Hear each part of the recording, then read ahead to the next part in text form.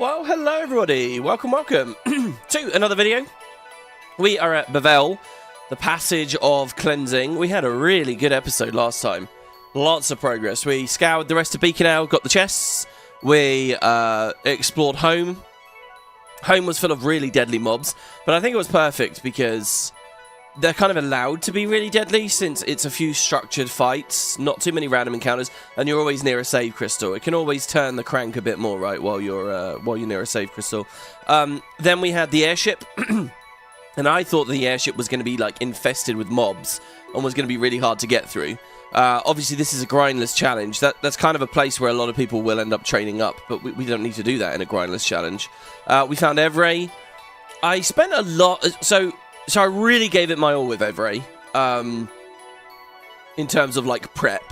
Having seen how the Wendigo went, having seen how Seymour went, even the Spheromorph, you know, like, the bosses started getting really hard. So for Evray, I like, really, we spent a lot of money, on sense preservers and stuff. In the end, none of it needed, because we kind of lucked into a strat around delay attack. So I can't really reflect on Evray too closely here, because we kind of missed a lot of the fight. So I don't know, but what that meant is we grabbed a lot of items that we didn't necessarily need. So yeah, I guess we'll see. Like, I thought we'd be throwing our bed potions there to cure the petrification and like rolling through with that. But yeah, copy count on delay attack was epic. And in fact, we get to do more of that now, I think. Well, I don't know what the boss is weak to. We have Evray coming back in this next... So I'm feeling very confident, basically, about this next part. I'm really excited about it. There is a lot going on. There's a hell of a lot. There's Evray Atlanta. There's Una in the Via Purifico, which is going to be scary. There's Seymour 2. So 3 big moments. Isaru is obviously a big part of the Via Purifico. You remember there's that guy that is playing through the mod as well? Or did in November. So I actually looked at the patch notes for the November update. Most of it's endgame stuff. It didn't change any early game things. It's just like stat changes largely around early stuff. So his experience... You know, where he had 18 Seymour attempts, he had 23 Wendigo attempts, he had 13 Crawler attempts, and so on. His experience is reflective of mine, except obviously he's made different like decisions. He's put different skills on different people. He's got presumably a bit more agility on Kamari. So I thought it might be interesting, and maybe we do this as we go forward. I don't want to put an undue spotlight on, essentially, a stranger. But it might be fun to just see how his stuff went. So here, and I'm never going to read ahead on this. But here, let's see what he says about Evray. So this was his Evray experience. Evray, making poison breath still effective at range was a nice trick that keeps the fight from being completely trivialized, he says. See, I don't even remember in vanilla Evray. I think the last few times I've gone through the game, Evray's just like that bit too squishy. When you know to poison him, when you know to slow him, you kind of don't even use the airship movement that much. Like, using the missile salvo is like the exciting thing, and it's not really a big deal. But, yeah, Evray is supposed to have a turn where it's like charging up or whatever, and then it uses poison breath. You're supposed to escape from it. But I guess it does it at both ranges in this mod. But maybe it reduced damage. I really couldn't say. I mean, what do we know about this fight? We know very little, right? Anyway, really hard to start off due to stone gaze, potentially ruining your momentum because there's no stone proof. And that's true, yeah. I did look into that. Obviously, I bought those softs. There is no stone proof. But that's good. You know, the mod needs some levers to be able to threaten you. This is the thing. As the game goes on and you get more and more and more tools... The mod, that's the balance between the developers and the players, right, with this game. And you see Square Enix were, you know, I don't like the lazy word, but they were pretty blunt about it, let's put it that way. They just made shit immune to everything. And this mod is about avoiding that, right? So this is one of the cleverer ways. So you've got to give the monsters something, right? So anyway, Became easier once I realized to prioritize maintaining distance above all else, he says. See, I didn't even realize this. He says he hasted both Tidus and Riku to make sure he could do so. That's what I did, and they both had slow proof. Now, he says, I'm not sure how I would have done this if I didn't have slow proof on Riku. Giving us more stone proof or slow proof armors would make this a little bit more fair, I think. So I don't know. I have slow proof on... slow proof. I had slow proof on both of them. They're both really excellent characters to have slow proof on. And so what I'm wondering is... By the way, would that have helped in the Wendigo fight? I think Tidus has had that shield for a while. Did I get that through RNG? Did I get lucky? Did I make a good decision with delay attack? And did I get lucky with the 2 armors? And they're both characters that can use delay attack. I mean, ultimately, it was only the one slow that threatened us. But the thing is, you've got to get ahead, right? Like, if a very slight tweak in that fight, if my gear had been slightly different, you know, the pressure would have kept coming. We never could have quite got over the event horizon, so to speak. But yeah, so this guy did Evray in 12 attempts, a bit lower than the previous bosses. Some Phoenix Downs, Ether, swooping sight animation he said could be buggy. I saw it and it looked fine. This guy always lists the buggy animations. I don't think there's anything Coryphean can do about that ever. And to be honest, if an animation looks a little bit janky, it doesn't really matter. That's not a high priority issue for me. That's just kind of like the game engine. And a big part of this mod is exploring how the game's different and fun, right? And revitalized and it's so fun for that. And if it means that the camera clips through the terrain or something sometimes, or whatever, who cares, you know? Because what I'm enjoying anyway is the novelty. It's almost fun to see that stuff. And then this guy used smoke bombs to get through the Yevon soldiers later. I didn't have any smoke bombs left, so we had a real scary situation there. But you guys have been very clear with me. We should have swapped Tidus's weapon. In fact, I think Tidus... So there you go, that's that guy. Maybe we'll have a look at him again in a minute as we progress through today's content. But, what was I going to do? I was going to look at Tidus's thing, wasn't I? Hold on 1 second. Swap back over here. Trying to look at chat. Hello, everybody in the live chat who's made it. And people who aren't in the live chat, thanks for dropping your comments. Keep them coming. Also, as a reminder, guys, if you want to catch these live, in Discord... I have a channel, a live notifications channel. You can find the link to the Discord in the description right now. Just click it, and you just follow that channel, and you'll get a ping. And it will even tell you from other Discords as well. So that's the way in which I'm using live notifications at the moment. I don't know how handy it is unless I'm continually getting more people into that channel. Otherwise, it's just going to be the same, you know, handful of us every time. So I guess I'll mention it here. I used to tweet when I was going live. That was a thing. But then I felt like I was spamming too much and not doing other non-tweets. I don't know. Whatever. Okay, a couple of bits of gear I wanted to look at. First of all, Tidus still has the Ice Brand, yeah. Man, we were doing those fights with the Ice Brand. We didn't even have First Strike. First Strike would have really helped there. I don't know what element we're going to be running against here. So obviously we did do Ice Strike. If I had thrown some cheers in, maybe an Armor Break. We never did Armor Break Evray, did we? Armor Break would have been pretty epic for buffing the damage it was taking. There's so many more ways that we could have got through that fight. So there is kind of a thing, like... I'm sure some of you are wondering, is Evray too easy?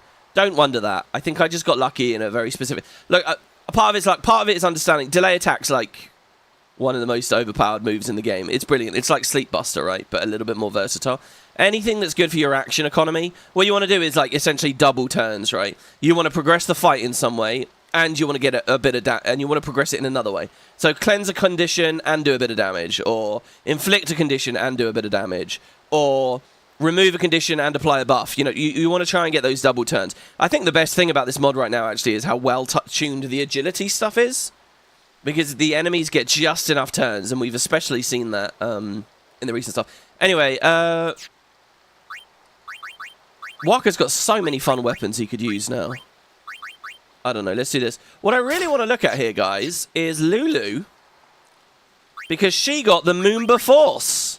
Ah, it's strength +5, magic +5. It's not really that exciting, is it? I could put a map on it so that it has sensor. And it just feels like kind of a new default for her.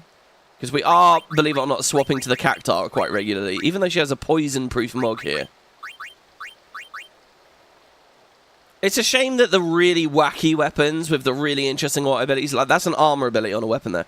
It's a shame that those don't get unique name or, you know, an alternate color or whatever. And I know that that's outside of the capabilities of the mod to do that. But, yeah, I'll do the moon before... Wait, no, that's the moon before. So what am I talking about? Ah, space power. Okay, there you go.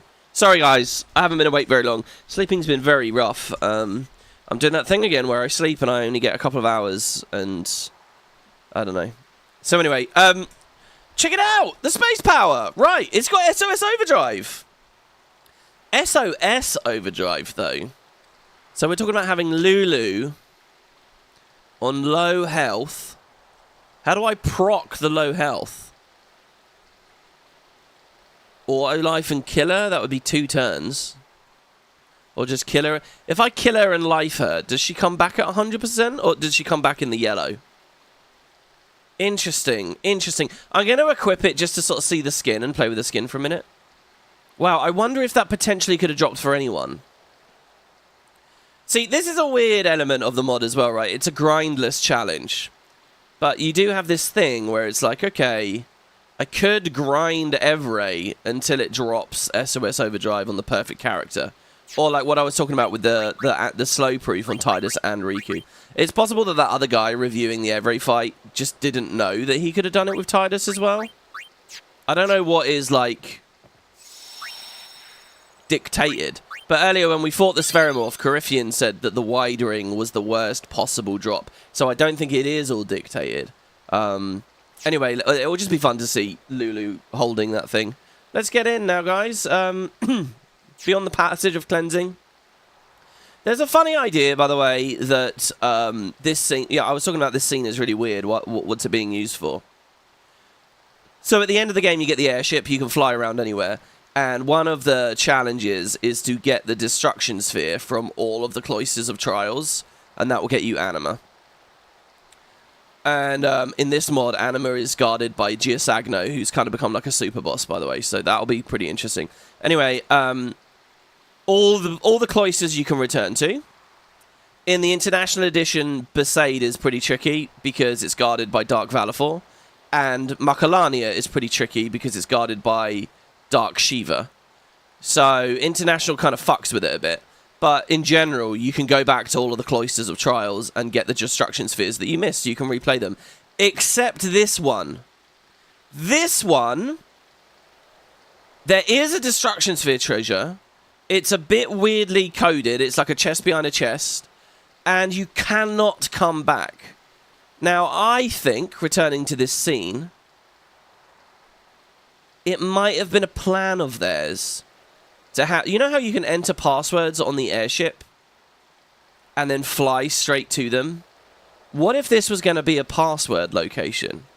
What if there was going to be a password that plonked you here, and this save crystal is to return to the airship?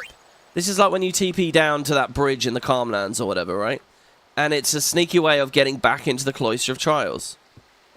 Wouldn't that have... And where it's open air up here, kind of feels like that's what this might have maybe been for or something. I don't know. Or just a lot of this section of the game got chopped and changed. This big spiral staircase, for example, I can imagine that lift being used in reverse. I can imagine this being just filled with fights against monks and things, but they thought, oh, it's too much, it's too many fights, so we'll just cut it or something. I don't know. Anyway, I do like these places. I think last time I played the game, or LP'd the game, I stopped for the day there, because it's just a great stopping point, isn't it? Anyway, yeah, we get these big Machina potion crafters. We're in the priest's passage here. I love the look of that door down there. Like, this I wouldn't even call pre-rendered. This is just, like, painted, right? They've just painted this scene.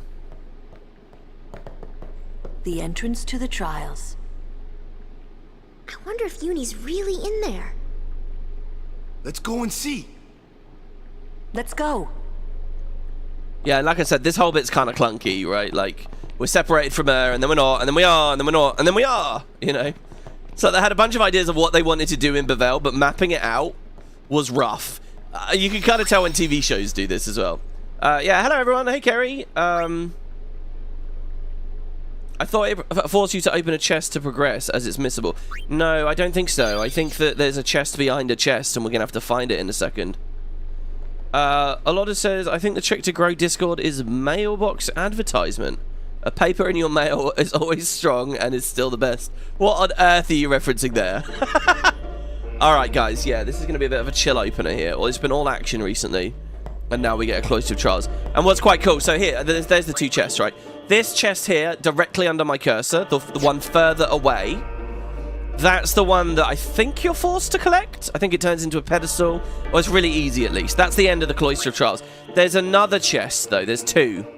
And basically what this scene is saying is, hey, don't forget there's another one. And that second one, that's the Destruction Sphere treasure, I believe. I mean, maybe I'm wrong, actually. We can look at the guide about it in a second. Yeah, and also this giant room that this takes place in, this feels a lot like going to Bevelle in 10.2, doesn't it? I don't know if I talked about that last time I played, because I was holding spoilers off. But in 10.2, when you're going down towards Vegnagun and all that, Bevelle just looks absolutely ridiculous. Right, here we go. I have no memory of this. This is chaos.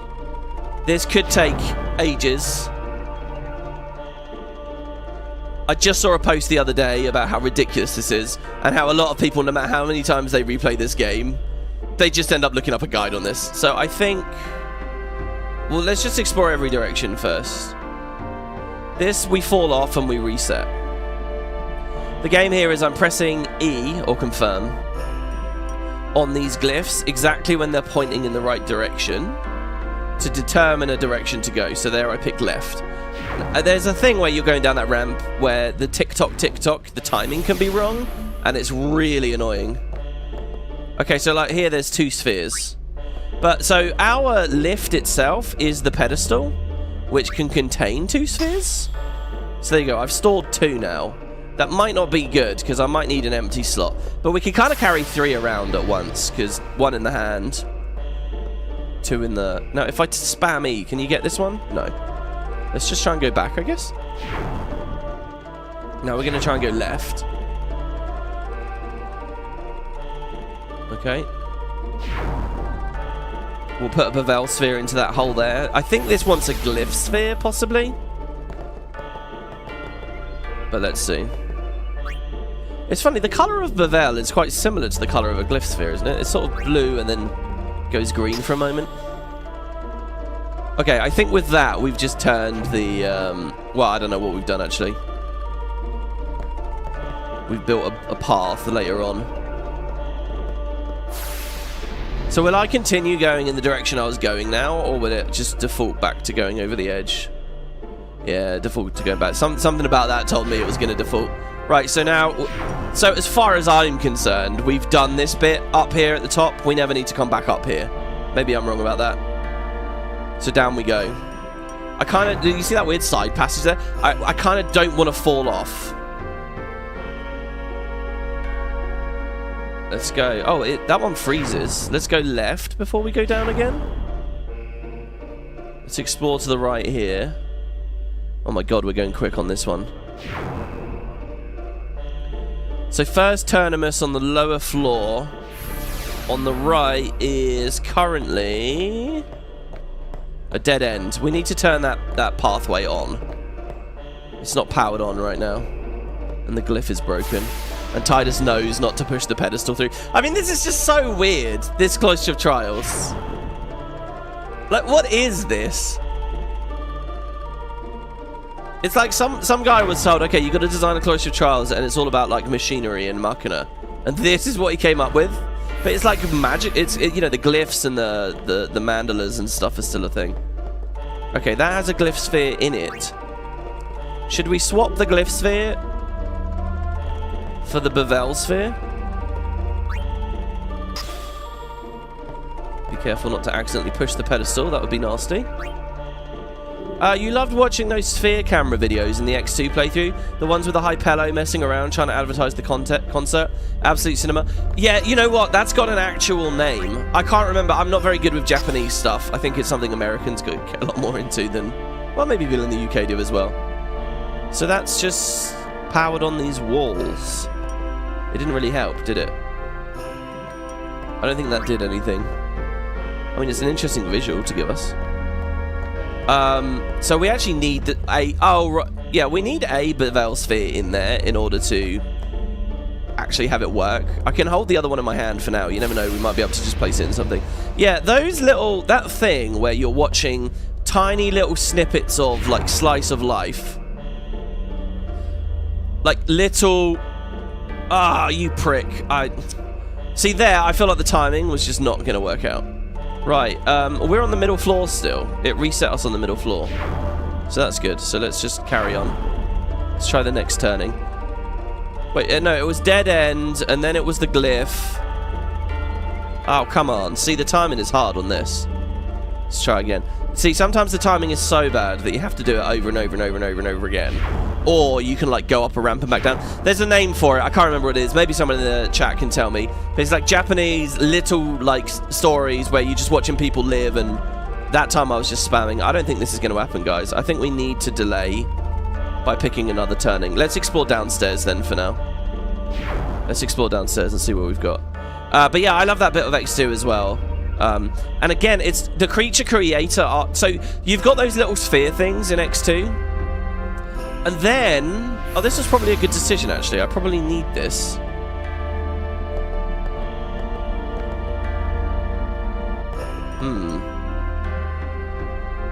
Actually, we're full, though. We're full. We can't...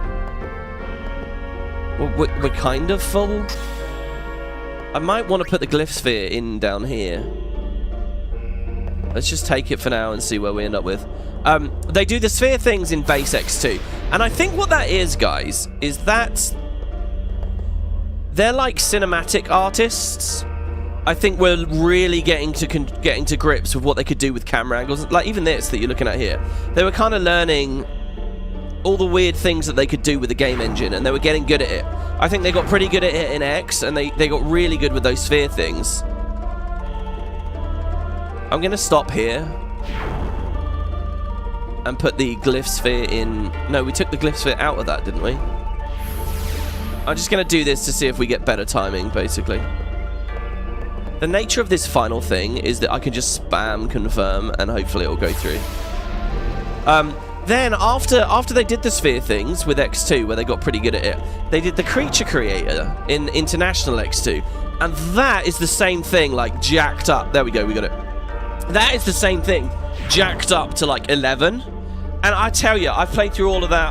I've covered all of that online, and I'm proud of having done so. I have to tell you, when I'm playing FF14, it feels exactly the same. It's the same format, it's the same idea. You can see the same practices at play. You can exactly see how this game informed them, and like they leverage the shit out of it in an MMO. And you can even see how they get better and better within the context of 14 as it goes along as well. Anyway, that's clearly a glyph, so I'm going to put a glyph sphere in there. Okay, cool, it broke it. And we get the destruction sphere. Nice. Now, that's all well and good with the downside of... by the way, we get to walk on one this time. That's all well and good with the downside of I have too many spheres again. The question is, what will we immediately need next? Not the destruction sphere, I don't think. Let's take the Bevelle sphere back out. So how do we proceed? Where haven't I been? Haven't we checked every single area now? Do we go back upstairs? We have 3 Bevelle spheres. What do we want to do with these? Hello, Schmurst. Do we go back upstairs? Do we put the glyph in downstairs? No, we've lost the glyph now, haven't we?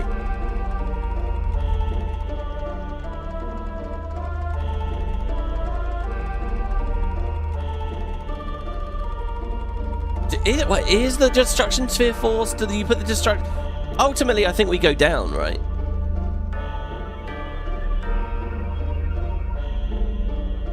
Let me try and put the destruction sphere into...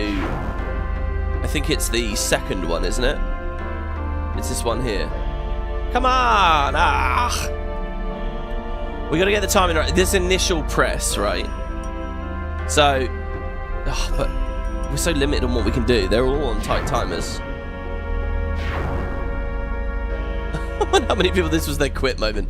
Yeah. I love the thought of seeing Lulu in here. How do I do this though? See, we fucked up. We got too many spheres on us. I think I need the... Like a Bevelle sphere in there isn't good enough. A destruction sphere in there might be. But I can't swap because Titus is an idiot. You can only hold one sphere at a time. So we have to go back to another receptacle, put a Bevelle sphere in, take the destruction sphere out, come back over, and then we'll go through. We'll see if the timing works on this to deposit. If it doesn't, we're going to have to loop around again, baby. Come on. Ah, made it. Nice. Are the keyboard prompts part of the mod you're playing? You've always found this section annoying and fiddly in the base game. I believe they're in the base game.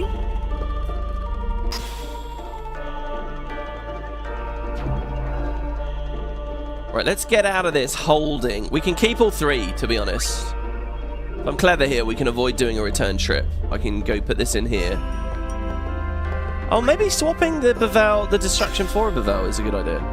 No, that doesn't do anything. Okay, now I'm going to not be clever. I can't do it. I can't be clever. Hold on, grab this before we really ruin this for ourselves. I can't be clever. We just have to go like this, really. We're going to have to come back, I'm afraid. Yeah, the keyboard prompts, I don't remember. I'm pretty sure I played it on a 360 controller with Kerry a couple of years ago. And it was like the icons were 360 icons. So let's try the destruction sphere down here first. I don't think it's right. I think what we need to do is put it in the middle one, actually. There might be a reason to go back to the top, but as far as I could tell, everything's done up there. Let's just see what happens with a destruction sphere here.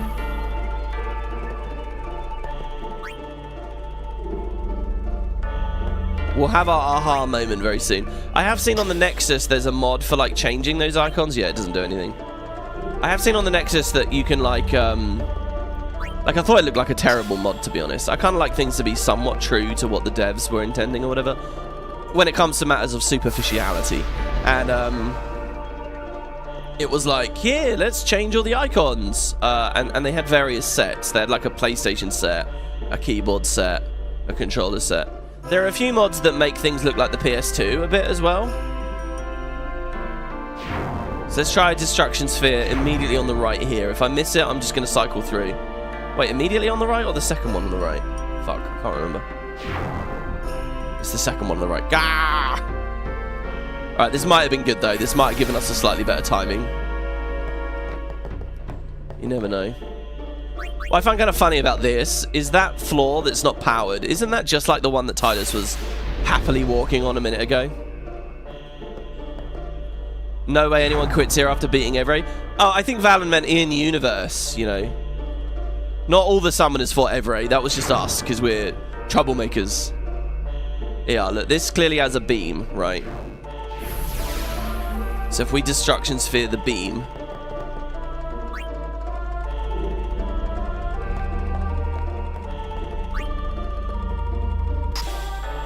Here we go, it did something. No?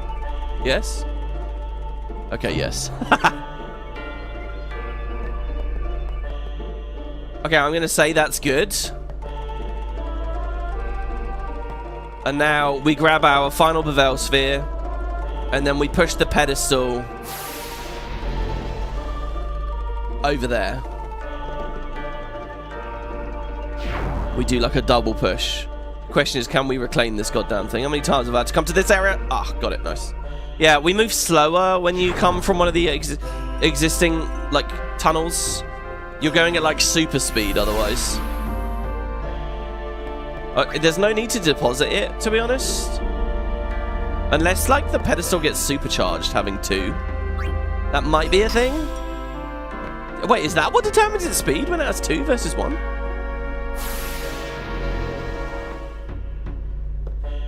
Yeah, but as for this section being annoying and fiddly in the base game, yeah, I think it is for everyone. It's a bit weird, and so we want to go to the right here now, immediately to the right. Come on, give it to me. Nice. The cloisters are weird. They all seem like that, some variation, oh sorry, some version of that one riddle where there's a fox, a sheep, and a cabbage on one side of a river, but with spheres. You're right, it is like that. It is a lot like that. Okay, so we push this along now. And we've done something odd here. Hopefully we didn't have to be here first and then... Like, I think the destruction sphere has kind of... It means we go up instead of... Just it never working or whatever. Weirdly there, we're going up when the animation is clearly coming down. Right, so we got here. We have 2 Bevelle spheres. That's it, I guess. That's the end of it. Wow, I thought we had a whole other leg of it to do. So you need to come here with the spare Bevelle spheres. This brings the pedestal up, I think? Maybe? Oh no, did we just walk on that? No, we need to teleport the pedestal up here somehow. Oh, it's on top. Okay, here you go. See, you're forced to get a treasure. And that, okay, that had the symbol on it. That had the destruction sphere symbol on it. You're right. So maybe you're forced to get this one. Oh, you're totally right, right? Anyway, then we grab this. Yeah, I'm misremembering it. They force you to get the destruction sphere so you can't miss it. But they do also give you a side puzzle for those who are so inclined. Is that the way it works?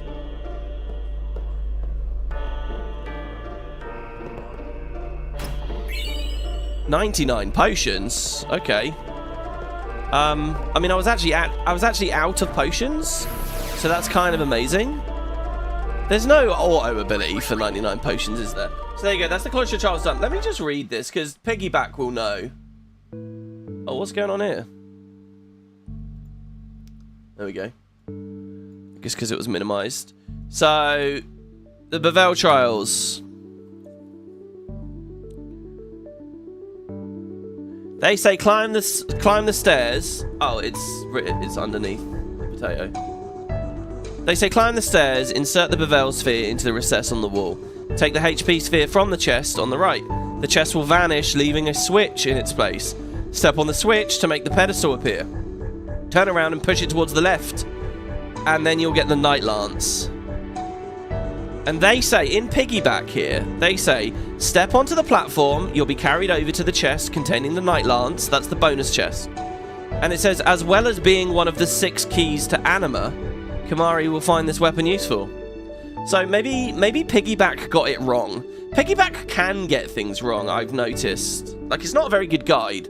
Like, for example, over here, before the Seymour stuff, up here on the top, right? No, not there.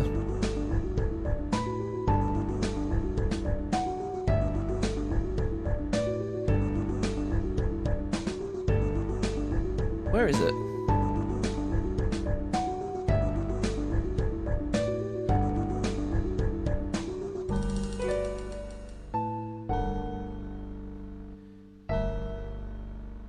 Where the hell is it? I'm sure I read. Oh no, it wasn't at this bit. Or maybe it was. No, hold on. Let's scroll back even further. Let's go back to Macalania. Yeah, here. So after the far plane in Macalania, this bit up here on the top right that I'm highlighting, they say return to Seymour's house. To the west, Shalinda will be waiting at the exit of the Thunder Plains. Before you speak to her, you'll be able to chat with your guardians. You'll meet Rikun in the shops. You'll bump into Kimahri leaving the shops. You'll also have a chance to have a conversation with Lulu, where you can tell her which of your fair companions has caught your eye. Blah, blah, blah, blah, blah. That's actually wrong. Well, that's not the full story. That's only if you've romanced Lulu. Piggyback clearly doesn't know that that's a romance scene there. They don't know that there's alternate scenes. They don't talk about it at all. There's no table listing affections or anything. So they're not operating on all the information. And I don't say that to disparage this necessarily. I think it's actually quite interesting. And it makes it quite clear that, you know, this is a third party, you know. I've always wanted to do a let's read of the Guild Wars 2 strategy guide, because that was actually contributed to and helped written by people in-house at Arenanet, and I think that's really fascinating. But yeah, anyway, so Piggyback can get things wrong, so maybe they got this wrong with the the destruction sphere here. They seem to think the bonus chest is the destruction sphere, but maybe it's not. Anyway, alright, the quiet part is over. Back to the story. We can even... This is one of the ones where you can take the sphere and leave with it. But Titus will lose it. Out we go. Yuna? Inside, maybe? Then what are we standing here for? Oh, is this the first time we go in and we actually see one of the faith? I love this. Remember what Oren said? It's the faith that give the summoners power. It's not the temples, nor the teachings. Everyone is now just like, yeah, all right, fine, fuck it. I think Kamari helps open this, which is awesome. I'm really realizing on this playthrough how many little moments Kamari has. Hey! You can stuff your taboos! Waka's still a bit iffy. They just tried to kill us. Yeah, look at Kamari here. What a god. There's good shadows up there as well. You're here now. Can I start it all over, please? Well, you haven't missed much. You've missed the Cloister Trials.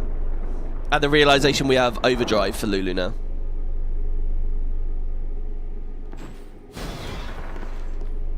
Yeah, there were many different strategy guides released. I've got a different one.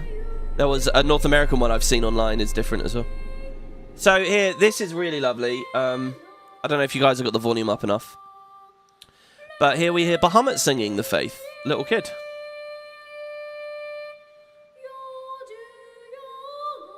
And of course, this is the kid from the start of the game. You'll notice that for the past 10 hours or so, his influence over the story is like kind of evaporated. I feel like this is a weird bit of... There's a lot not explained about Bahamut, and not in a way that's kind of fun to fantasize and theorycraft about. Like, his story's kind of simultaneously... It makes you think there's more to it, but I think it's quite shallow, really, in the end. He seems... The way that he is framed at the start of the game... It's like he's the orchestrator of the big grand plan and stuff, but later you just kind of realise all the faith are tired and they're kind of doing it together. I wonder if there was a pass of this script where it was really his plan, Bahamut, the faith of Bahamut's plan, but then to substantiate that more, there'd need to be a lot more weight in the history of that character, and they didn't do it, and they just said, alright, fuck it, it's all the faith. All the faith are tired, all the faith want to get rid of you, Yevon, all the faith want to stop dreaming. And then it's just kind of weird. It's like, well, so we see a lot of Bahamut's faith in Zanarkand at the start of the game, but it's not really telegraphing anything. It's not really... I mean, in a generic sense, it's saying, hey, something weird is going on, and hey, the faith are involved. But, like, why the kid, you know? Like, why was he the one that was watching over Titus so much? That's something that a Braska pilgrimage could sort of touch on. Maybe Jecht got to know this faith, and a bit like with Oren... It therefore wanted to watch over his kid a bit more or something. I don't know. Do you guys get what I mean with this? It just feels a bit... Like, I like the character, but every time I replay 10, I'm like... Okay, the kid's cool, but, like, they're making him seem like he's the key to all of this, and he's sort of not. Anyway, he does exposition dump on us here, and he does again later after we deal with Yunalesca. And he's cool, don't get me wrong. I like Bahamut in this game, I like the statue, I like the kids... I like that Bahamut's, like, summon has got the floating ring and it's on the kid's back as well. But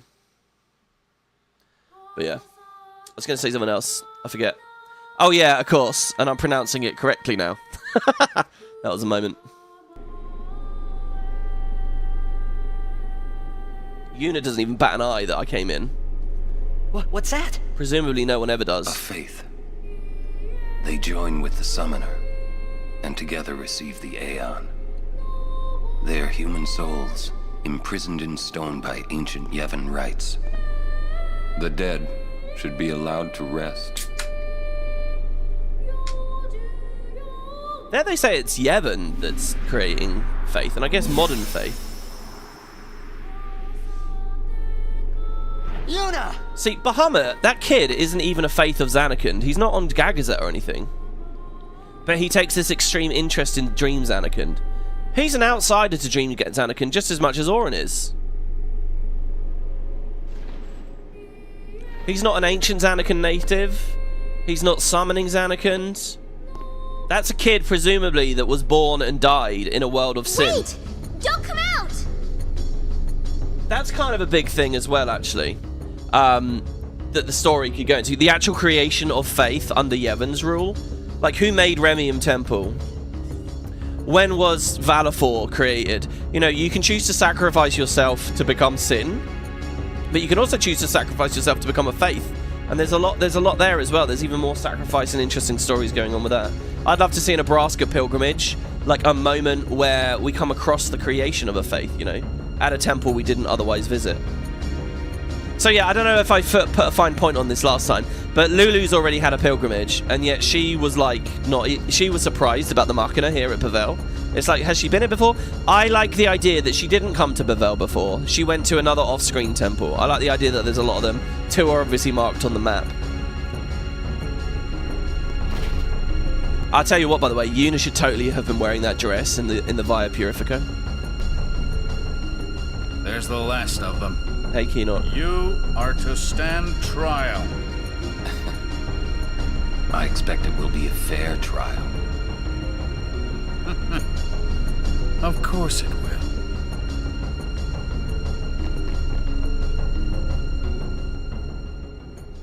So yeah, I mean, look at this. Before we even get to name Bahamut, we're captured again. And it's just clunky, you know, like all that shit. All that fighting at Bevelle and, you know, up in the upper palace and everything. We crashed the wedding with Maester Micah there and got away alive. And now we finally get captured. It's not a boss fight. It's nothing. It's just, okay, now you have cutscene-itis. Now you get captured. You know, it's just because they had to clunkily shoehorn in collecting Bahamut. They didn't have another way to do it. And they wanted to give Yuna Bahamut before she was in the Via Purifico. I think a better way to do it would have been to reveal that Bahamut's faith is hidden within the Via Purifico and they didn't know about it. Maybe some prisoners got tossed down there, created a faith for themselves, and Yuna finds it. I mean, maybe in that world it's not Bahamut, but that would be pretty epic, right? And that would have avoided all the clunkiness in the rest of the storytelling.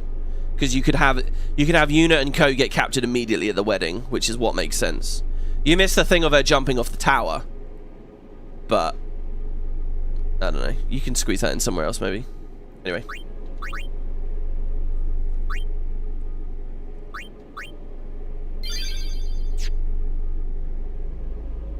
The High Court of Yevon is now in session. This is a long one.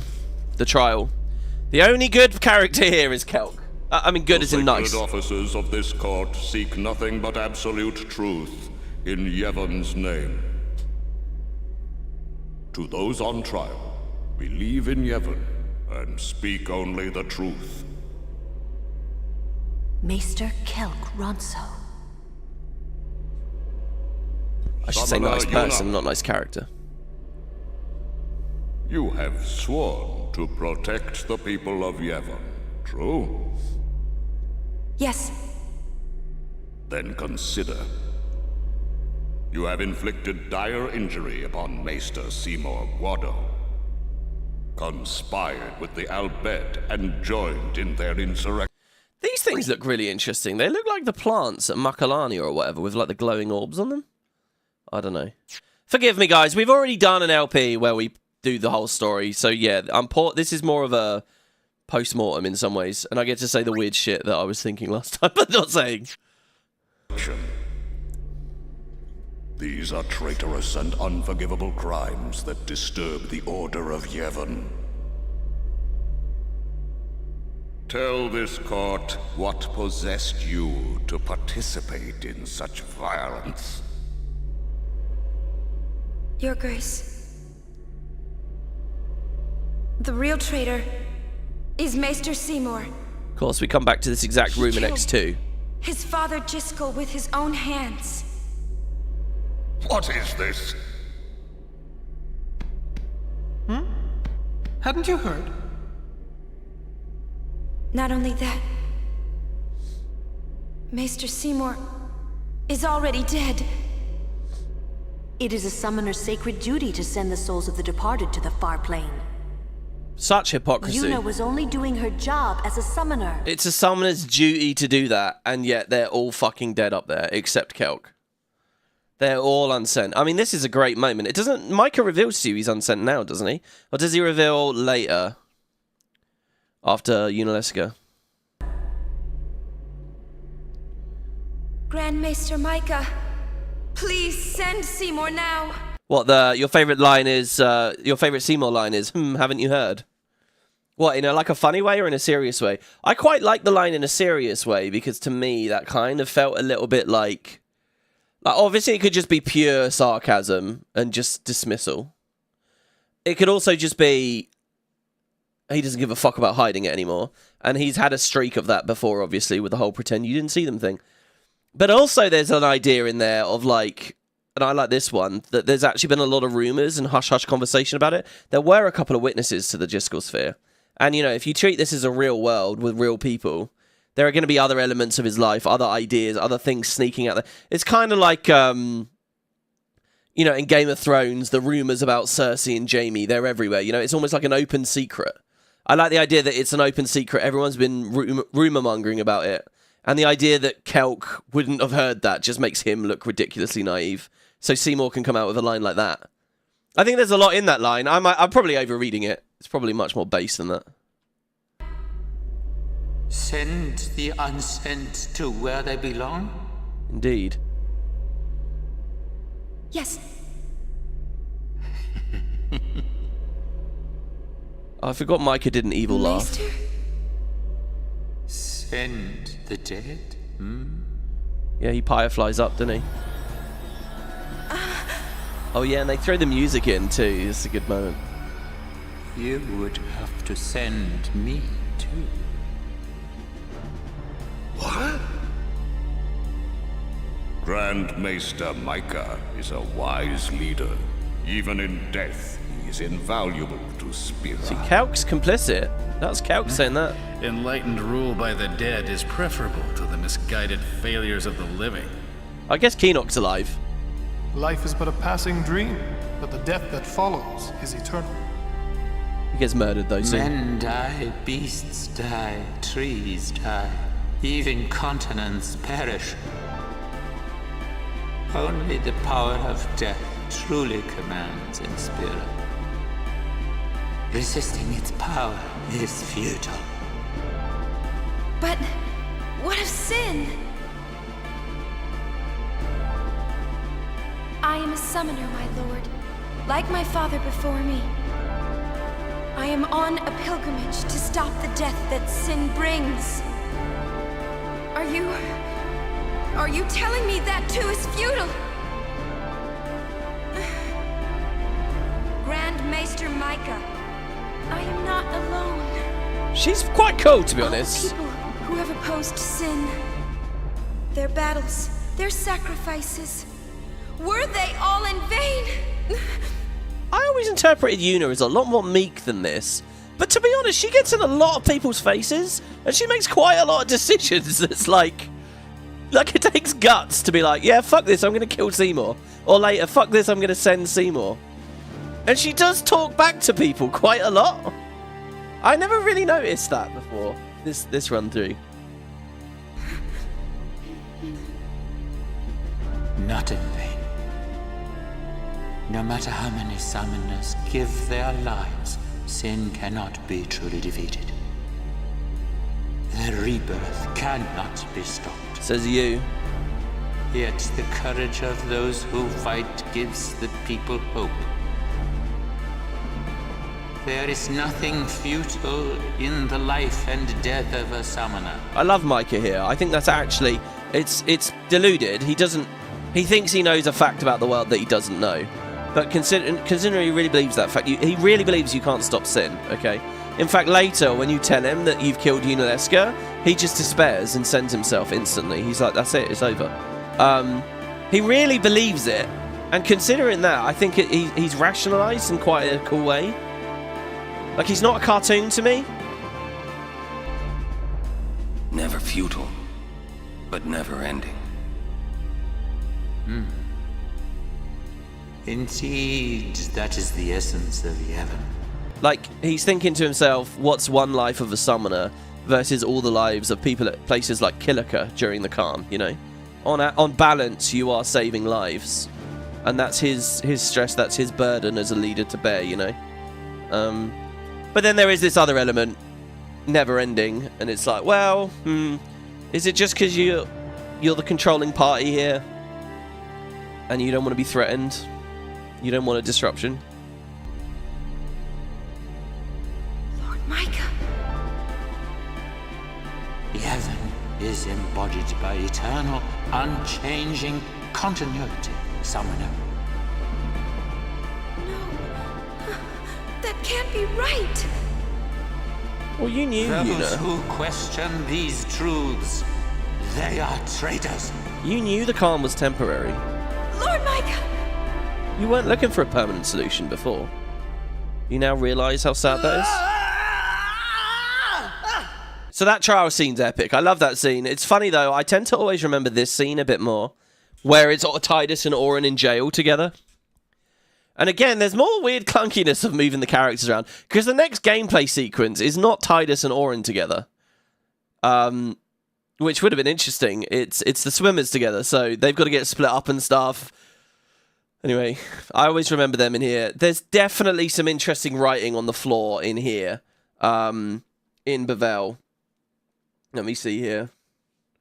On the floor of the cage, while you're imprisoned, there's like some graffiti. We'll see it in a second.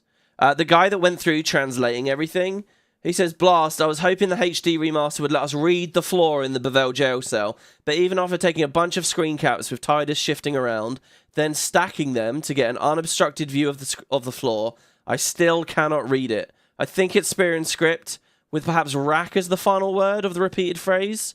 If it's our bed, we're really in trouble because that's hard to read even in large print. Any ideas? Please let me know. So, yeah, there's some text here, and he doesn't know what it says. As far as I know, to this date, I mean, I've never seen on Reddit anyone translate it. We'll see it in a second. Get me out of here! I want out now! God, Titus has so much energy. You hear me? Orange just like, chill, bro. You waste your breath. Here, okay, under Titus right now. This is the graffiti here. Obviously, I'm producing this video at 2K, so it should be pretty good. But you might want to get in game and look at yourself. If anyone ever manages to translate that, I'd love to hear. Or if you know what it says already.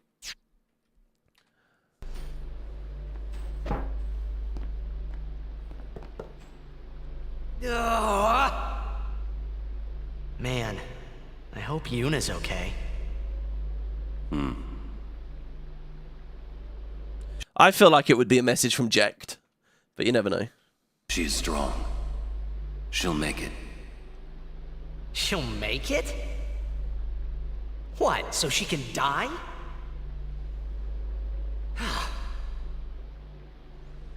Why is it everything in Spira seems to revolve around people dying? The spiral of death. Huh? Summoners challenge the bringer of death, sin, and die doing so. Guardians give their lives to protect their summoner. The Faith are the souls of the dead. Even the maesters of Yevon are unsent. Spira is full of death. Even me. Only sin is reborn, and then only to bring more death. It is a cycle of death, spiraling endlessly.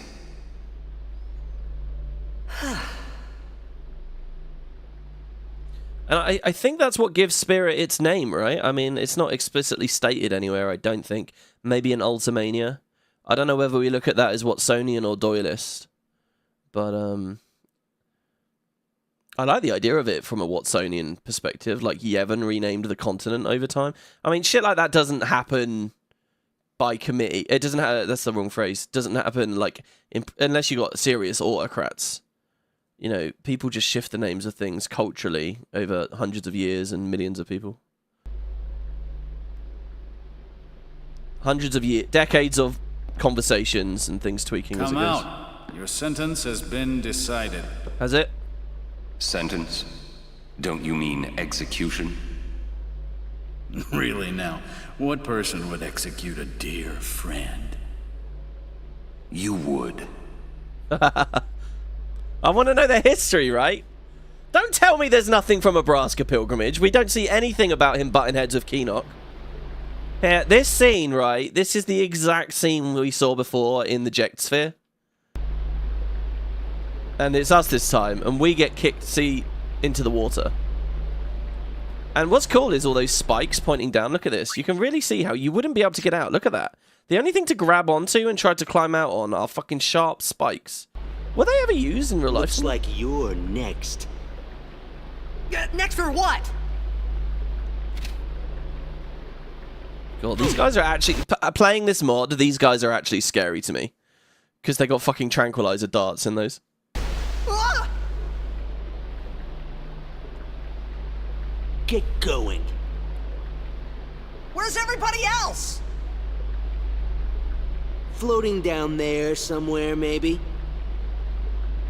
Into the oubliette we go. It's probably Shuyin lore. I like that. Okay. Ooh, you made it!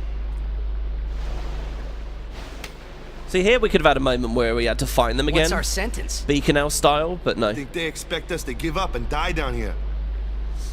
Oh, well, that's a lame way to kill someone. Where's Uni?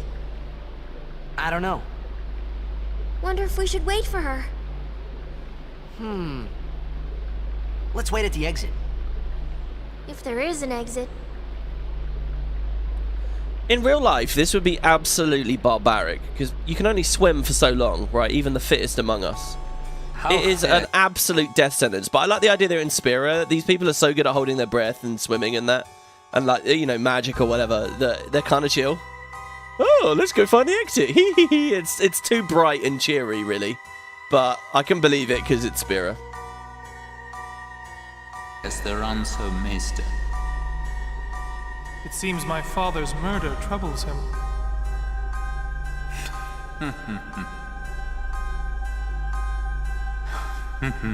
Ever the ransom. Hard-headed, hardly useful.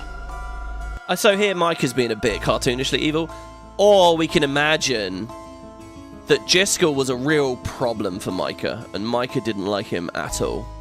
And there might have even been a bit of collusion between these guys to off him. I like this, Zeppo. Sorry, Kitabake, Spira in Hypello, and then Shinra. Oh! Yeah, something like that. The Hypello influence. No, we need to find a way for Death to turn... Well, no, Spiral into Spira. Speaking of Hypello, someone dropped a comment. A few people are in the comments at the moment slowly catching up. And someone was like, yay, the Hypello. You know what? They're barely in the game, right? They're at the Moonflow. That's about it. X2 is much bigger on the Hypello.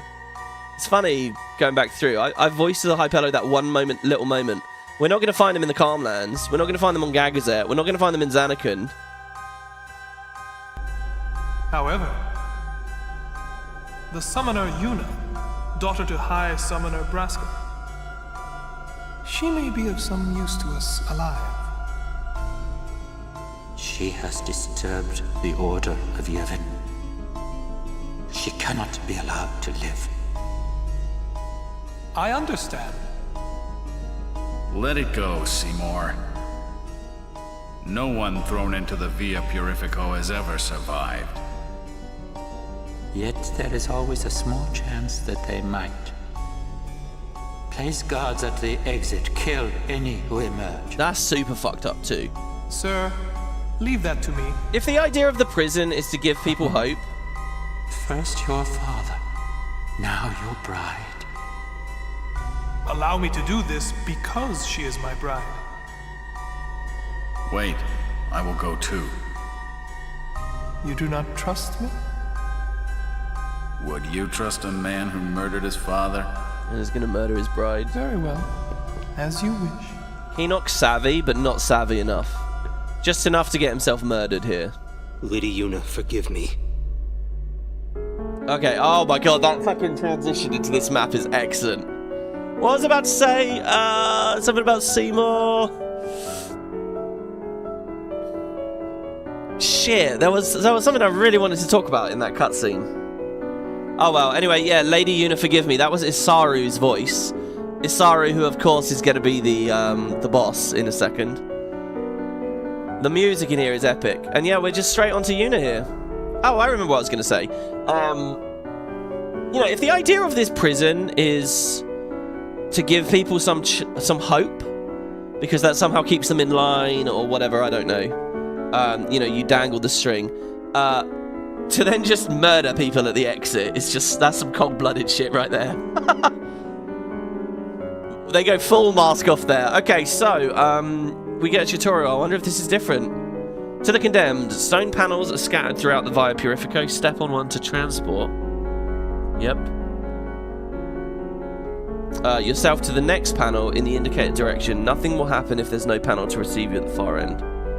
I can't really remember the layout here. We've got to go collect our allies. We've got to do it in an efficient way. She has her overdrive, thank Christ for that. So whatever's about to happen, we can at least overdrive. Please, can I at least get to the set? By the way, you can see through the wall there. Again, I think widescreen being a bit weird. It's essentially occlusion culling, right? It's like a really primitive form of it. And it's not quite doing it right, so we can see it happening. Right. I really... Hold on. Let's remind ourselves here. What the fuck? Because this place is crazy. And I have no idea if we're going to get nuked. Okay, the Bevelle Cloister of Trials done that. Okay, the map of the Via Purifico is on the top left. It's all this shit up here. So, that's the underwater maps. Okay, so we're at the save crystal. So B is one of our party members. So I want to take a right, really. I mean, fuck the chests for now, right? There are a lot of chests. So that one of them's Oren, one of them's Kamari. Where's Lulu? You get Lulu as well, don't you? Oh, maybe you get someone for free at the start? Why is that one marked A? Right, basically I'm going to take a right. That was my instinct anyway.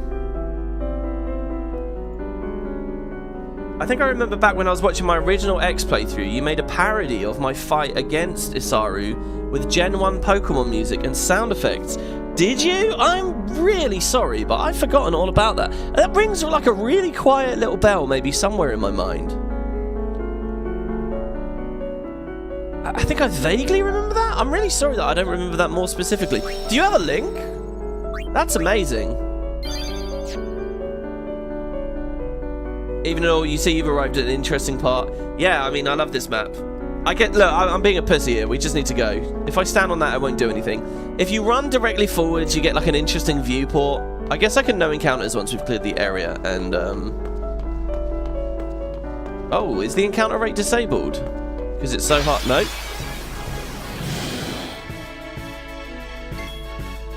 Jesus Christ. What am I going to do after I've overdrived once?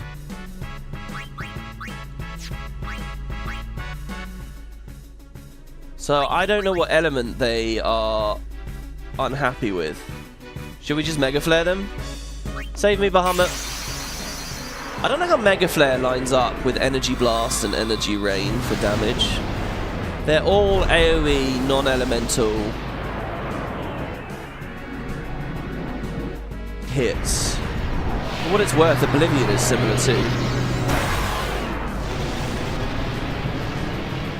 This is a bit clunky as well, that you get Bahamut for the first time in a dungeon, and his spawn animation is to rocket in from the sky. Oh my! I guess you've got that issue anyway with like Valafor or whatever. Oh my! What does Impulse do? Damage all enemies. There's no point in using it because we're always going to have our overdrive. He's got the Guzz in Mega Flare. I'm hoping this will clear.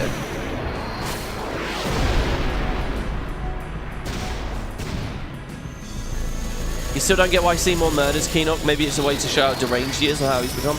Yeah, I guess it's just because there's a bit of mistrust between them. And like, if you are, I guess, yeah, it's a part of his derangement. There is some pragmatism in it. I think, well, the truth is, right, Seymour doesn't actually want to kill Yuna. I think, I mean, does he? I know we get in a fight in a second, but that's because Kamari kind of goads it on. Seymour needs a powerful summoner. He wants to become Sin. He needs a powerful summoner. So, and he's picked Yuna for that. And I kind of think maybe he does just want to grab her and go. Or maybe he thinks it's not salvageable anymore. Right, we want to go up. Okay, Kamari, I love you, man, but I sort of wish it was someone else. Yuna, sorry we left you alone. No, it's okay. Well, I'll have to replay and see exactly what Seymour does here. But yeah, I mean, just from a fundamental perspective, Seymour doesn't give a shit about anyone, really, does he? What's one more death on the pile? With a Guardian Bracer, that's Orin armor. Okay, so here's the question. God, this is quite cool. This is a lot like playing it with a guide, you know, we go back to looking at it. So we've got Kamari. If we keep up the corridor, we'll get Orin, possibly? How is Kamari going to carry me through another fight, though? I have flare. We have 2 flares, and potentially they do good damage. We need to hope that it's Lulu or something. We'll go back for the chests. Oh yeah, and you just asked a question there, Valen. I was wondering myself in the cutscene. If you're an unsent, can you do the final summoning? In fact, there were 2 questions I was wondering. One is if you, so like maybe Seymour could kill Yuna, but encourage her to. I mean, I guess it's your choice to become an unsent, and she's not going to do it just for his benefit. But one is, can you do can an unsent be a summoner? And from Belgamine, we know that that's the truth. But Belgamine... No. I think Belgamine demonstrates that a summoner cannot be an unsent, sort of. Belgamine died, so her pilgrimage was over. You would think if dying meant you could continue your pilgrimage, like that would just break it all, right? Why have guardians? Why have anything? I mean, the idea of being an unsent is what? It's an unclean death, but it's also just clinging to the world, right? That thing about being an unclean death sort of feels like Yevon BS in it to an extent, right? I think that if a summoner dies, they can't do it anymore. You can't get more Aeons. You can't commune with any more faith. You can still have your pre-existing ones. Belgamine still has the old ones. See, Square Enix sidestepped all of these conversations by not revealing Belgamine's status as an unsent until really late. But, you know, if a summoner can keep going, even as an unsent, I think that doesn't make any sense. So that has to not be possible. But I had another question, and that is, what's to stop a summoner doing the final summoning, dying to Yu Yevon's possession of their creature or whatever, however the death works, and then becoming an unsent? Like, what if Lord of Holland is just chill, just wandering around? Like, that has to not be possible as well. Otherwise, they'd all be like, you know, Braska would come back and tell his daughter, "Don't do this. Don't go on a pilgrimage." Well, possibly. I mean, maybe it is possible. Maybe all these people, Holland, Jochen, all of them, maybe they did their final summonings. They sacrificed themselves and their lover or their friend or whatever, and they still felt it was worth it. Maybe Braska is content with Yevon and everything. Maybe he's fine with it. Orin's the only one, and Jecht. Jecht is from Dreams Anakin, so he has different moral basis. He lives in the modern world. He has different sensibilities. So obviously Jecht is outraged. And Orin's kind of like the fucking OG who's from Spira and is progressive enough to be like, fuck this. Maybe Braska's kind of chill about it. Maybe all the final... And maybe Micah knows that, and is a further reason why Micah is sort of happy for this to go on. Everyone goes into it with eyes wide open. Okay, anyway, we got to play the game here. I was thinking I could flare twice with Yuna, and we were safe. But we're not safe. Because she loses a turn if she flares. thankfully not very nimble. Excellent, that means we can dark attack it. So Uniflare's one, we dark attack the other. This one's just a tank, right? That counters. So we aim these. So I hope we can kill one with a flare. Show me what you got, Una. We can't. Fuck. See, so I should probably have Null Frosted then? The question is now, dark the healthier one, or gamble on a kill on the weaker one? I'm gonna dark the weaker one, because then I can get a sense of how hard Kimahri hits. Holy shit.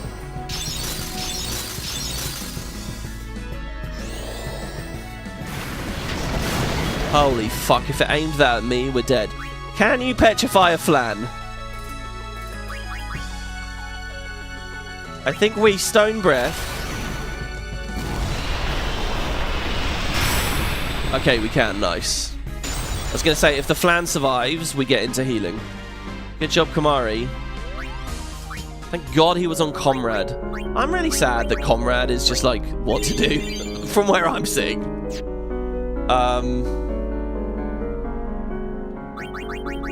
Speaking of which, is she on Comrade as well? She is. They're both on Comrade. That was horrifying. I'm hoping Null Frost will actually help with that. You get our next player. This is a really interesting bit for the UI as well. You see this very rarely in the game. You get like the player circle around an alternate entity. I love it. Like, oh man, if only they'd done like expansions to 10. If they had done, or imagine guys, it's 2001, and instead of doing X2, they released 2 expansions, Bethesda-style expansions, right? Tribunal, Morrowind, Knights of Nine, Shivering Isles, you know, this scope, okay? What would we want it focused on? There must be an exit. We would have lost out on the dress spheres and stuff, and the garment grids, which is cool. Somewhere. We search. Search. I fucking love garment grids and dress spheres. I think they're so good as like gameplay systems. The game just doesn't really require you to ever use them. Okay, so Lulu is in here somewhere. Where the fuck is Lulu? I would love a remake of 10, but with garment grids and dress spheres. Like, imagine mashing the 2 games together, where you get the 10 story, but and the 10 bosses and the 10 maps and everything, but it's with X2's items and stuff, because they were so much more interesting.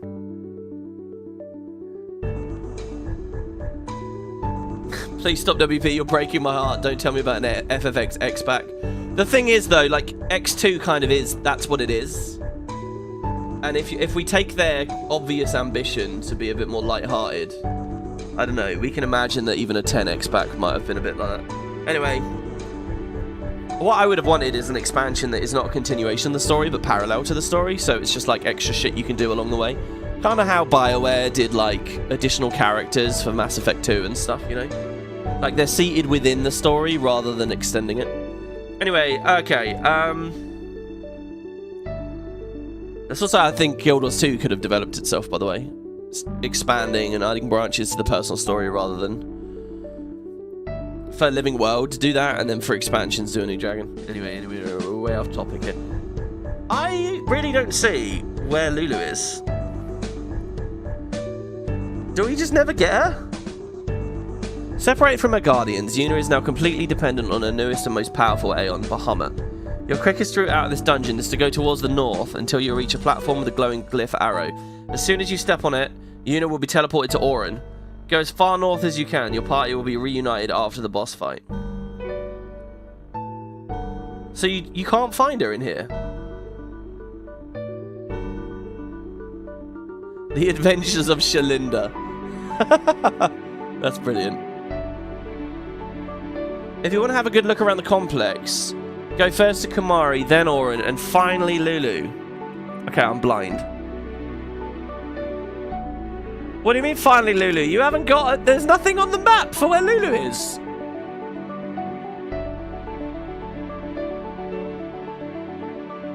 Activate the glyph on the south wall next to the chest containing the elixir.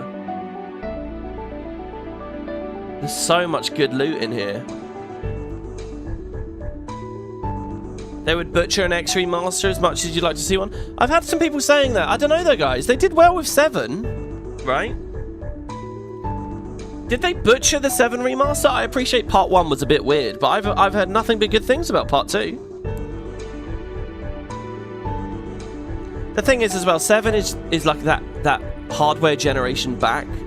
So it feels even cooler, you know, to see your characters rendered afresh. The 10 stuff is dated, but it's not as dated. The colour for Lulu is blue, I think, rather than white for Orin. It's on the left next to L. On the left, you mean the C? The one with the chest icon? Do you think they just fucked up and that's Lulu's icon? You think Lulu is chest C? I mean, it makes sense. A, B, C, right? There is no D. There is no D. Alright, let's try it. Let's try if it's over at chest C. Let's see if we can make it there. By the way, I'm hearing the weirdest thing when I'm on that scene, because I'm hearing both the game and the Besaid music. And it's just crazy. Now, Orin could keep Counter-Strike. I feel like the Thunderblade would be pretty epic, though. I think a lot of stuff's water-themed around here. We could give Lightning Strike to Kamari, too. I mean, he's in a weird spot now, where I'm kind of asking him to do magic. I hope that this swap for Orin is a good decision. It's kind of hard, though, for me, because I really think the counter is so good. Okay, so, look. The flan won't hurt us. Ignore the flan. Now, these things take half from fire and water. So we're kind of gambling which element they strike with. Since they're weak to ice, I'm going to say that they're hitting with fire. They're weak to ice. Shit, they're weak to ice. Fucking Orin. Swapping that weapon was a bad idea. That was dumb. Because he'd probably counter-attack and just kill him straight up. Good dodge. Good dodge. Well done, Kamari. Yeah, look, there's a null. Wait, null what? Why are you null shocking them when that's not their resistance? Sorry, they're not vulnerable. What? Oh, he's null shocking himself, and it just so happens that the Iguions get it too. He's actually just protecting himself there. Okay, so they're weak to ice. That's why Kamari did so much damage with that dark attack before. Unfortunately, we don't get to hit with Orin now. Orin's lost his turn because we weapon swapped before. We overcomplicated it, and we've lost a turn of tempo. But that's okay. Everyone actually still has Null Blaze on them. So I'm going to go to Null Tiding them, because I don't want the Flan to be able to heal later. We have Dark on 1, and hopefully we're immune. Oh, are you serious? Oh, okay, it doesn't hit that hard. Okay. Alright, Null Blaze doesn't help. He's now poisoned and asleep. Pretty nasty. Okay, that did nothing. Well, we should just keep testing. If Null Blaze doesn't help... I mean, it doesn't specify that they're elemental. Do you know what? Oh, but it doesn't kill it. I mean, Reflex might be a good choice. If I could just guarantee, you know. So no Blaze didn't work? Perhaps they're hitting me with water then. Perhaps. They might not be hitting with any element. I feel like if they were, he would have specified it in the sensor text. Hard to know for sure. Obviously, the other choice would have been to Izuna Orin. But they've both taken a hit now, so actually I think Flare is the way to go. That'll kill it.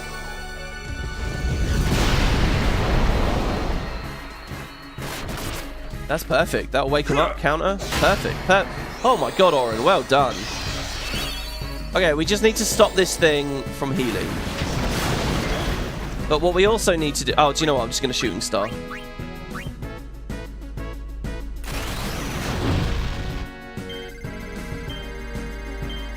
Nice. Get out of here. Ah, he died. He died to the poison. He's getting hit really hard with poison now. 800 per tick. Okay.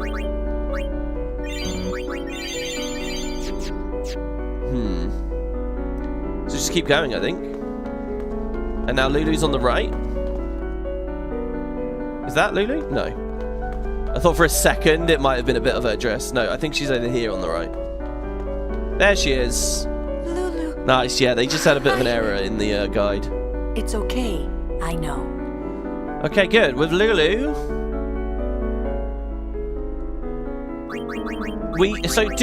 I'm going to keep the space power just so that we can see poo-poo. I feel like it's a bad idea. Maybe we can customize something good onto it? Should we try again to... Oh my god, we're going to have to start selling some equipment. Should we try again to... Oh, we have... Oh!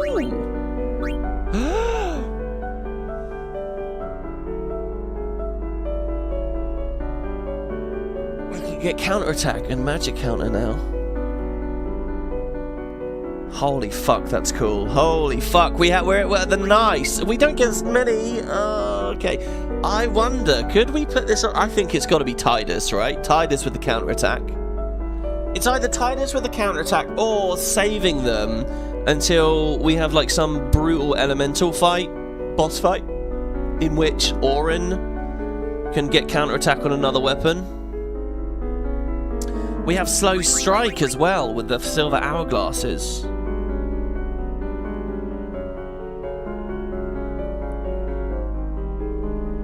Dude, counterattack plus slow strike on someone? This shit's gonna be cool. Oh, there's such a weird thing where I'm so excited to use these, but I'm also so nervous about what I put them on. What about for defense? Can you use those for anything cool? Defensively.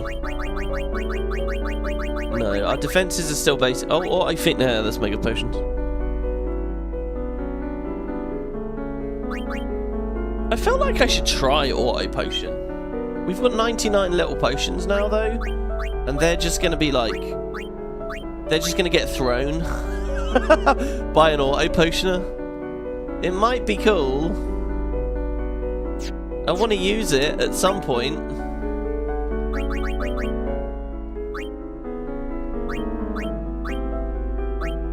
I mean, let's play. Oh, but it's 5 X potions. It's 5 X potions in order to do a 200 heal per turn, which is like terrible at this point. I needed these 99 potions would have been excellent on the palace up above.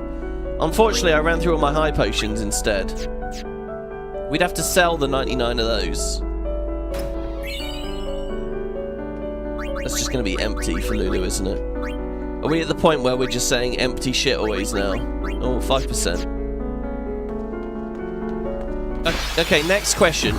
What do we want to do now? Do we want to just try and flee, or do we want to try and get the other chests?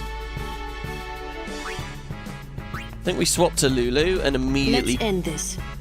I mean, surely Null Tide is the way to deal with a Sahagan. Hold on. Its attack may cause poison and slow. I have to believe Null Tide is the way through this. If it's not, then this is just trial and error, and... No, it's not. So we threw really hard there. Thankfully, one of the slowed players can swap.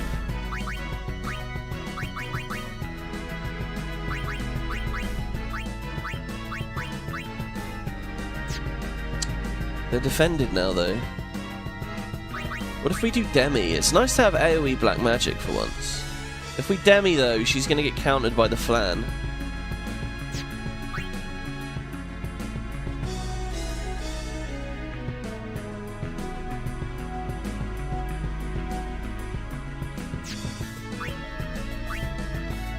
God, if we do Kamari though, slow is... We're going to get ripped to pieces. We have to cleanse the slow. Can he cleanse the slow and get his turn back? Does it even know... Oh, he can cleanse the slow and get his turn back. Okay. So we remedy. Kamari feels slow enough with his animations, let alone with that. Now... Can I Tacit Blade? I can swap to the Tacit Blade. So I think we can silence the Flan. This was a complete waste. Yuna has to, like, kill one of them. 6k HP, though.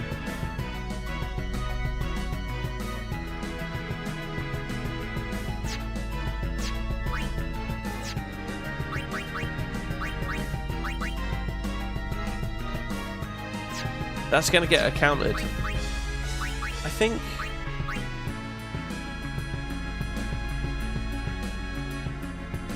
Oh, I've got an idea. I could de-spell... No, they're both going to be... No, they're not both going to be blinded. I could de-spell the null, and then I could try to kill it with Lulu.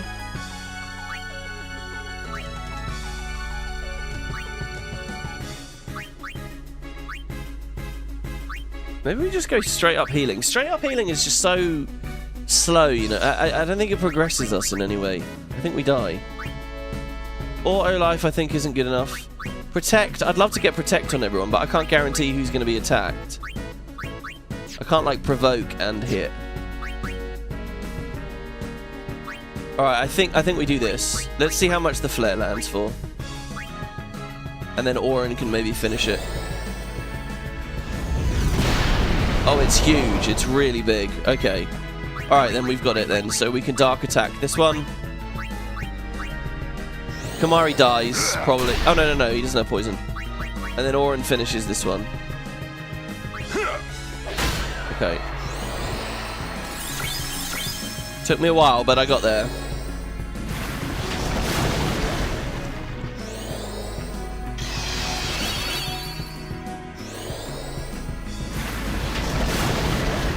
Thank God it only wants to heal itself.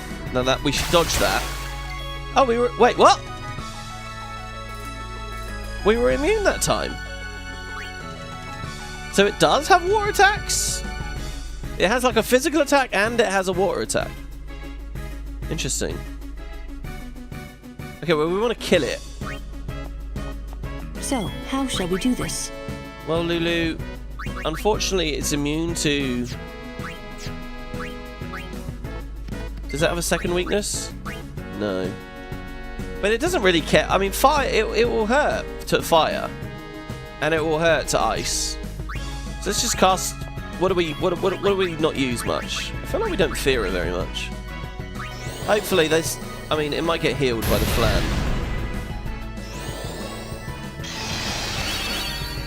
I'm alright with that. Now, hopefully Auron can finish it off. No. I mean, it's blind anyway. There's a physical hit. Okay, there's the kill.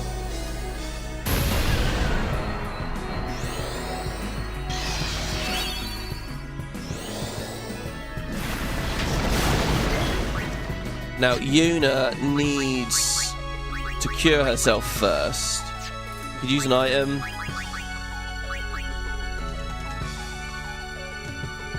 Does she need to cure herself? I'm gonna gamble. Oh no, I can't really. Fuck it, let's just throw an antidote.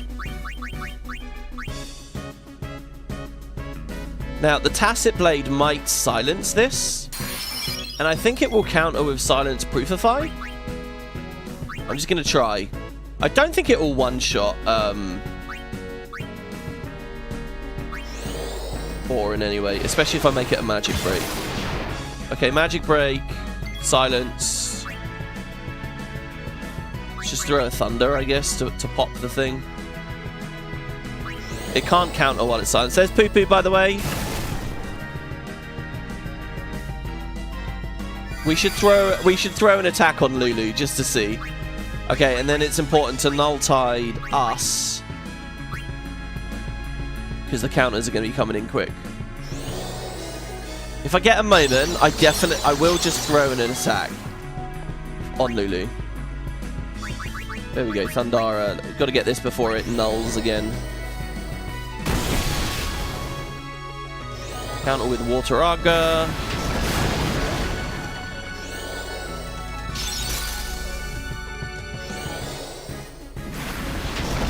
A little lightning strike thing for Yuna would be so handy here, you know, just a little tap.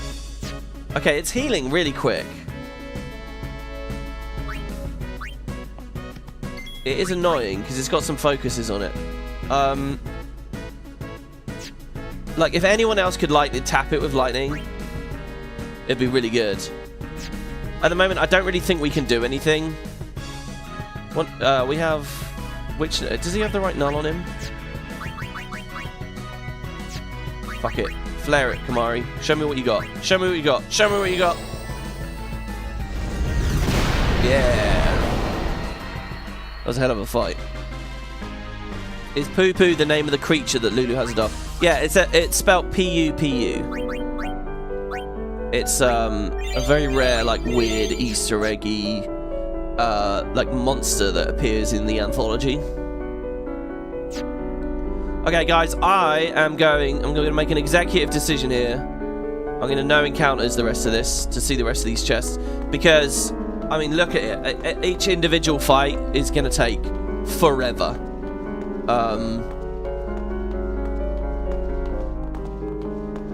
Sorry if that disappoints you guys, but like this entire we could do like honestly I feel like we could easily do like 4 or 5 hours just in here running around trying to remember how to puzzle to get all the chests,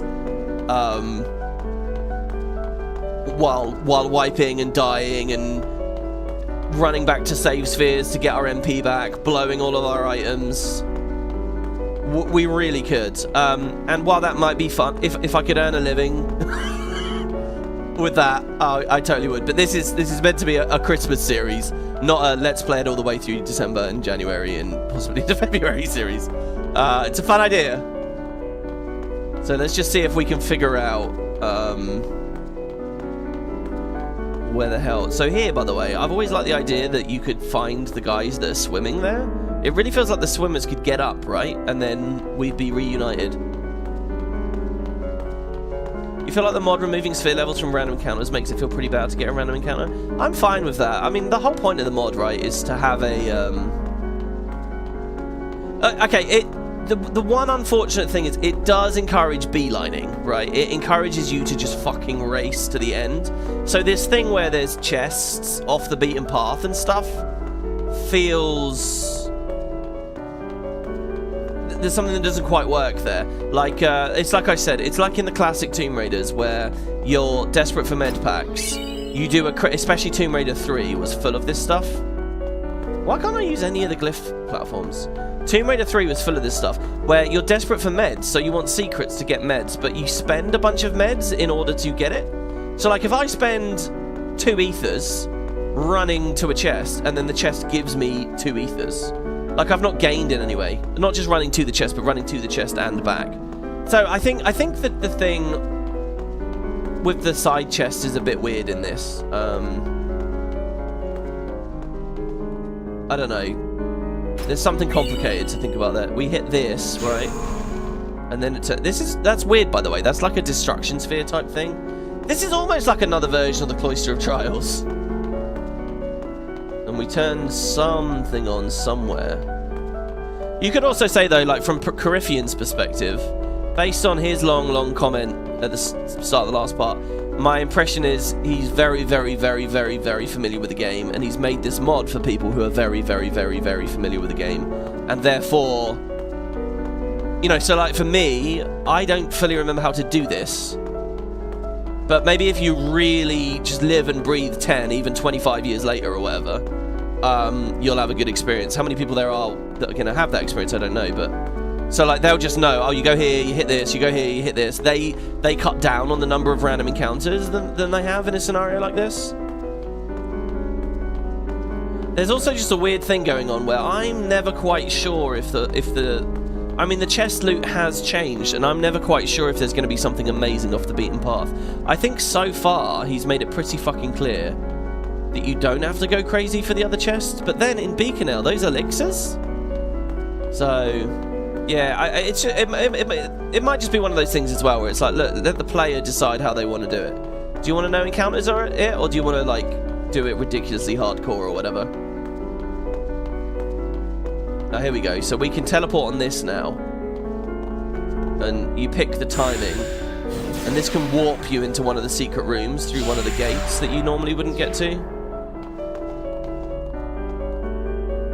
Let's go left again. I think we want to go forwards and then left to get into that treasure room. So let's go forwards.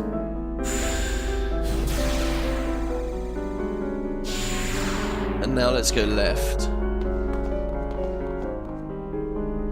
There we go. I do think that the 12... Oh, it's not letting me. Do we have to go forward again? Oh, maybe we're still not high enough up. Hold on, let's go forward again. I think the 12, Oubliette is a slightly better prison sequence. Oh, it won't let me on that one either. Let's go down. Obviously, we could just consult the guide, but let's... Oh my god, what the hell? Una? Whoa, that was weird. I wasn't inputting any commands there. She was doing that all on her own. I just tapped ever so slightly and off she went. She went on her walkies. Left this time? No? Yes? Oh, is it left and then up, maybe? Maybe that's how we do it. Oh, don't miss it. Oh god, I missed it.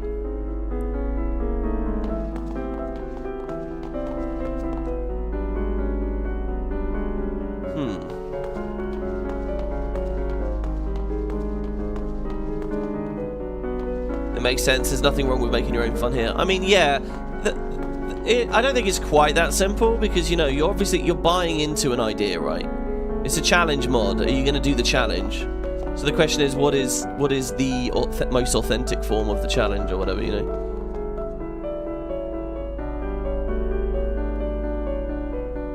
The treasure room is on the top left, right? Maybe I need to hit another... Isn't there like another glyph on a wall or something that I need to hit? Is it up here on the right? We already checked this room, didn't we?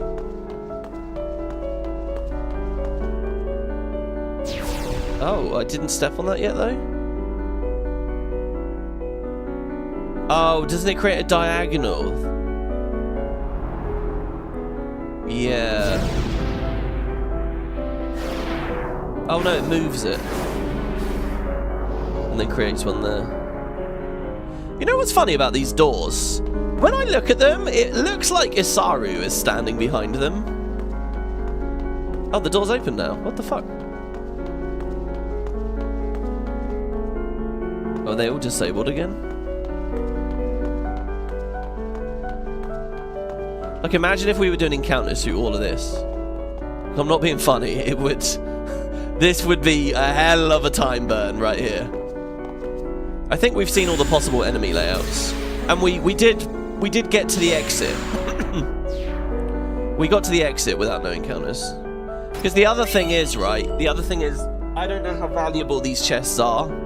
Oh, 20 ability to fill it. Did I? I didn't. I don't think. Oh no. Okay, I was wondering if I already had 99. I didn't. That's good. That teaches Aeon's abilities, and we've got it right before the Aeon duel. In fact, we should look at that, right? Wait, the Summoner's Soul? Oh, so if I didn't do Belgamine, if I skipped Belgamine, that's very clever. He's put an extra Summoner's Soul here for players that didn't speak to Belgamine. What that tells me is, because that's not the loot in vanilla, I don't think. What that tells me is we need to teach Bahamut some stuff. We've got to teach our Aeons some moves here.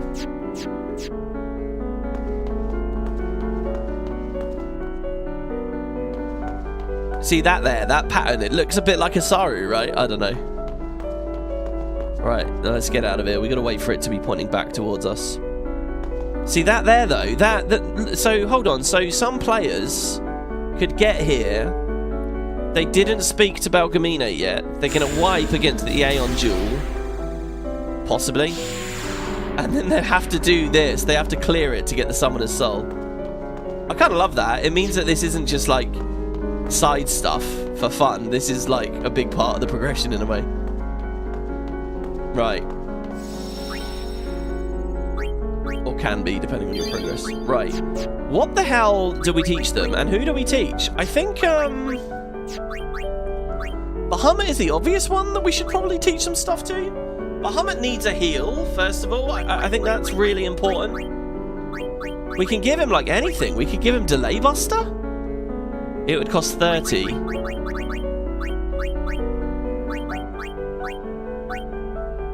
Double cast is too expensive. We could give him Curaga and Delay Buster. Oh, Haste, though. Haste is all of them. Wow. And Haste... Oh! Okay, that's weird. It's cheaper to teach a guy Hastesia than it is Haste. Surely that's a bug, right? Surely that's a bug. When I look at this, what this says to me...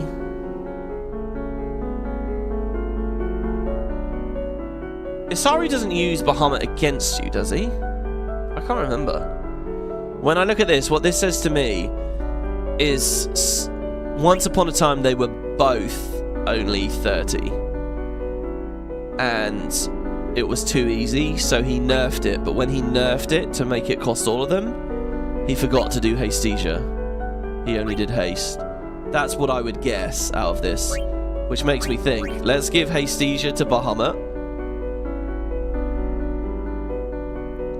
Oh, okay, no, you guys have got a better point here. It's got more turn delay when you Hastesia.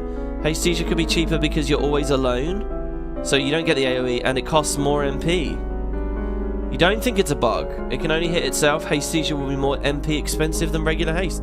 Good point. Really good point. I mean, ignore me. You guys are totally right about that. What I would say here, by the way, is if the Aeons are vulnerable to slow is just better, right?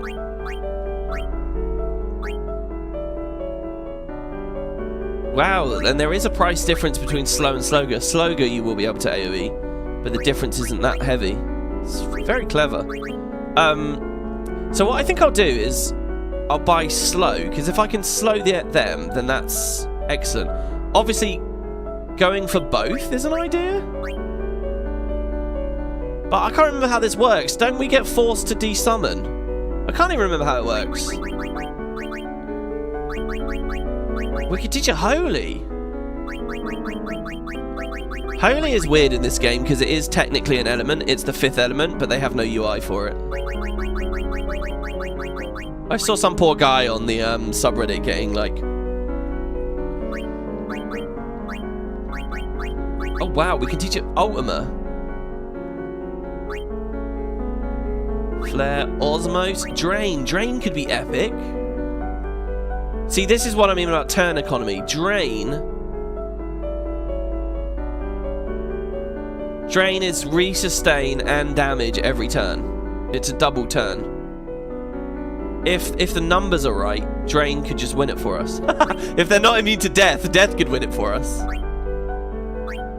Oh man. Okay, let's buy... I don't even know how it's going to work. So look, we're going to buy slow. We'll slow them and spam Drain. But it's all MP, so we need Osmos as well if we're going to do that. We need Osmos to keep their MP going.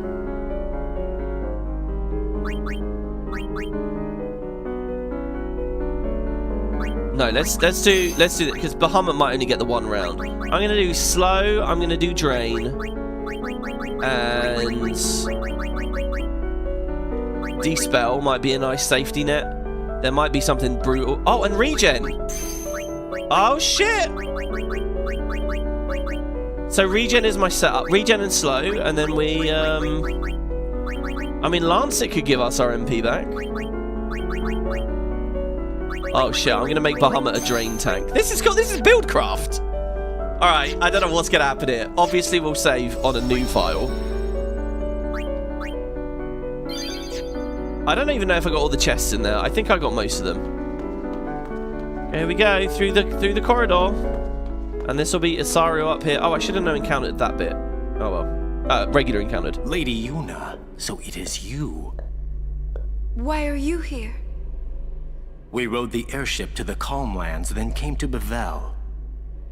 Maester Kinnock summoned us then, ordered us to deal with the traitors. There again, we get different pronunciations of the different things. Kilika or Kalika.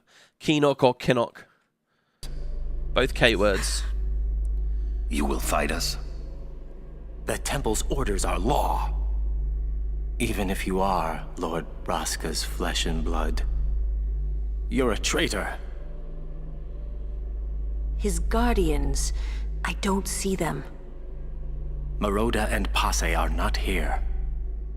I will do this unhappy deed myself. I love that, by the way. You get a sense that they had a real fucking argument about this. I remember how important it is for guardians to stay with their summoners and all that. And they are broken up here. It's fun to think of a, I think they missed a trick here, actually. They did this as an Aeon battle. We already get Aeon duels with Belgemine. What would be more fun is a 3v3, right? Like, you see our 3 party members arrayed against their 3 party members. A bit like how in X2 it feels when you're the YRP versus the LeBlanc Syndicate. You know, there's something novel about that, and you never get that in 10. It could have been a moment here. But we do it as an Aeon duel instead. Forgive me, Lady Yuna.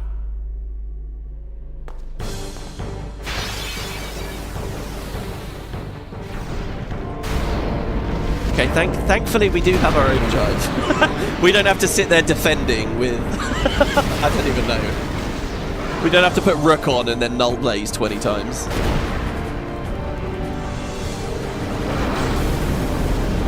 I want to fight the kid, hell yeah. Your aeons against mine. Okay, I mean, Belgemine was pretty tough. The fact that this is all about the spells we teach our things tells me this is going to be different. This isn't going to be like super tightly tuned. And this isn't going to be about like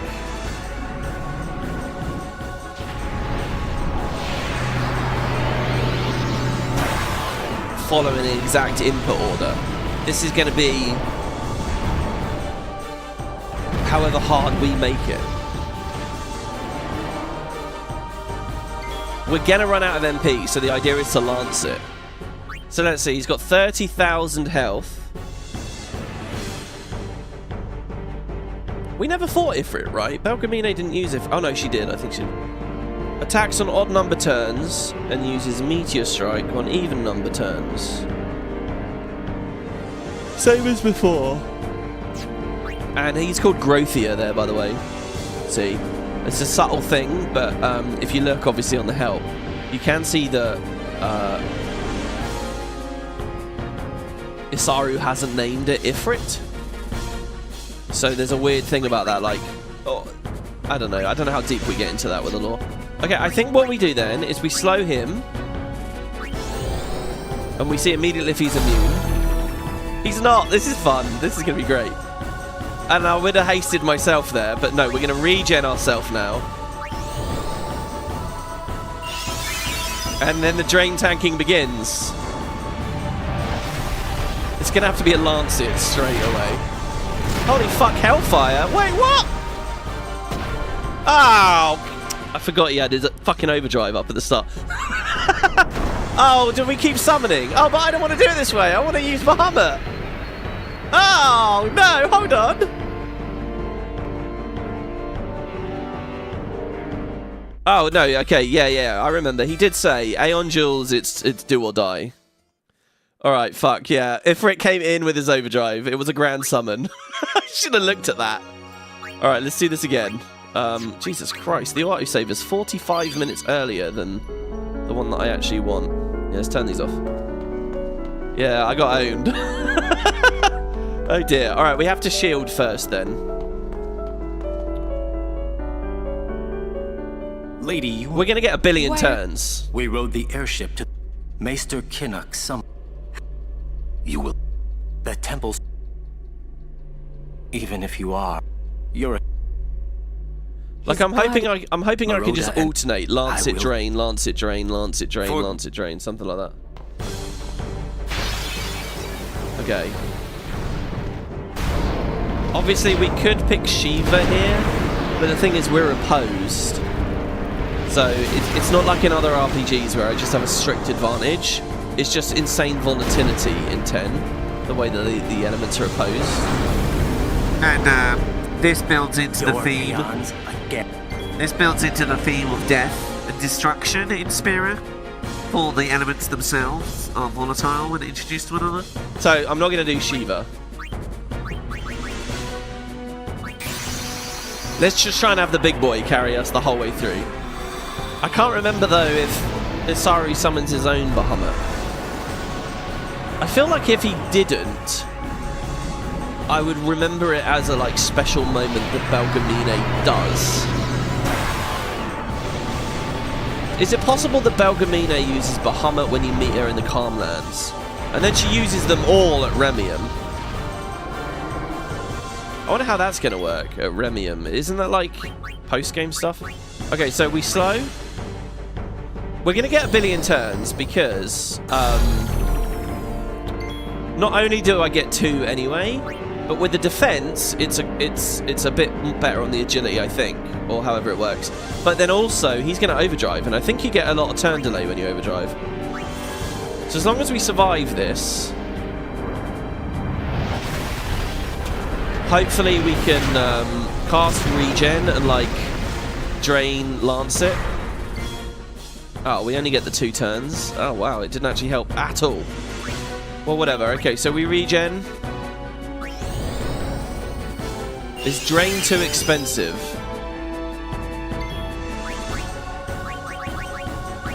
Drain is only 12. Alright, so let's see. 1,000! It's 1,000 heal! That's good! Alright, here's Meteor Strike. I think I was supposed to really defend against that. Okay, now it's Lance it. Holy shit, we can triple lance it. 50 MP. Drain. It's working! It's working! Drain again. It's going to take a while.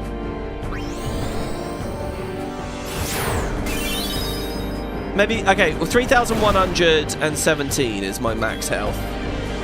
So maybe what we do is we drain...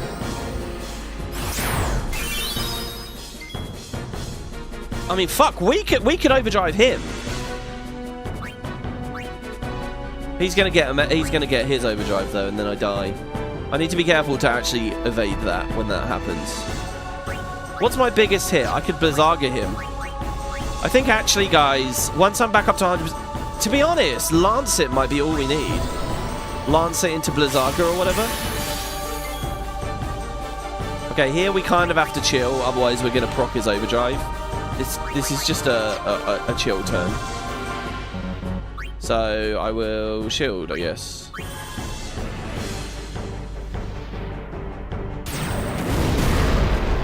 Right, now the regen is doing really good. Now if I remember, actually he said if you ever overdrive, they will counter with 1. So it's a finisher, really, full stop, right? If I remember rightly, that's what he said. So we're already at max HP, so we lance it. The thing is, he's going to run out of MP at some point. He's not going to have 999 MP, is he? He's already out of MP. Ah, okay. Alright, it's not what I thought it was. Okay, so we shield. I think we skip drain, and we just lance it, lance it, lance it. What's our goal? Victory! Slow regen lance it, right? So let's see. What does it impulse do? It's AoE. That's no benefit to me in here. What I'm worried about is the MP's dropped, so the next Aeon that comes in... So, I lance it to get my health back to 3k.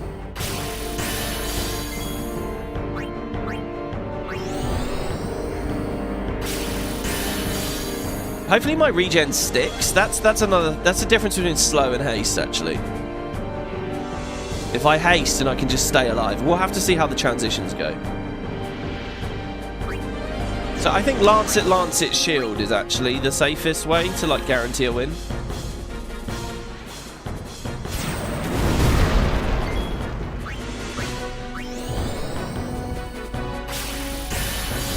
Just keep on lanceting and shielding whenever he thinks he's going to get a turn.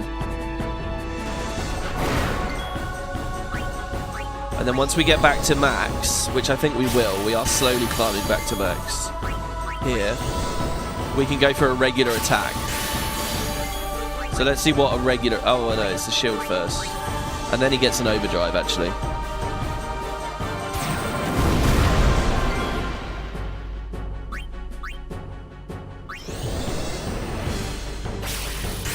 Okay, yeah, he's got his overdrive. So we need to shield. Okay, Ifrit's fine, obviously, but we do have to go through more summons. I just don't remember how many. I think it's Valafor.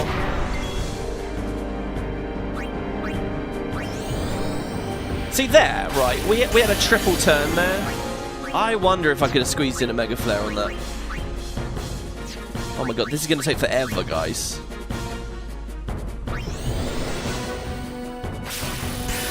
I mean, it's guaranteed, but it's slow as shit.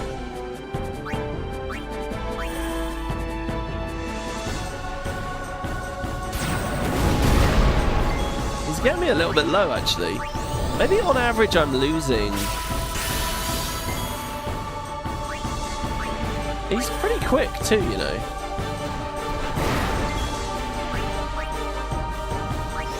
Considering he's slowed.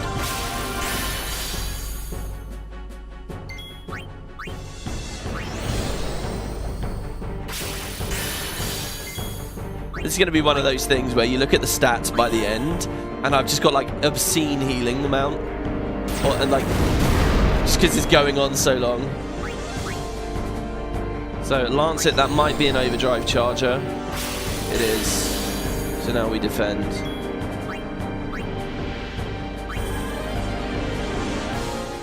Can't Bahamut break the 999 rule? And then Tira says, I think that this mod removed that. Yes, I think it did, yeah. This bitch is able to, like, hellfire me over and over. This is going to take ages.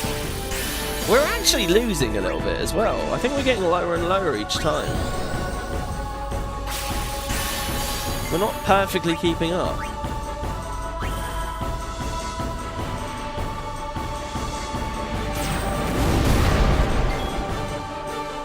See, what if we... I've just had another idea. What if we teach Osmos to Shiva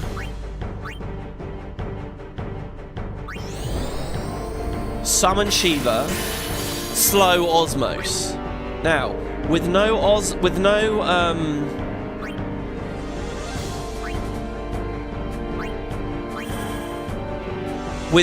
MP, Ifrit can't cast fire against us. He can't null frost himself or anything. I don't know if there's any AI hooked up really to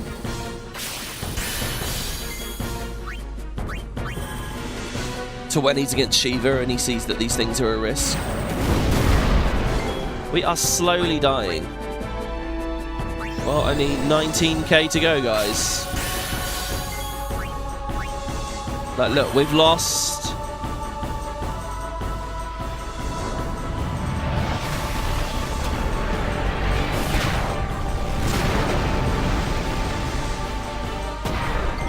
I think I do have a Blizzaga available.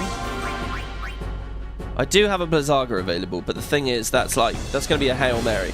The last turn is going to be Blizzaga,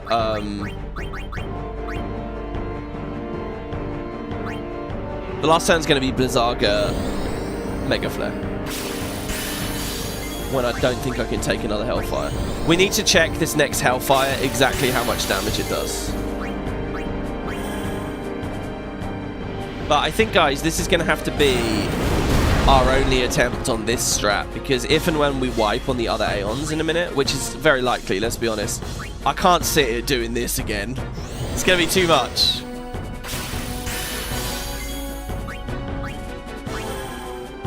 So we should start theory crafting some other ideas. Now, if Ifrit was weak to poison, I could do this again, but bio him.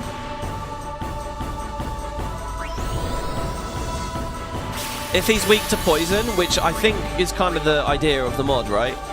Then this would be... okay, we can do it again. I'm going to try and poison him next time. Instead of Drain, since Drain is 2 MP costly. Couldn't you just Drain for another 1k and basically be fine doing this strat? Well, no, because we wouldn't have the MP.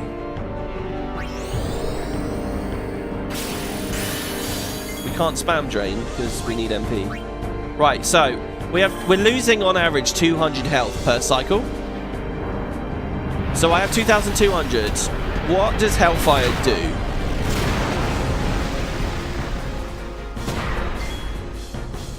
Oh yeah, regen is gone. You're right. You're right. Fuck, I didn't look. I looked at chat. How much did that do? Wait, I had 2,200. I now have 1,100. So it did 1,100. The regen got removed really early. So yeah, exactly. So we can swap.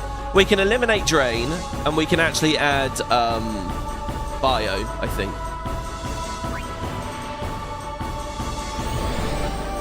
And I also want to, if I could squeeze Haste in. Even with as a Hastesia, I think Hastesia's fine, right? But we're getting a triple turn here. One of these moves could be Hastesia, and then with that we might be able to actually be fast enough to actually Hellfire, and it's not over, unless they're coded to counter an overdrive with an overdrive. It was 1,085 or 1,058. Oh, I don't know who to believe. One of you. Okay, so we can go right down to about this health, 1,300 at the end of the loop. Oh, there's another Lancet I can get as well, by the way. Sometimes. Oh, we might be healing then. If I play my cards right, I might be healing. Let's just check every time.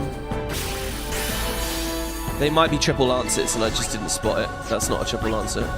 Oh god, now we're checking and it's going to slow us down even more.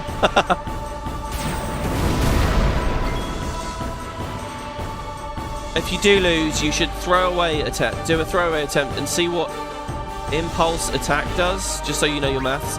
That's a good point, yeah, because we don't know how hard they hit. I'm assuming they don't do that much, but maybe I'm wrong. So let's see, is there another? There is another Lancet. Look at this, see? So that loop, we healed now. Okay, it is a guaranteed strat. We healed by 100, I think. Or maybe even only 50.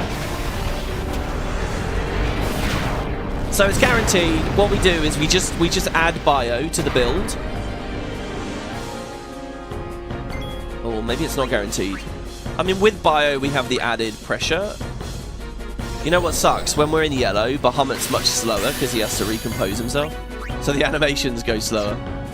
That's not a freelancer. I'm going to fuck up the menuing at some point as well. This is going to get like penance level. You're queuing so many things. Eventually you're just going to make a mistake. I assume Mega Flare will do 9999. But will it put me on a massive turn delay for his next summon? I feel like that can't be the case, right? I mean, if that's the case, then you kind of can't overdrive through any of it, which sort of kills the fun of it, doesn't it? Okay, let's shield.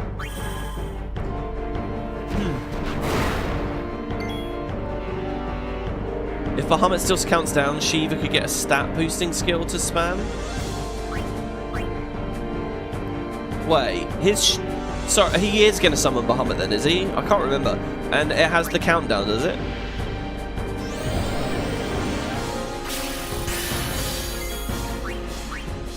And we're going to have to tank it with, like, shell and a bunch of focuses or something. Right, Ifrit is nearly below 10k now.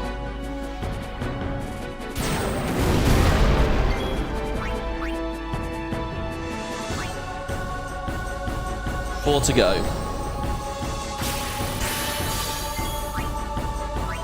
Bonus Lancet. Shield. The fact that Ifrit... No, we are losing health. We are. The fact that Ifrit... I think I just shuffled the turns slightly, maybe. Is overdriving kind of doesn't actually matter.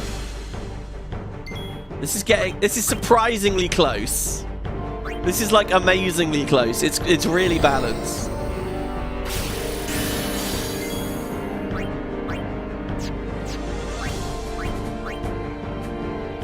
Yuna getting smacked by his wing constantly, is she? I hadn't even spotted it. Maybe it's like on odd cycles we gain a bit, on even cycles we don't, because sometimes he gets 2 meteor strikes and sometimes he gets only the 1.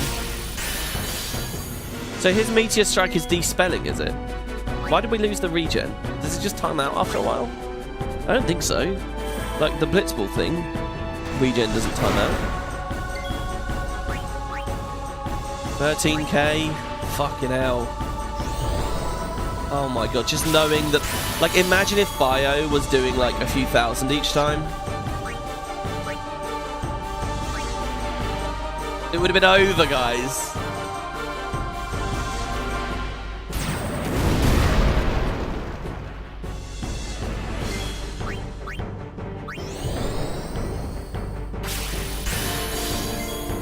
First Lancet, second Lancet. Honestly, guys, I'm just going to Mega Flare. Is there a 4th Lancet? No. I'm going to Mega Flare as soon as he's below 999. Because it's worth knowing. Like, I think we have, like, 2 more loops we can do before we're actually dead. This is a hell of a duel.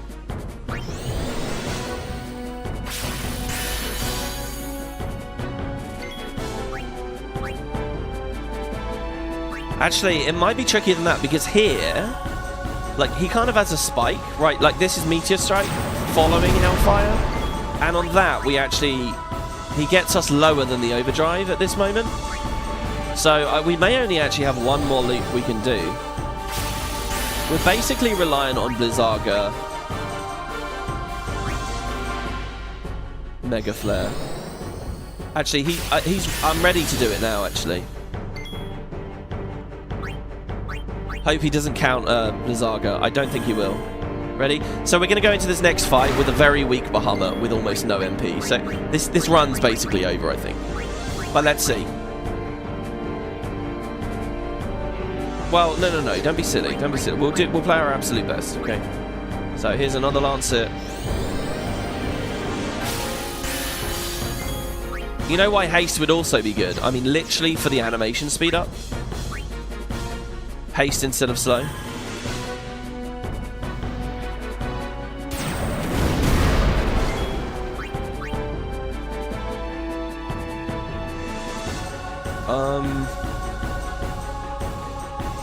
I can do another one before his overdrive's ready.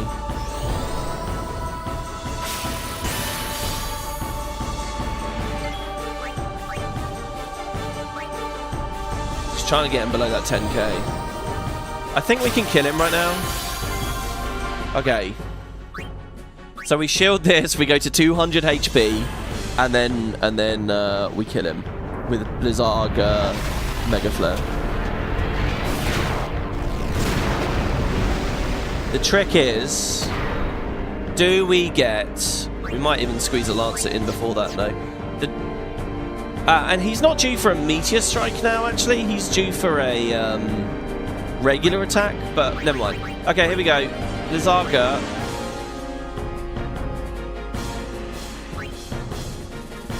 With our last MP. Do we get a full...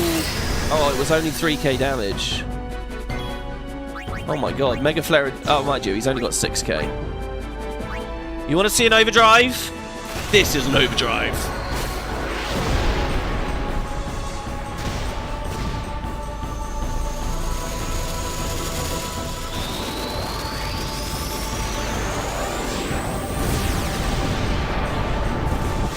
Oh, can't you go a few more loops if you drain? I could have, yes, you're right, yeah. 12 MP for 1,000 health, you're right. Oh my god, it did not do 999, it did 8,000.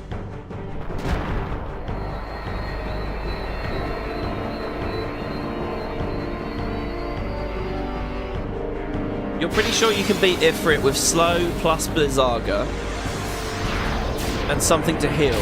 You can lance it 50 MP, so it's a matter of spending resources before your first lance it. 50 MP equals 3 Blizzagas. Yeah, not bad. Okay, so we got Ixion now. I think I'll do Bahamut again. Oh, it's going to take forever, guys. It's going to take... Oh god, it's hasted itself. It's not over yet. Okay, so slow is definitely the right choice. Haste would not remove his... Oh, Bahamut is weak. Okay.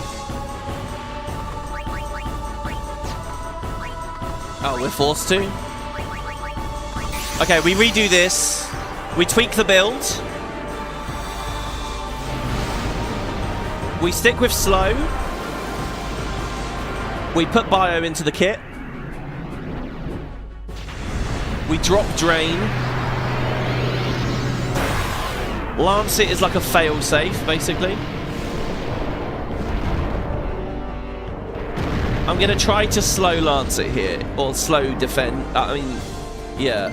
Also, Ixion Aero Sparks. Oh, I can't slow because I've got no MP. It would have to be lance it.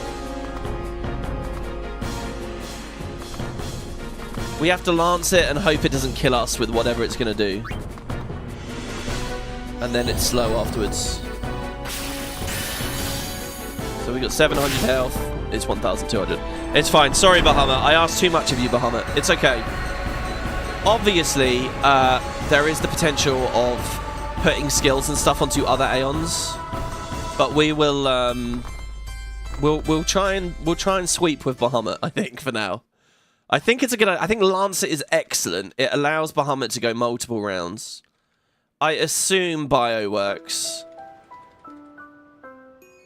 All right, do we call that the information gathering round, or do we just acknowledge that we won't? I mean, it took forever, but I had no idea what we were getting in for. Oh, shit. I loaded the wrong file, didn't I?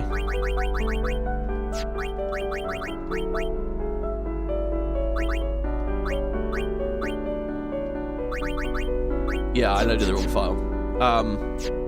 Sorry, guys. Let's have a look at Bahamut's concept art here.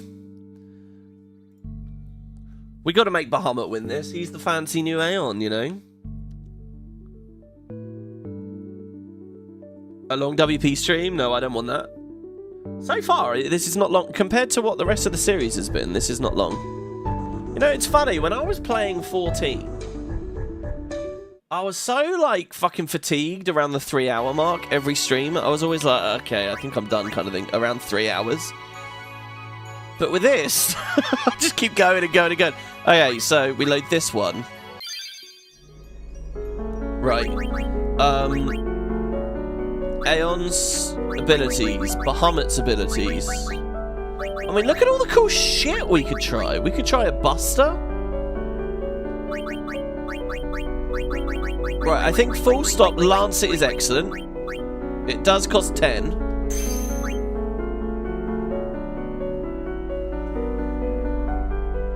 If the enemy Bahamut, we're going to be on it like... I don't know. Okay, slow is also excellent. So we have a budget of 25 left. Regen wasn't excellent. D-spell. Now, why would we want to D-spell? If someone comes out and uses Protect or something? Bio. Bio only costs 5. Epic. Osmosis just does nothing. Lancet does everything Osmos does for free. And does damage at the same time. Now, Shell and Protect might be a good idea because... we might need to survive some dodgy shit soon, and he's made them cheap.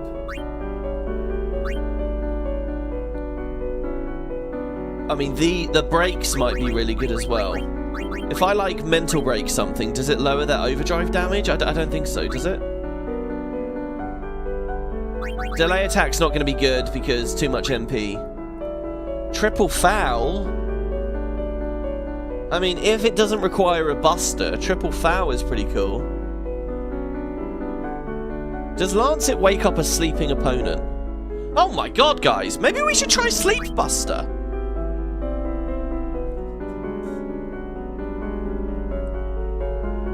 Sleep Buster and just Lancet, Lancet, Lancet, Lancet, Lancet? What are they gonna do? Sleep is the silent genius here. Triple foul, by the way, is sleep for 3 turns. I gotta see if they're vulnerable to this. I want to put triple foul on. Let's see. If triple foul works, it's 3 turns of sleep. It's gonna be incredible.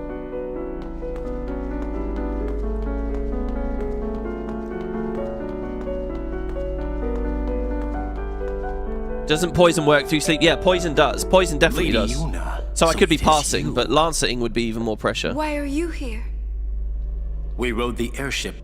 Maester Kinnock summoned. Okay, so I'm thinking Ifrit will die way quicker this time because of bio. Even if you are, you're a...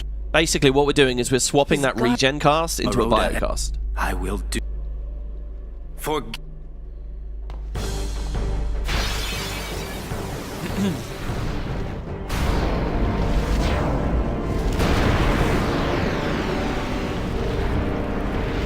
Enemy Bahamut probably means Shiva needs slow. You think we're going to use Shiva against Bahamut? I was thinking Ixion. If somebody uses Protect or something, I can summon Ixion. Against I can't use... You see, he's very clever, right? Corypheon's really good with this. Because what the mod is doing, right, is Ixion is self-buffing with haste. I would usually counter that with my own Ixion to Aerospark, but I can't because you can't summon Ixion against Ixion. Which is very smart. Anyone else who self-buffs, my own Ixion can deal with it. In fact, we could just put this build on Ixion. Oh, but then what do we do in the Ixion phase? Yeah, we might wipe again here, guys, because if there's a Bahamut phase, obviously I can't use Bahamut in the Bahamut phase. So we'll need some stuff on someone. But I think I will use Ixion versus his Bahamut. My Ixion, his Bahamut, because I can Aerospark. The question is then, do I haste my guy? What do we do? Alright, so, starting out. We don't want to lance it, really, until we've dumped our MP. It's 1 turn for 1 turn for now. We got to slow first. And he has an overdrive, so we have to defend. Did Ixion start with an overdrive? Ixion didn't, right? Oh, I wonder if he simulated Isaru's doing a grand summon. But he only gets the 1. Mind you, Yuna gets infinite, really, as far as this is concerned. Just throw the rest of my Aeons at him. That works in vanilla. I don't think it's going to work here, I have to say. Okay, now we bio.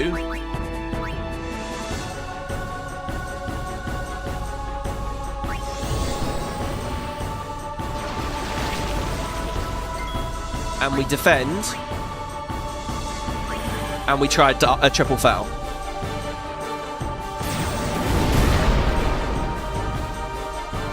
$1,500 every turn. Beautiful.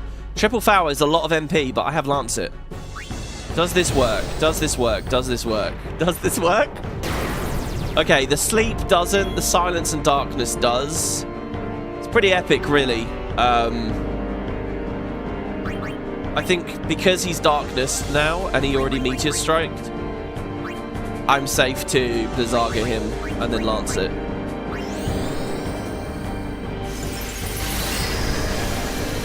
Obviously there's another version of this where I'm like focus spamming or whatever. Okay, now we lance at our health back. Or our MP back, sorry. Okay, yeah, the sleep would have been a bit overpowered. 3 turns of sleep. And we did see the immunity triangle pop up there, by the way, which means, fuck me, we've been hit hard already here, haven't we? We've got to lance it a lot. He's dying quick, though. So I think, guys, we just swap this for Dark Attack, to be honest. We want that MP nice and high for the next fight. I mean, unless there's a summon that's actually going to spam magic on me, I think we save... I think there's no point in spending all that shit. I think we sub triple foul for Dark Attack and use our spare currency on, like, haste for Ixion, maybe?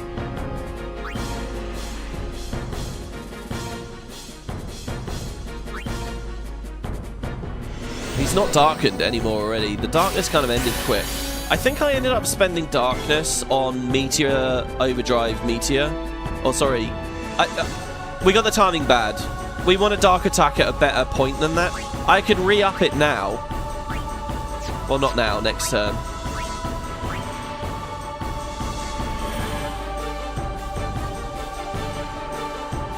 I don't know whether this misses when he's darkness.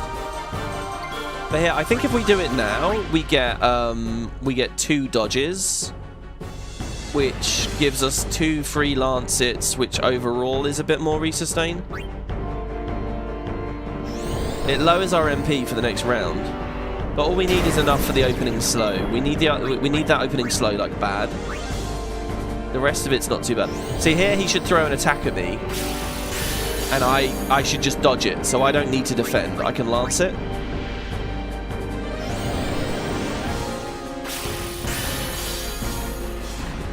Perfect. Meteor Strike, I don't know whether I can dodge, so I'm going to defend just in case. We get the triple Lancet there, that's good.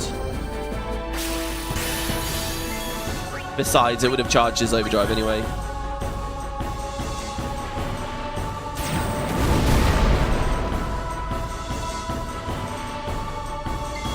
Let's see what his health is. 8k already. We're ready to Mega Flare almost. In fact...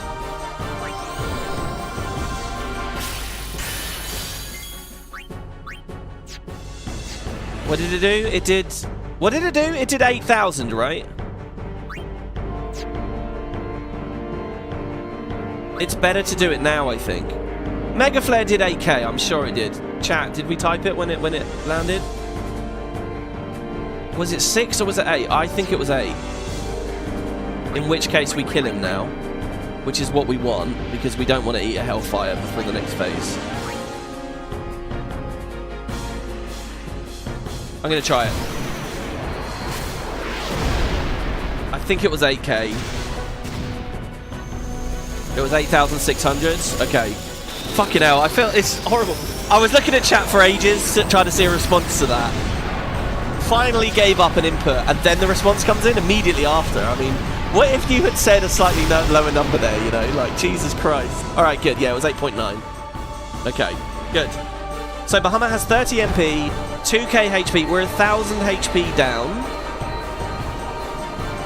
We're going to do slow. Slow on the opener is a must. It's always weird, by the way, how Isaru doesn't actually animate. Like, Yuna's doing all this fancy dancing, and he's just sitting there. And obviously that's just a budgetary thing. But to me, it's kind of like... See, he casts haste there. It's not over yet. Okay, yeah, he doesn't get an overdrive at the start. But it makes it look like Yuna's doing a lot of, like, pointless stuff. Okay, we're going to slow and then eat 1,000 damage, unless we can slow defend. It's going to be slow defend, triple foul. Or slow defend, Lancet, triple foul. Yeah, because we can't afford the triple foul, can we? What was it, 27 MP or was it 47 MP? He's just stoic. Yeah, this is no happy thing. Yeah, we're going to eat over 1,000 damage here. Nasty. But Ixion looks overall immune!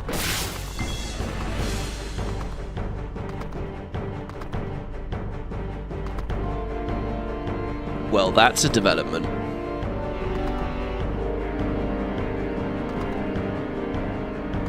have to fight a hasted Ixion. Interesting. Will use Thundara on itself to heal itself.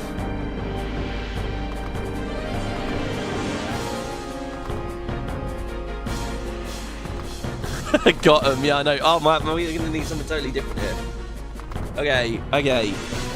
Lancet will stop it healing itself. It won't have any MP. So we're alright there.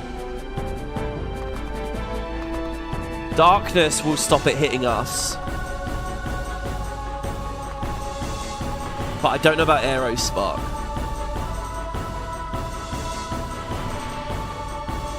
He might also have a really deep MP pool, but that's kind of good for us.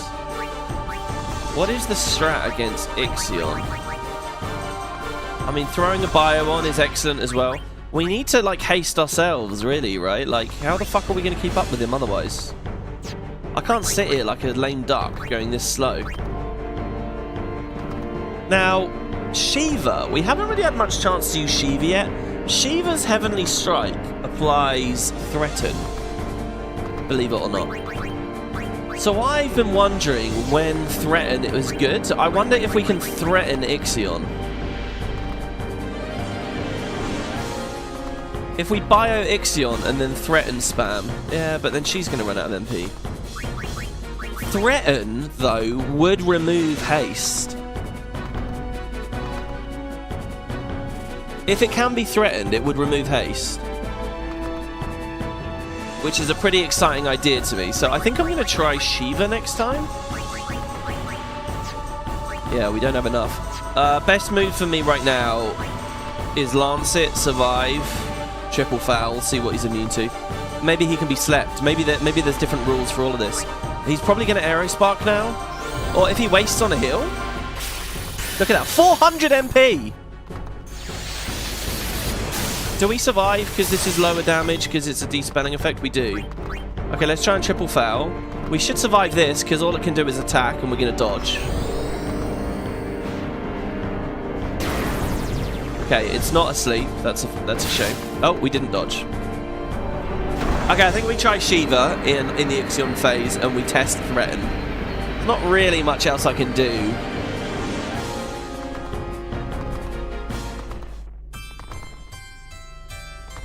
Silence works. Yeah, but silence if he's got no MP anyway. So we dump triple foul. It's not necessary.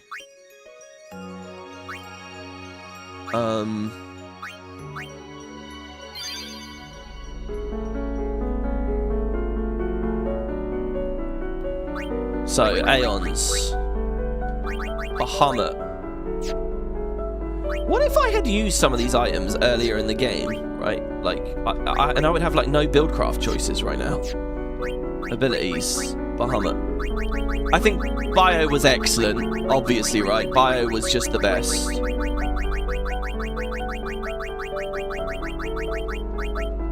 So here comes Bio. I mean, it's got to be the Threaten on Shiva because why is it there? First of all, I mean. I guess for random encounters and stuff, and maybe it's really epic against Everay, maybe it's epic against the Wendigo. I don't know, because you're in a 1v1, right? The Threaten in the 1v1, what does that get you, really? It rips a movement buff off of him. And then maybe he loses a turn because he's threatened, and then maybe he wastes it re-upping haste. But then maybe at that point we can kill his mana and he can't re-haste himself? His MP? Right, so we do Bio and we do Dark Attack.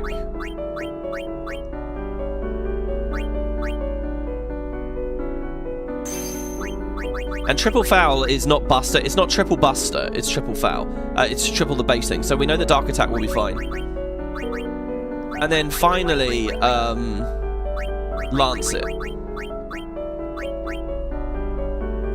Lancet suddenly looks pricey to me, actually.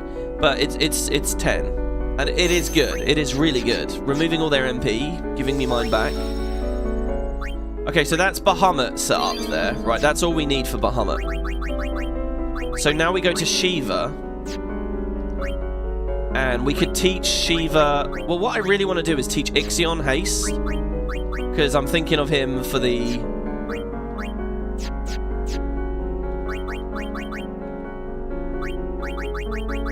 for the Bahamut phase. But we don't have enough now. Slow would be just as good in theory, as long as he's not immune to it. So I'm going to preemptively put slow on this.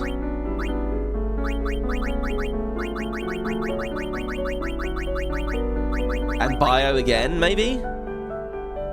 And Lancet again? Shiva needs Lancet, though, to deal with Ixion.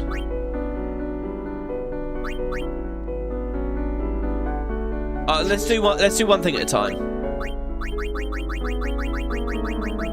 One thing at a time. Cool, if you don't save your...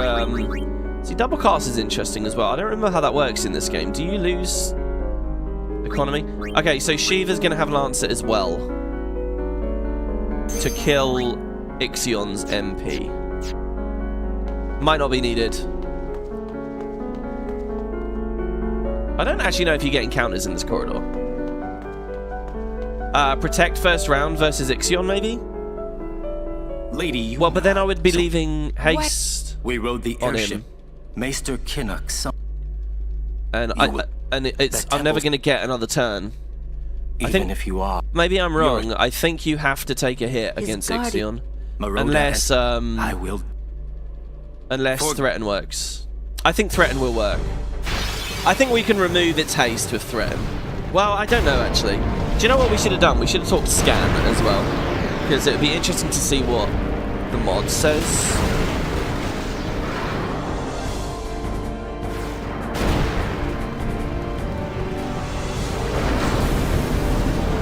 Watch him summon the Maga Sisters now? Oh my god, that would be epic.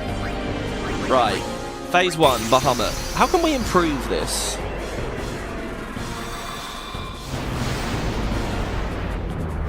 I can't spend items to improve stats raw yet, can I? That's at the end. Belgamino gives you that last one.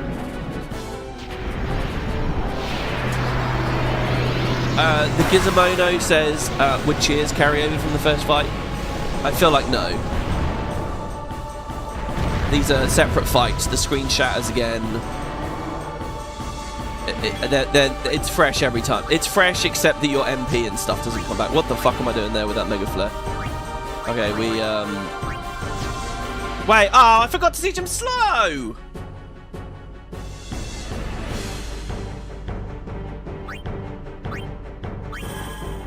Might be okay. We might not need slow.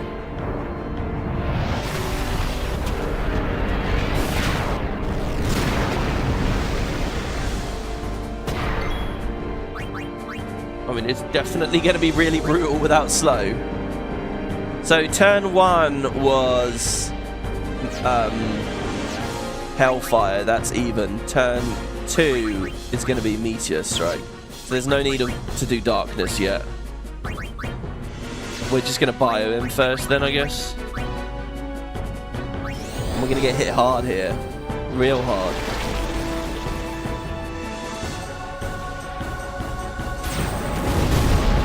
Probably should have defended.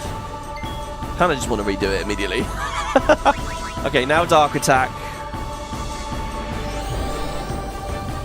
We've eaten so much fucking damage.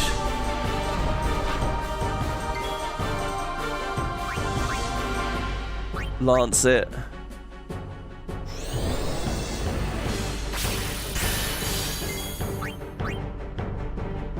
I mean, Drain kind of was good for like these little moments here. Guys, I'm just going to Lancet here again. I want to see if when I'm not defending, if I'll actually dodge this. I want to see. No defense, he has Dark. Meteor Strike comes in. Does he dodge it? No, you don't dodge it. There's no dodging Meteor Strike. Okay. Well, we've got off. Let's do that again then.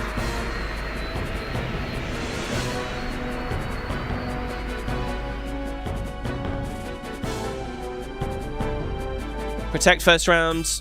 Oh, Spark would remove it. Oh, when you said protect, I thought you meant defend. But yeah, he's going to dispel anything I put on myself. I can't counter that fight with my own haste.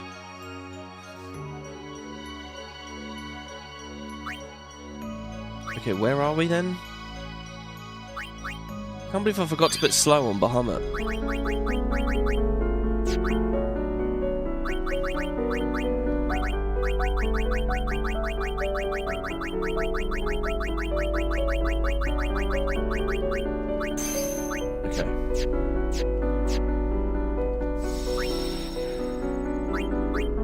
God, these files are going all over the place. Let's just remember, it's the one from 7:15, 1845. Ow, fuck.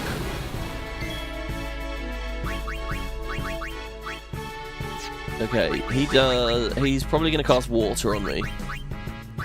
There's null tide.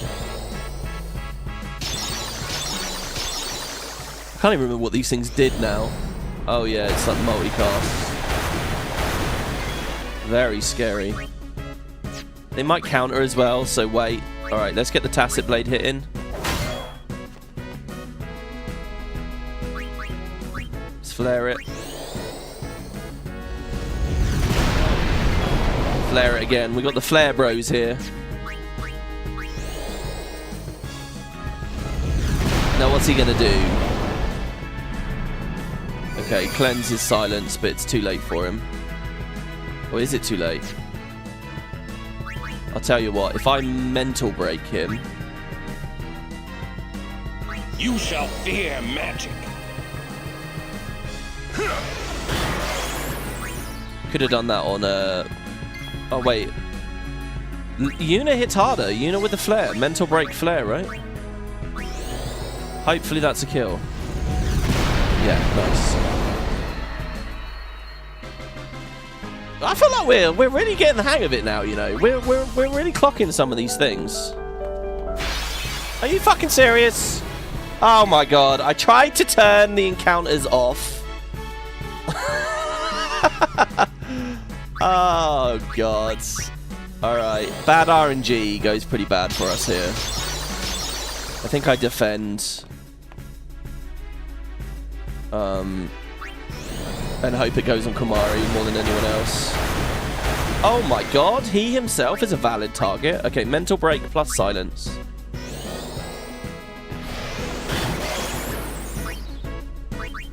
And then we flare.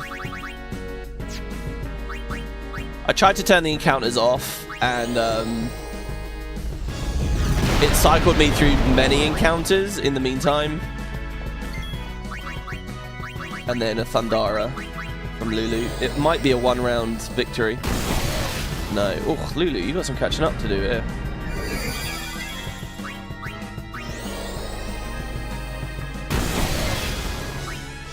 We're out of flares on Yuna, but Kumari still has one. No, he doesn't. I guess we just throw an attack on it. That didn't have to be a dark attack, but whatever. 400 health. Farewell. Farewell. I love that thing where he can add an immunity in the middle of a fight. We only ever see it on silence, though. It'd be interesting to see a, like, sleep proofify. I really hate the name of that, by the way. Fucking proofify? Just call it silence proof. Oh, God. Okay, so now we're on no encounters. They best give me our MP back. Alright, boss fight, even getting to the boss fight. We're waiting in line. Lady Yuna. Yeah, freaking encounters are pretty nuts. It's like a grind facilitator, right? You will... The temple's... Even if you are... You're a... His guardian... Maroda, I will... For...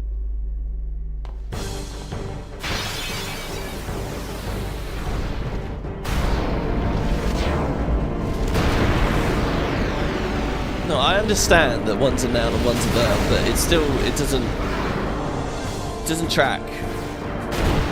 They've used abilities as nouns before.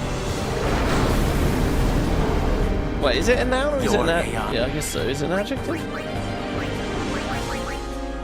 Okay, so we bring Bahamut in. We slow, we defend. We dark attack, we defend. We Blizzaga, we lance it. We defend. We lance it, we defend. Oh no, there's a bio in there as well.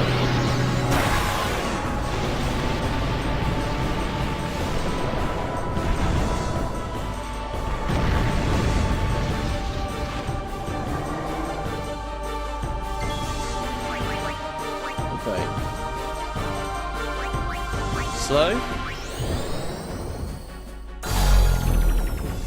Yeah, even if you just think about like protect or shell, right? Like, I mean, there's spells. Okay, now we defend because of. I'm gonna make a rookie mistake here. We're 100% gonna eat a hellfire. I can tell you guys now. Okay.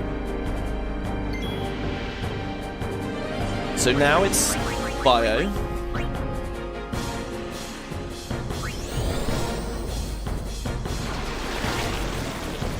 And we defend.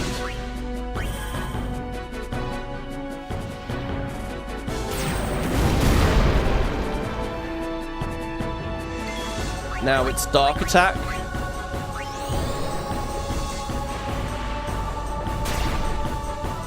And Blizzarga. Sorry, not Blizzarga, Blizzara. As best Bahamut can do.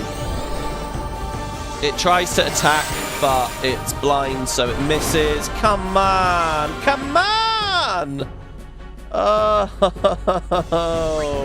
Okay, we play more defensive then. Well, I might as well fucking power break it then. If I can't trust the blind, I may as well power break. We may as well teach it that. Power break might influence the strength of Meteor too. Something about that there, I sort of felt like, oh, I'm casting magic, I'm more vulnerable, I'm not going to be able to dodge or something. You've downloaded the mod and started playing it, thanks for it showing me the way forward. Yeah, I mean, there's only a few hundred downloads on the newest version of it, so anyone that goes to play it now, I think that's really cool. And I hope you have fun. I've been having fun. I think it's awesome. It's really, really awesome. Okay, so then we just have to lance it spam here, really. So I seriously can't trust that I'll dodge, because the extra lance hits were like so good.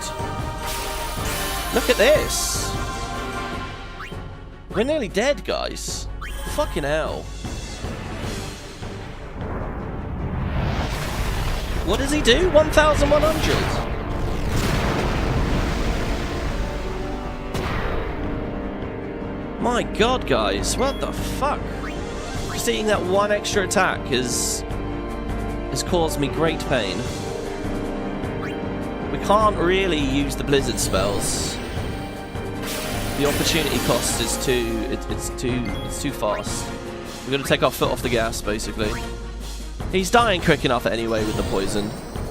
Think about it, that poison tit of 1,500 is equal to like 5 lance hits. He's taking an additional worth of damage.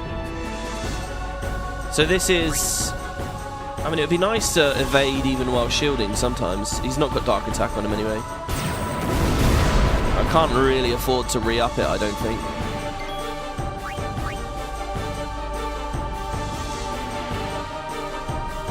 Can I?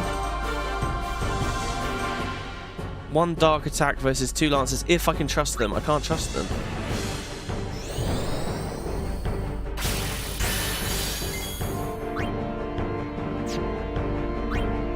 This is a dark attack. I'm going to shield, when realistically, I would rather dodge it. I think power break next time, guys. I think fuck dark attack. I think power break.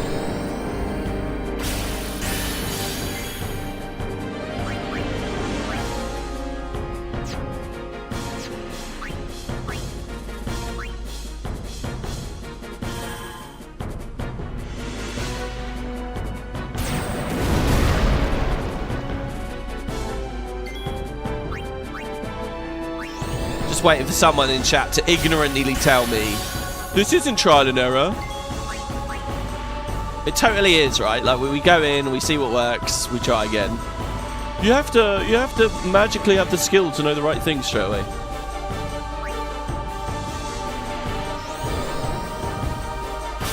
Or the secret tech, watch a streamer do it before you play, and then claim you knew it all along. Okay, we shield. We're down to 200 health.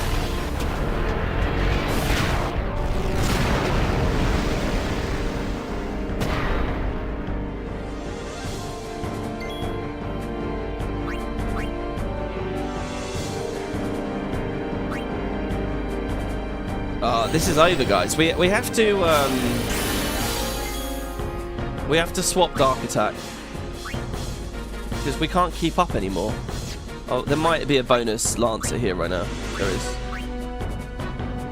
Would Kira or Kiraga on Bahamut be an idea? If I recall, it's 20 MP. Yeah, I think it's quite expensive, and like here, Ixion's just due to wipe us straight away. Oh no, we're going to try Shiva against Ixion anyway.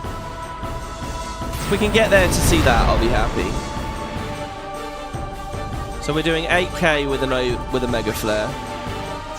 Wait, why can't I? Okay, we do 8k with Mega Flare.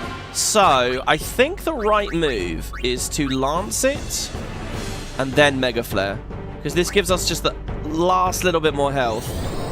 I think Ixion kills us anyway if we... I don't know, that might be useful later. I don't know, I think it's going to be Shiva v Ixion and then Ixion v Bahamut.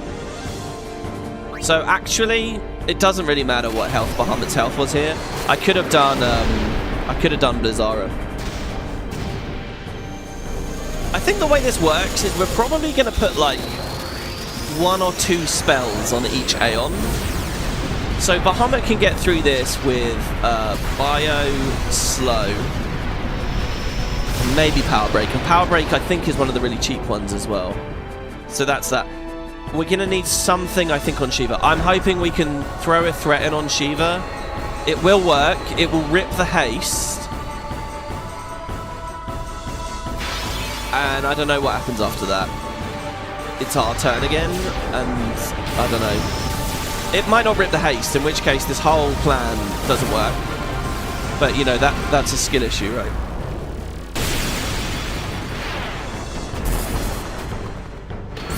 Yeah, the other the other summons have the easier healing because they can absorb their own thing. You're absolutely right, yeah. It's not over yet. Oh god, Isaru. I believe you. I believe you, it's not over yet. Okay, let's get Shiva in.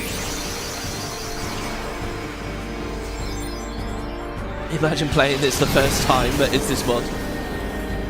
I mean, that would be a definite trial by fire. I think it's doable, because the game is... Well, no, there are some things that would be a lot more frustrating. Okay, if you were given, like, a handbook of, like the more subtle things, what cleanses with what... You know, will a remedy remove this? Will Dispel remove this? That kind of stuff? You might be able to do it. Okay, so here's my idea, right? Heavenly Strike damages an enemy and inflicts Threaten.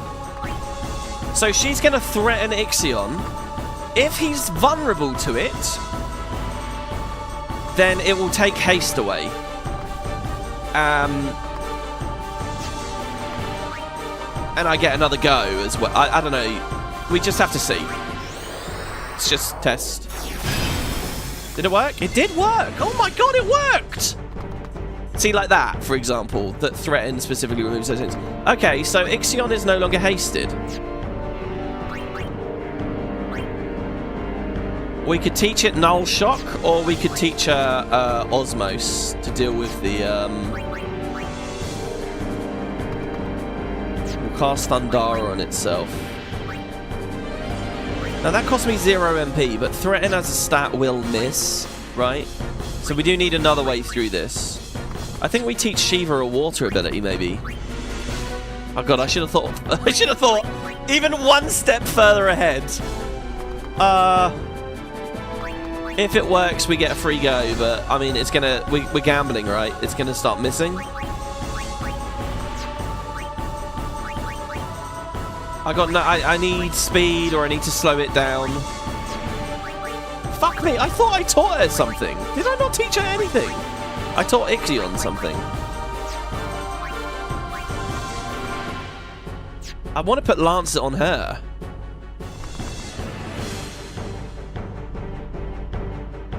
Basically, Lancet Dark Attack. See, maybe I can trust her. I don't know. What do we do, guys? What she's going to hit hard? I'm going to just try and attack. This was pathetic against Anima. If I defend, I mean, we're just going turn for turn here. Let's see if Ixion re-ups the haste. Or, oh, that was pretty good. Oh, and we get a dodge. Maybe reflex then? If Shiva's dodgy, maybe reflex? Strug in. Oh, Ixion's dodgy.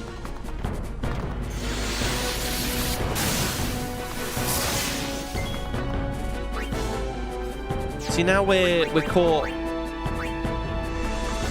healing ourselves. We do get an extra turn. How much damage was that? Can we absorb 2 of those? We need to look at the numbers quite closely. So we both healed ourselves. I get 2 goes now.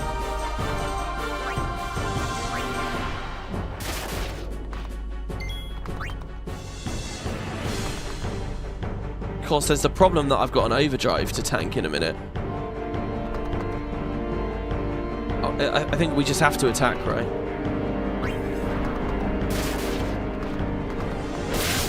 Oh my god. If he gets me, it's bad. So actually, I think Null Shock isn't that important.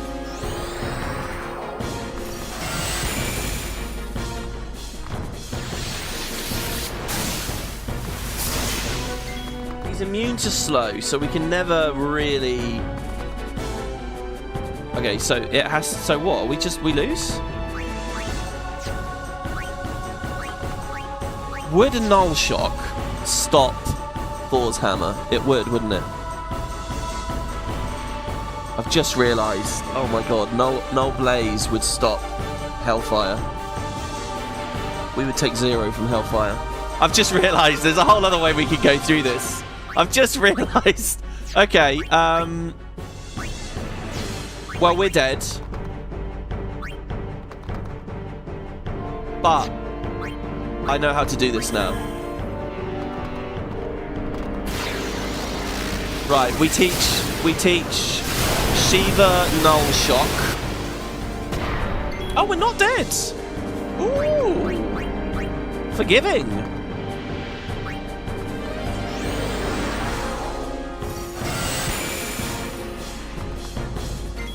Oh, Gizmodo says Null Shock would protect from Aerospark's dispel.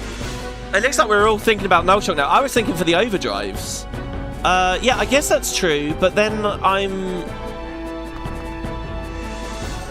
hasting myself and teaching Null Shock just so that so I can spend an extra turn to cover. I don't think we need to do that. I'm still not going to buff Shiva, but what I am going to do is Null Shock Thor's hammer. And maybe Aerosparks as well. Yeah, I mean, where do we get all the turns from, though? Right, we just got to get her a bit lower. I think she's going to waste a turn and heal. He's going to waste a turn and heal himself. Here. No. Oh my god, if any crits happen, we're so dead.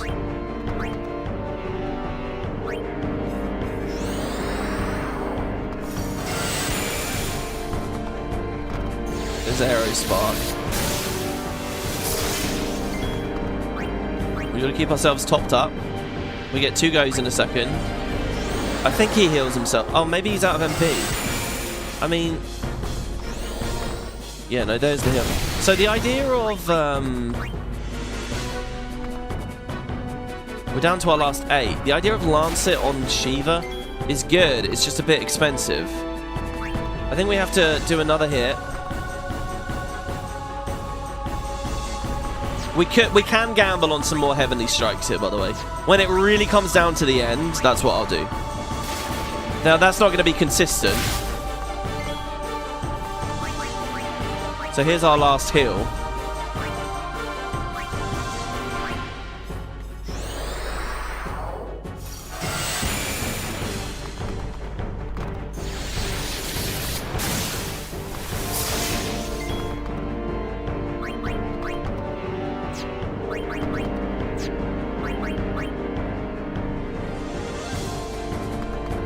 I mean, this is rough here. What I need to do is defend.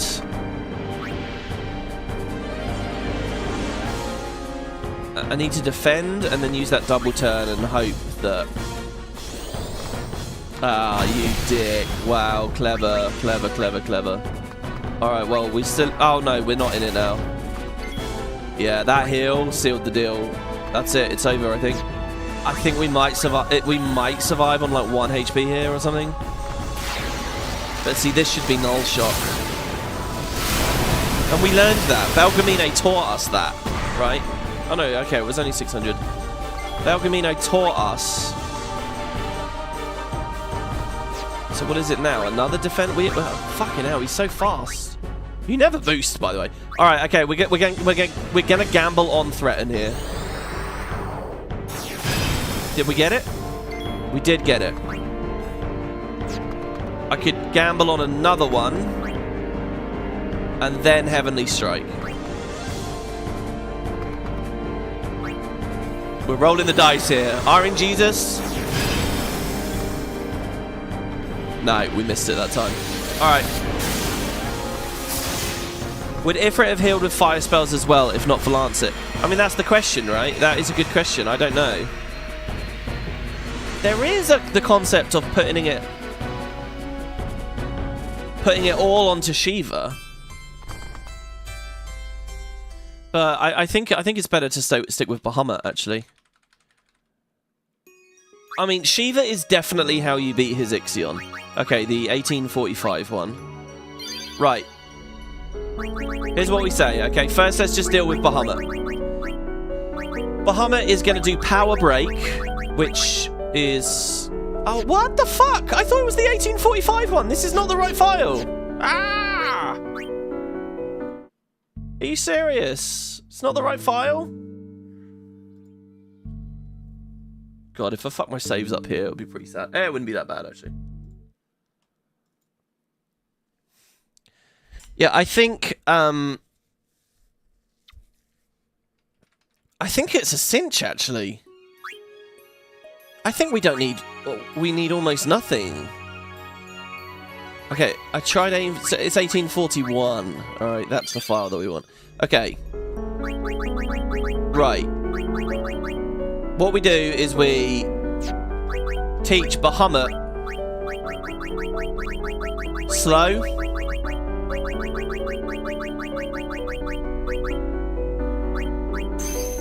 We teach him Power Break.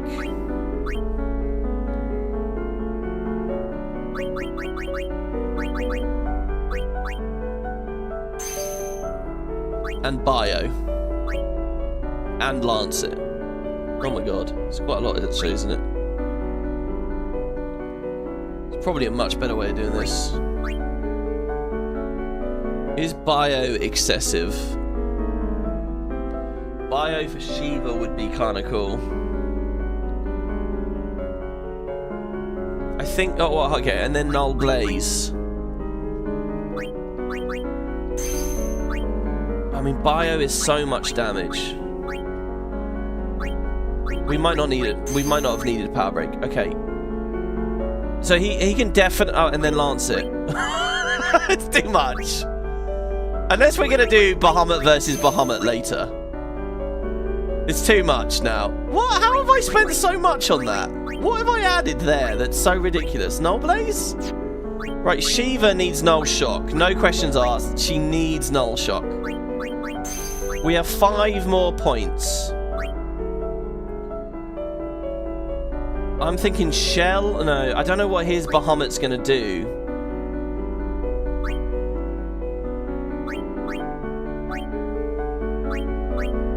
Do we have enough for Lancet? Again, we don't. We're out for Lancet. Because what I was thinking is we could put Lancet. Well, it might be Bahamut. It can't be Bahamut v Bahamut. Our Ixion is going to need something.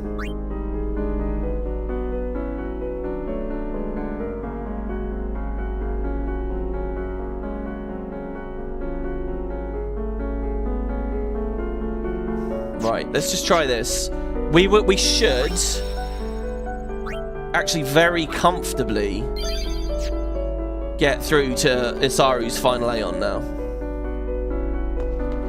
which will be Bahamut, and I think I'm going to use Ixion against him so that we can Aero Spark out some buffs. I'm sure it's going to buff itself, right? Lady, why?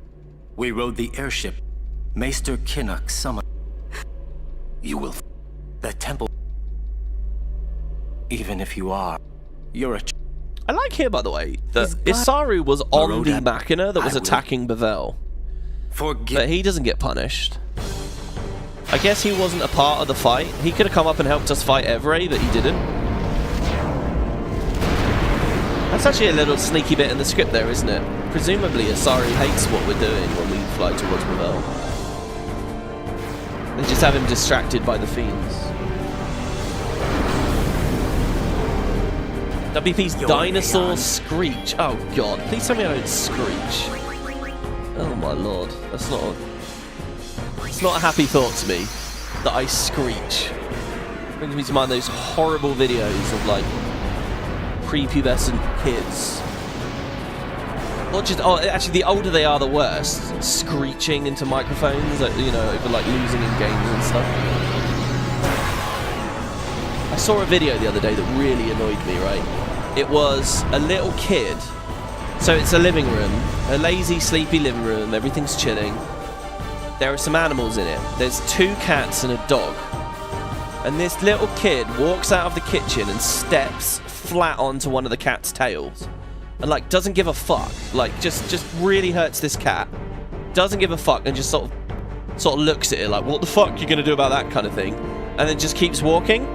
So the cat that got stepped on just like slinks away, just clearly like a bit upset about it or whatever. But the other cat in the room observes this happening. And the other cat in the room gets angry about it. So as this little kid that just did this is walking for... I say little kid, he looks like about 11 or 12. As old enough to know you shouldn't step on animals. As he's walking through the living room now, this other cat is like pissed and like scratches at him. And the cat does like the tiniest little scratch towards his leg. And the kid makes the most aggravating, ear-piercing, screeching fucking screaming you can possibly imagine. Going on and on and on and on. Which alerts the third animal, the dog, and then the dog gets up and starts attacking the cat that was attacking the boy.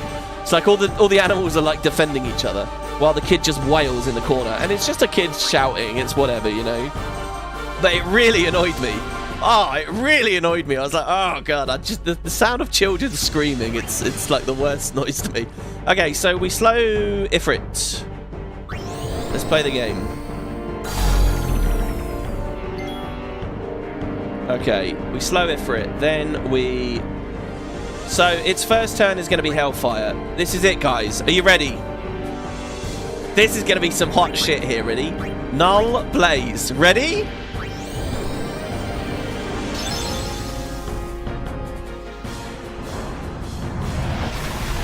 Oh, God. Oh, God. It doesn't have a sneaky little dispel on there, does it? Immune. Amazing. Love it. Okay.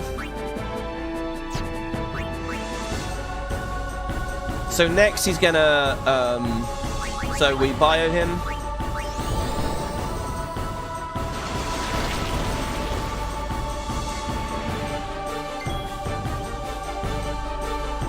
And then we Null Blaze. And then we start with the Power Break. Power Break is probably excessive. I don't think it's needed. Bahamut's going to get out of this super tanky. Oh my god, he does 2k with a punch. Oh, fuck. Okay, Null Blaze doesn't stop Meteor Strike. So how do we know it's going to stop thingy? Okay. Alright, so then it wasn't excessive. So what I'm going to do, guys, is I'm going to lance it through this. This gives us 2 lancets. And I'm going to see how much damage he does with the physical attack.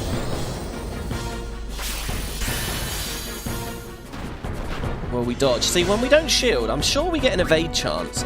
I'm sure that shielding takes our evade chance away. I'm going to double lance it, triple lance it. Actually, triple lance it isn't allowed because he's going to get an overdrive, so I do an attack.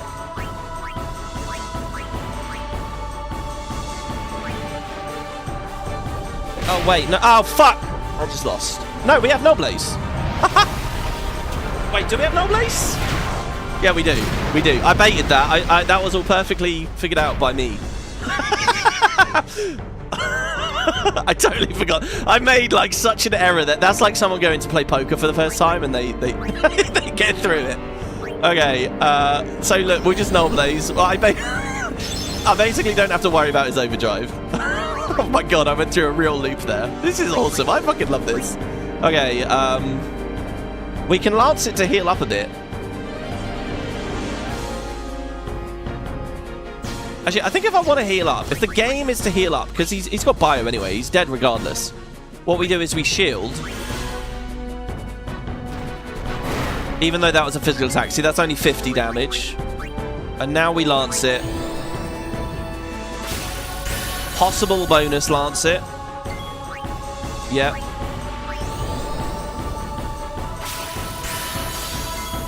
And now we shield the meteor strike. Now I wonder if this has been reduced by power break.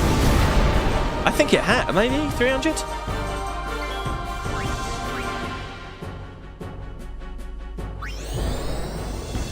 And then we lance it.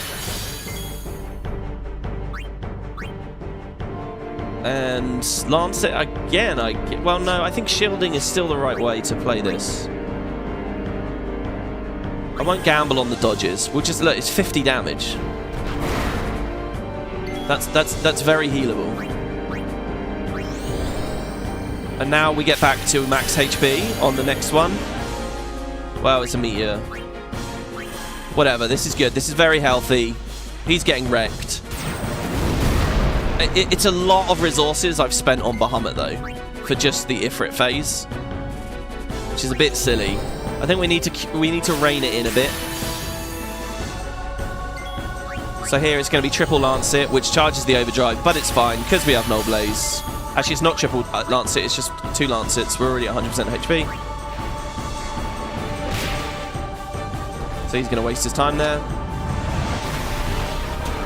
Do you even need Mega Flare for Ifrit to save it for a later fight? No, I don't need Mega Flare, but there's also no such thing as saving it for another fight. One, because Yuna gets it. Yuna will always Grand Summon, so we'll just have it. Secondly, I don't think I get to use Bahamut again.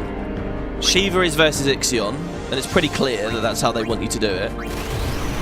And then Isaru summons Bahamut. I can't do Bahamut versus Bahamut. So this is it for Bahamut. Bahamut is only here to fight Ifrit. That's what I'm saying. So I'm saying that I probably spent too many of our distillers on round 1. There's probably a cheaper way of getting through round 1. Once we've cleared this, doesn't matter anymore.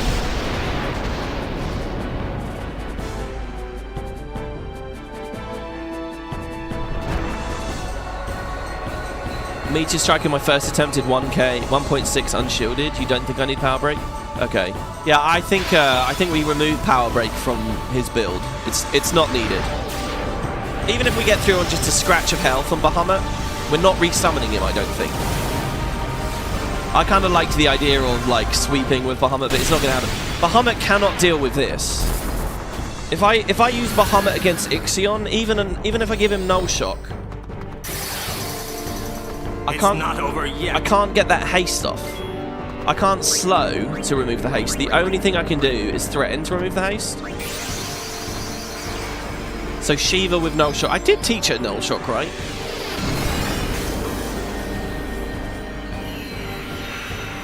Since you have Null spells, it'd probably be useful to see if you can speed up dropping your own overdrive early, since you have 3 turns. That's a good point as well, actually, yeah.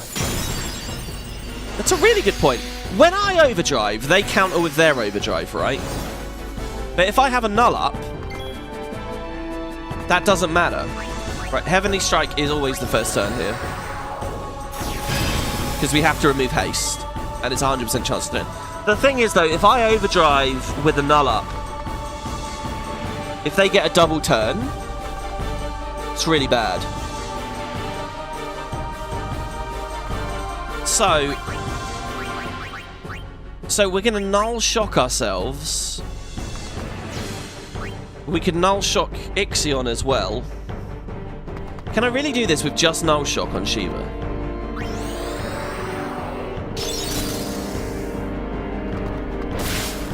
Fuck me. Okay, we need to heal. Right, does this stop Aero Spark? That's a big question. It didn't stop Meteor Strike. It doesn't stop it, guys. It's only going to stop Thor's Hammer. I think we need to invest more into Shiva. I think I can just Blizzard to heal myself here.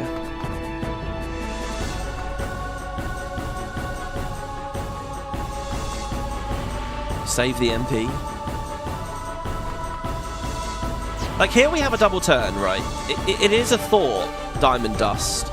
The thing is, Ixion is going to Thor's hammer and then something else immediately. That something else will probably kill me.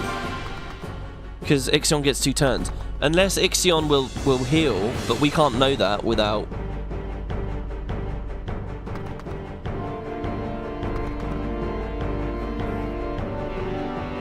Aerospark is piercing damage, not elemental. Can someone on Twitch tell WP this? I'm not on Twitch.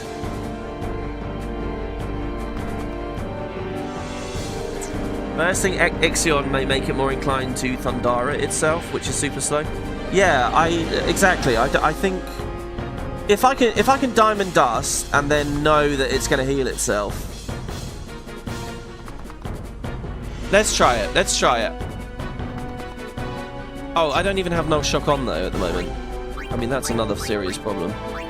Oh, fuck. Aerospark is going to take the Null Shock away. So casting Null Shock early is a bad idea too. Okay, so what we do then is we... But then it might get a triple turn. Oh, we're just going to try it. Okay, Null Shock. Diamond Dust. It doesn't get a triple turn. Okay, so the hope here is Thor's hammer counters, does nothing, and then it heals itself. But I come out on top for damage. That's the hope.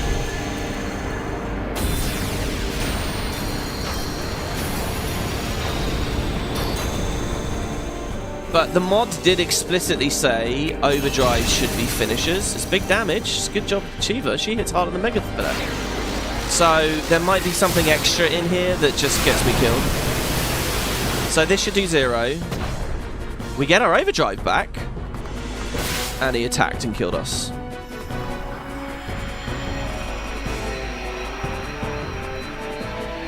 What about Power Break on Shiva so that that doesn't happen?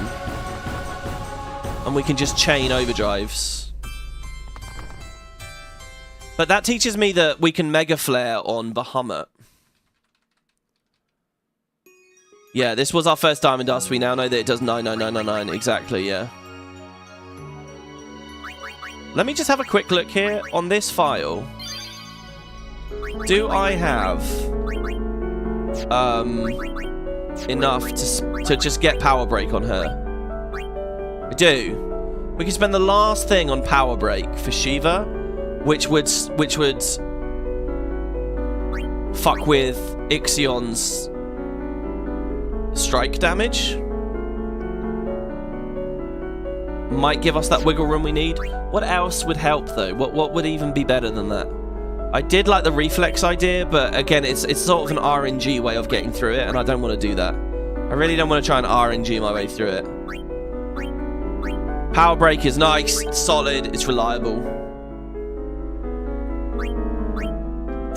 Let's try it. Now, this is still on the file that has Bahamut with Power Break, which I don't really think we need. So we do have a little bit more that we can spend. I mean, I've saved so little for Ixion here. This is a really interesting mod. Sorry, it's your first time tuning in live for ages. Hey, no worries, man. I get it. The airship. People come and go. It's not a big deal. You will. The temple. The hope is just to have a, you know, a baseline of audience that bubbles around enough. His guardians. To get a bit of advertisement revenue and all that. Forgive. You were secretly hoping I did the wrong load again. Why? The only reason I don't like doing the wrong load is because it's for you guys. It's because it would be boring to watch someone reloading the wrong thing. I'm not editing it out.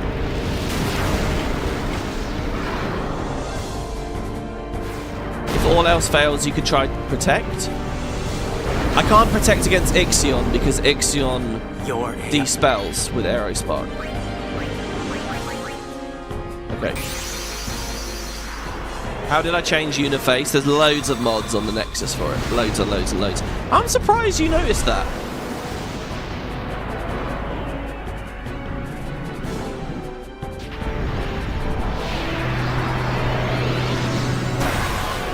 Oh, it's just for the dinosaur screech, I see.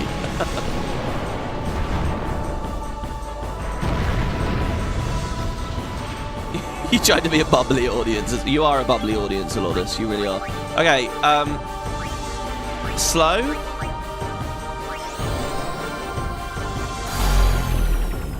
Null Blaze. Eat the Hellfire.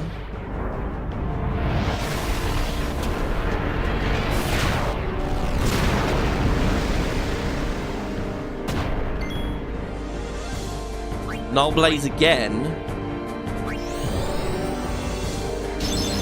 Mega Flare. He doesn't even get two goes in return.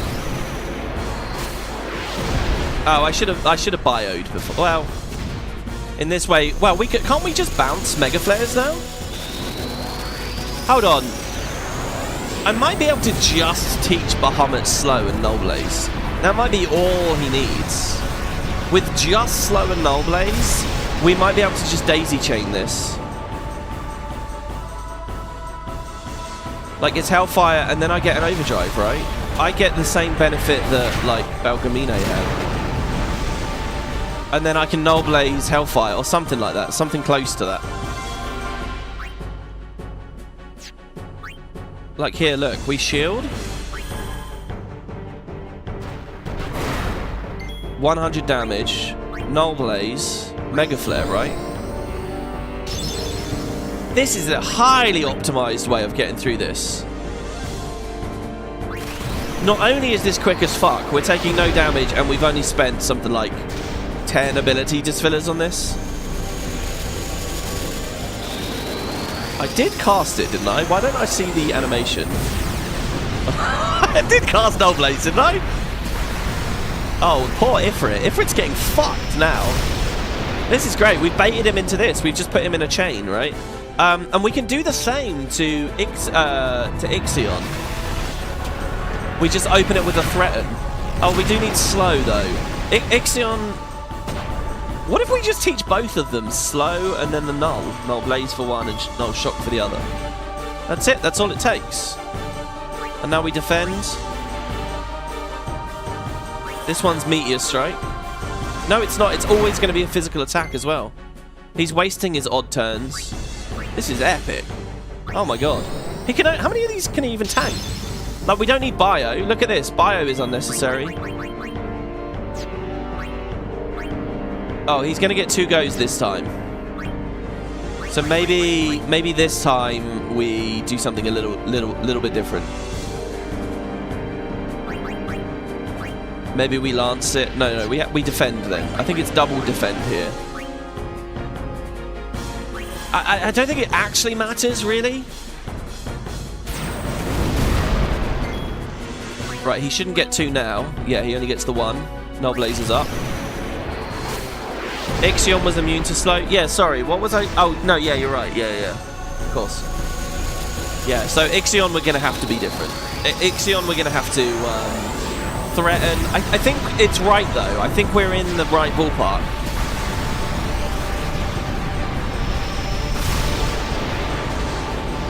I think just threaten and power break might be enough to, like, get us into that sweet spot of sustaining. I mean, we could also very simply just put bio on her. So, he's dead now, right? We just do it 2 in a row. Easy. Alright, I don't know a cleaner strat for this phase. There might be one. But in terms of number... Obviously, this is taking a bit because the animations are long. But in terms of turns, if you imagine each of these Mega Flares was just a little, like, strike with a sword. This is like over in seconds. Poor Isaru. I've figured out. I've got his number. I've become a greater summoner.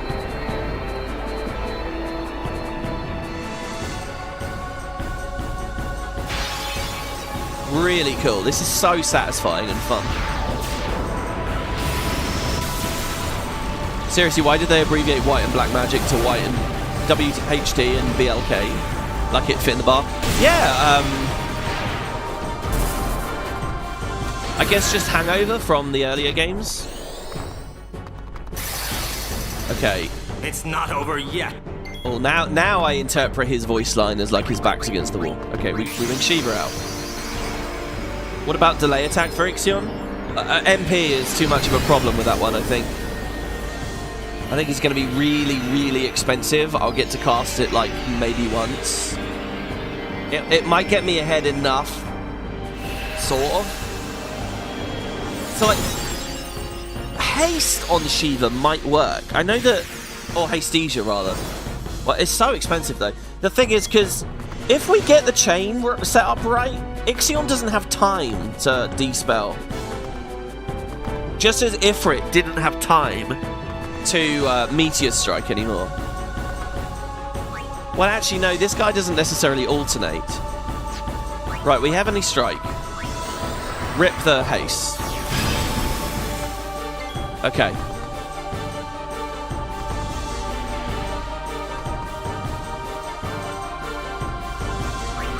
We power break straight away, I think? There's no better time for it. We're going to be trading turns, largely.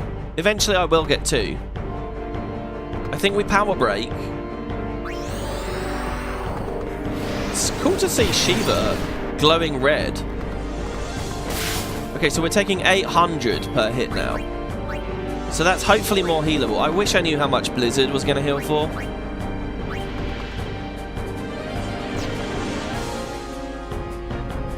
So it's Aerospark next. Aerospark doesn't hit that hard, right? Oh, well, we don't know if it's Aerospark next. Fuck.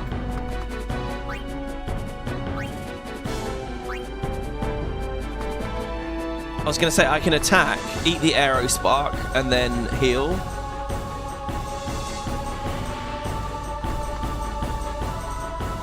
I think let's just heal. And see what Ixion does. I think it's Aerospark. Yeah, it might be alternating. See, I think we could have attacked in that turn and we would have been okay. I think I'll operate now assuming it's alternating. I need to just tank until I get 2 turns, really. So let's shield here. She does 99999 with a Heavenly Strike. So let's just shield up. Well, we don't want... Oh, man. Is it every time I shield, it heals itself? Is that the game? No. Okay, oh, you can dodge. Right, so now we've got the double turn, right? So we can... Null Shock... Hold on, what about when she just charges naturally? What if I Null Shock... Hold on. We attack. We defend.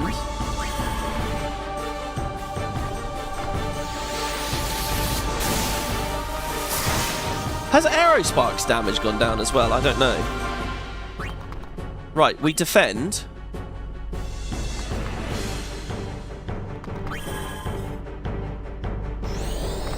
She heals. It's annoying. There's the overdrive. Right. So what I do is I Null Shock the overdrive.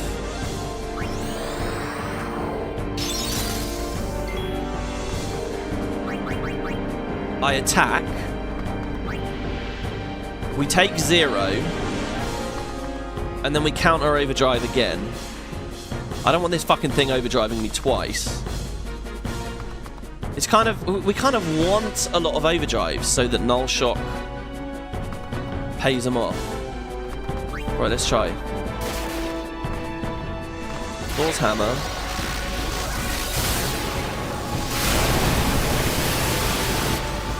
Yeah, exactly. Only needs 2. Only has 20k HP, so you only need 2. Exactly. The thing is, I can't refresh it yet. I think we shield again. Bio would be doing this, by the way. And Bio's not needed on Bahamut, so we can definitely get through this with Bio.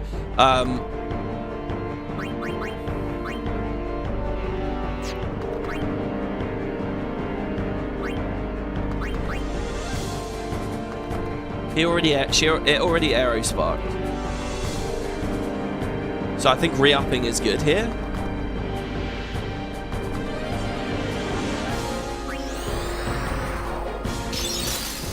I got to get the timing right.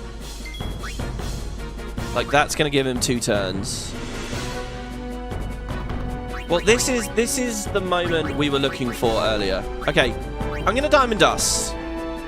Because Thor's Hammer will do 0, then he's going to attack, right? But he's power broken this time, that's the difference. And I can heal. We're definitely safe to do this time.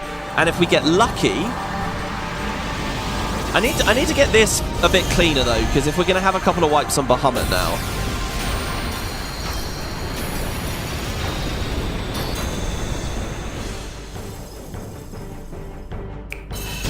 I don't want to be second-guessing myself constantly with this. So Thor's Hammer does nothing. Thank God this is a really short animation, by the way. So yeah, it looks like there's a pattern. It's attack, airy spark, self-thunder. See, we're alive. Last time we were dead at this point. Now, oh, I can just double overdrive. Ah! It's not that scary. It's not that scary. We just have to survive the one. Perfect. We can win. Okay, yeah, so because Ixion is kind of squishy. Alright, that's the Shiva phase. Well, the Ixion phase done. And now it's me on Ixion, I think.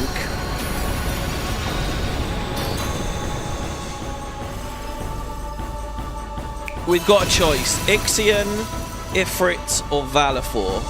And I think Ixion is the thing because it applies D-Spell. And I feel like that Bahamut's going to be buffing itself in some way. Here we go.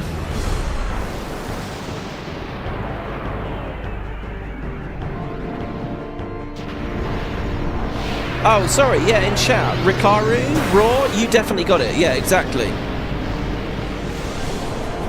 Exactly, yeah, you figured it out, Rikaru, Raw. It's definitely just get 2 in a row. And you just watch that happen, so. Alright, there you go, Mighty Guard. I fucking knew it. I knew it. I knew it, I knew it, I knew it. You pass. Okay, Ixion has to be the play here. We have to get rid of that Mighty Guard. So this is Ixion. So the mod basically sort of dictates which summon we use. But aside from that, it's our choice how we get through the rounds.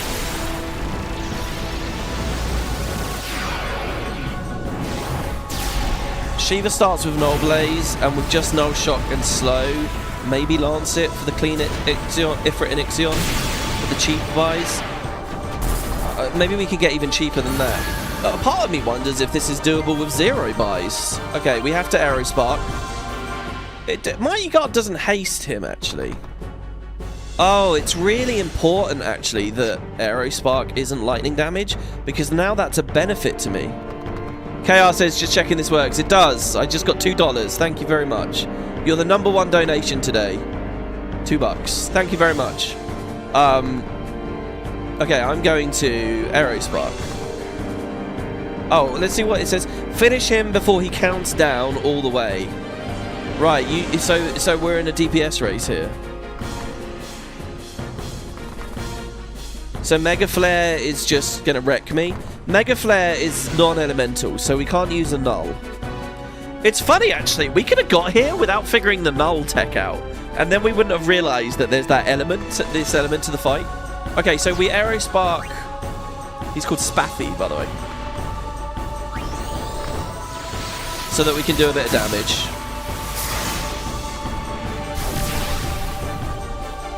Oh my god, he's using boost. Countdown 5. But that's not actual boost, is it? What I do doesn't affect anything.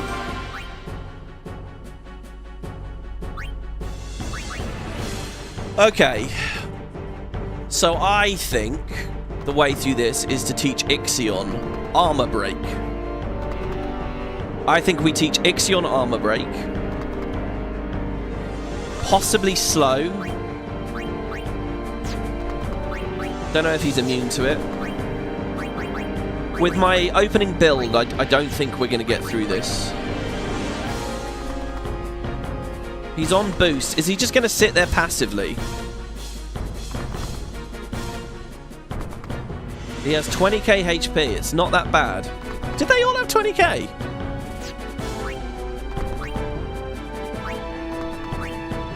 There's sort of nothing I can do. Unless that boost ends after a turn, but something tells me it won't at this point, having gone through X encounters in the mod. So what I'm going to do is I'm going to attack, and then Thor's Hammer. 3k per turn.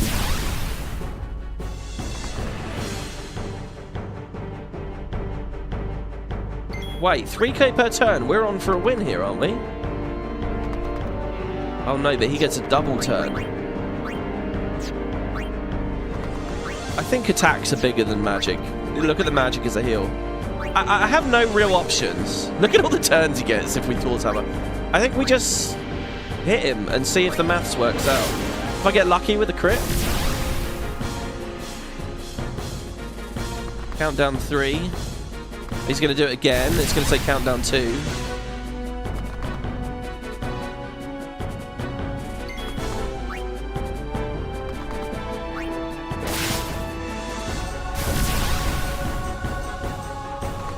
So now it says countdown 1 and he's weak. And I one attack behind. I mean, he's going to overdrive. There is no countdown 0. It has to be Thor's Hammer. Either Thor's Hammer does 99999 or we go back to the start. But this seems alright. I think if we just put Armor Break onto Ixion, we win this phase. And I think we actually have the currency for it. I don't know whether he's going to hit as hard as Shiva. Oh, we did! Nice! Okay, so look, that's really good. This was a bit like Seymour, right? It's 3 phases, but here, instead of getting instantly wrecked by Bahamut, like, it's kind of a free phase. Oh, and it's so satisfying. Oh my god, we made it! Sorry, Isaru, you haven't learned the ways of Bahamut like we have. Oh, has it crashed? No? Stay away. Stay away from the summoner! Oh my god, that was so cool. That was awesome. GG!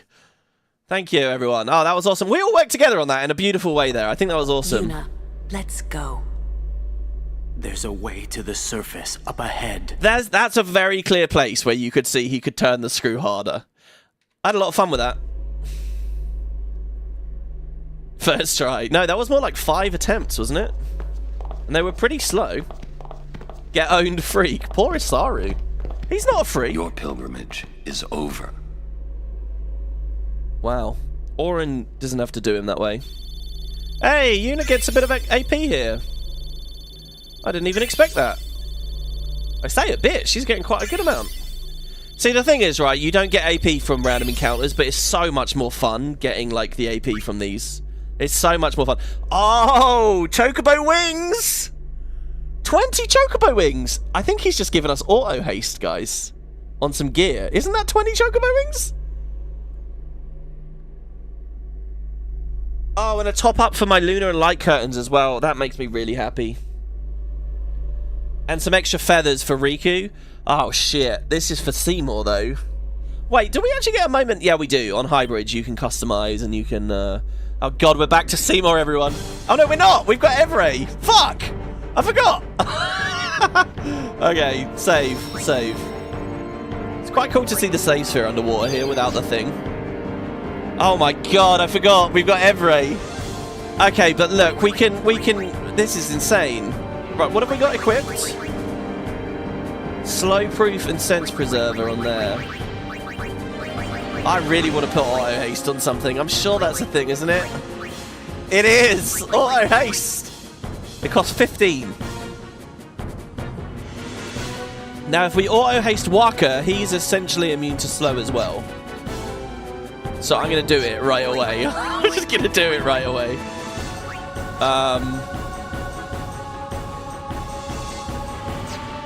Sorry, I was on the wrong thing there. Yeah, he's not even got any auto abilities on his stuff at the moment.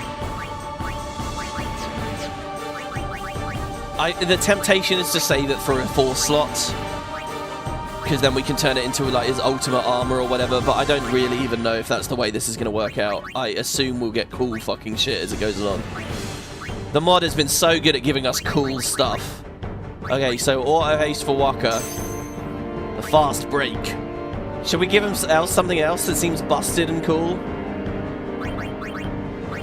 If we gave him auto meds, it would be 400 heals per tick. Sorry, not auto med, auto potion.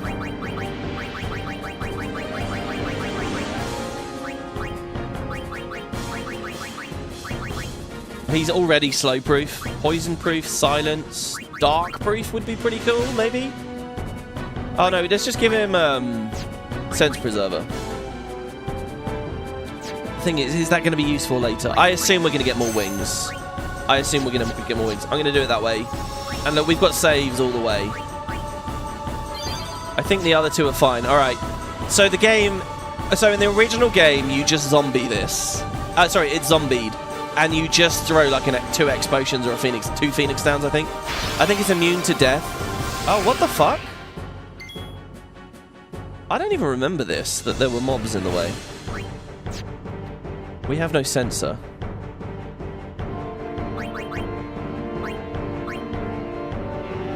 There's no swapping, so slow probably isn't that important. Oh, this is pretty scary. It's less scary with Waka here. Waka has like the dark touch thing. I think I'm gonna dark buster the octopus. It'll last 3 turns because of the ball. It did hit it. Haste Riku.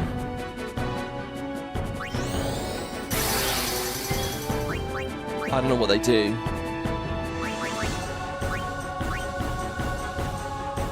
Silence grenade.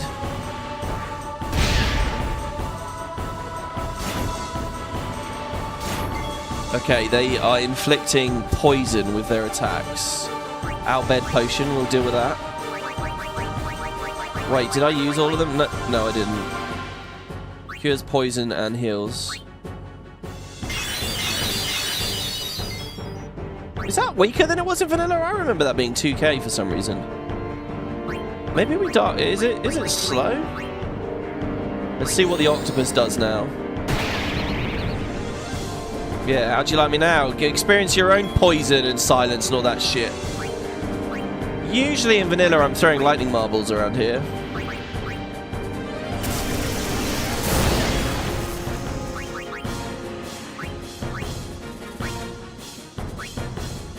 The whole delay attack thing ain't great until later. Let's see how much Tidus does. 2k.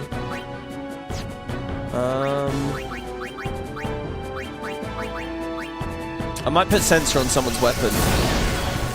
Scary not seeing what they do. Okay, I'm gonna go for just a regular attack. There's no point, it's fine. Okay, they're all darkened. We should be okay, I think. It's funny, I could put... Oh yeah, we got to put counter-attack on someone as well. The thing is, Tidus, the Brotherhood is so cool, I kind of don't want to... like, put other gear on it. Waka with counter-attack and auto-haste. Oh my god. Oh, we could give him like a crazy stat thing. Oh my god, look at all the turns we've got. We can turn this into delay attack if we need it to. If we need to. She can try and poison with that. Here, I'm going to do 1 delay attack so that she can copycat.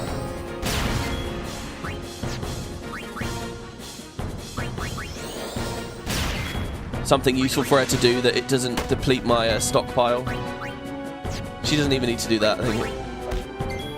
We'll wait until we see it's going to get a turn before we do anything. So here, I think it's armored. Like, it's got that, like, dull sound effect on it.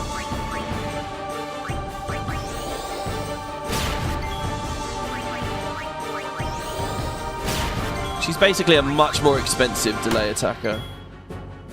Oh god, I'm going to start throwing the marbles again.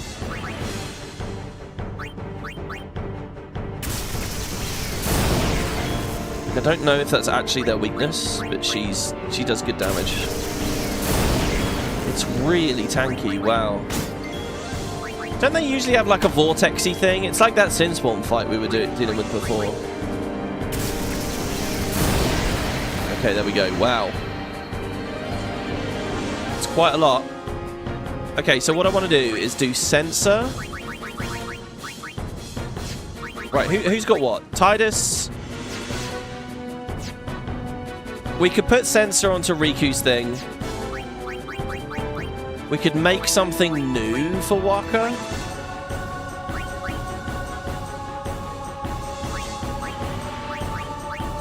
He doesn't really have anything. The closest we could do is the water ball. What about Titus? Have you got some SOS Null Frost on a weapon? It's crazy. I would love to do slow touch plus counterattack. I think I'm going to put counterattack on his Baroque sword. So, Riku... Just going to have to scroll to see. I mean, we could sort the inventory. So there's the Baroque sword. I don't know what Evre is actually weak to. So let's just do counterattack. And then let's do... Oh, we can do initiative with the Chocobo wings as well. So he can... So that raises our party's chance for a preemptive strike. Or first strike just straight up. I think I'll just stay on the Brotherhood and weapon swap. Or maybe we need it though. Maybe it's like a guaranteed ambush type thing. Maybe he has defense? I don't know. Well, anyway, I'll leave that open. And then Riku, I'm going to put sensor on. With the map.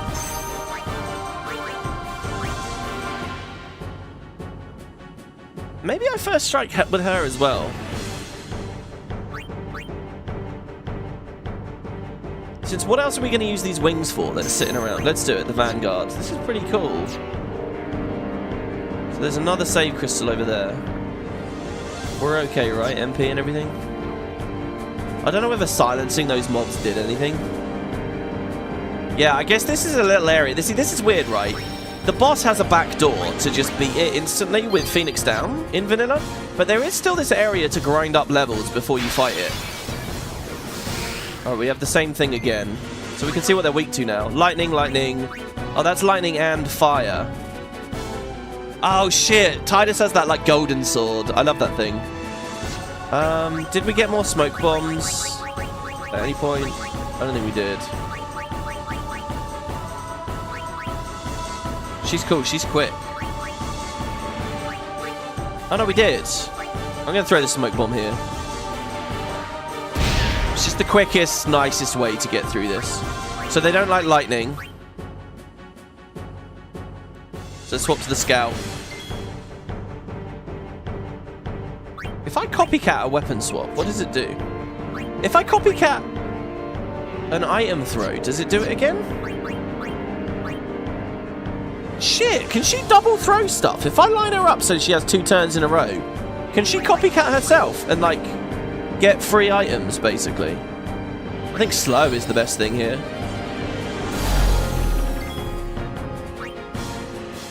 Wow, no, slowing the middle one, maybe. Okay, now Waka can start hitting. Who's lowest? The one I slowed. That's annoying. Whatever. Let's do this one. Nice 2k. So Titus.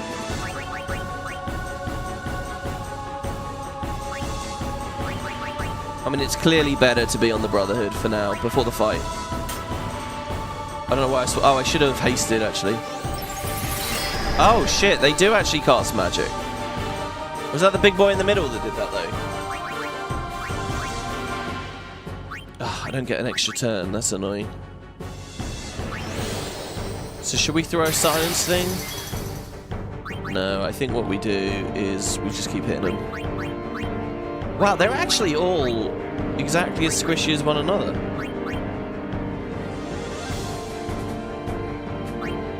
Okay, I'm gonna go with the silence. That was scary. It was quite a lot of damage.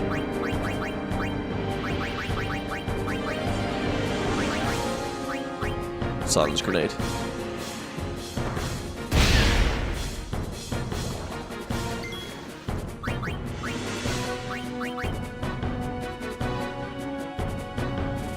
monster B goes next. It's the big one.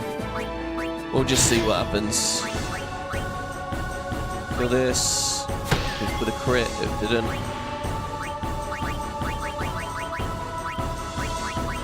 Blinding marble won't be enough. Meh, whatever. We'll just throw. What else is she gonna do? Okay, I think this thing will just meekly come in and miss. Yeah, same as before. Okay, best damage optimization here is them hitting this thing, so that Riku, who does the least, now that everyone's elementally set up properly, Riku can throw over on that. Oh, you know what? It's really satisfying. You know when you play like League, you get like accustomed, you get trained to enjoy the sound of like getting the gold as you hit things. The sound of fiends dying is doing that for me now. I'm like, ooh. Like seeing the fireflies come out, I'm getting that association where I'm getting like really, really giddy about it. Okay, this thing is absolutely not getting a go now. Okay, and we win.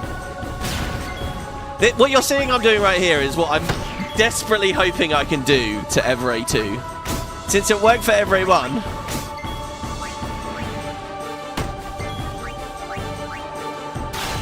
Oh, I just spent 28 MP on a regular attack there.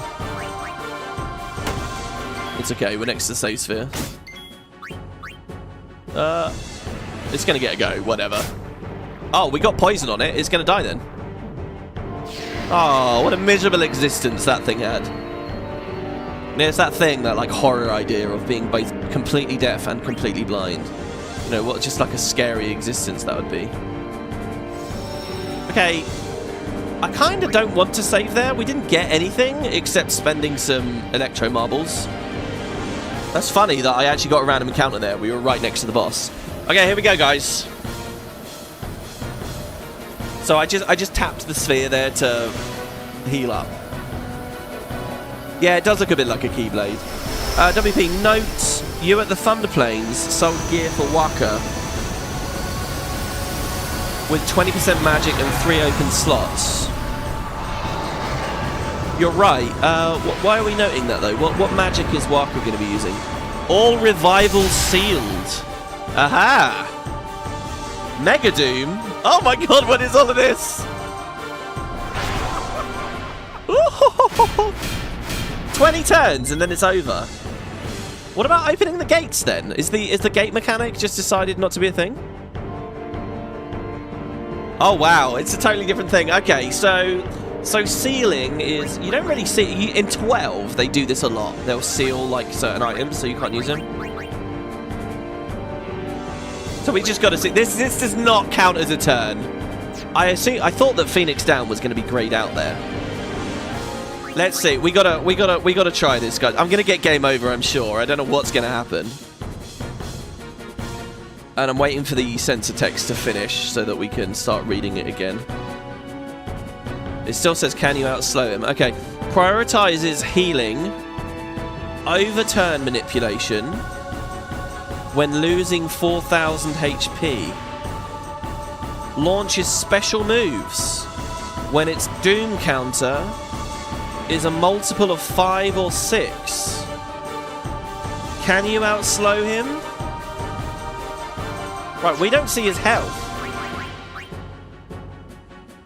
Oh, okay. He's doomed as well. So the game is to have him die before us.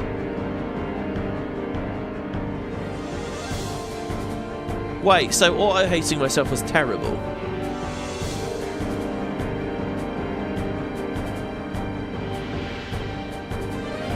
We're trying to give him 20 turns before we take 20 turns. Am I right? And when he gets to 5 or 6, any multiple of 5 or 6. So this first turn will be something special, because it's a multiple of 5. Then on 18 it will be something special. 15 it will be something special. 12 it will be something special. 10 it will be something special. Oh my god, man. It's a lot.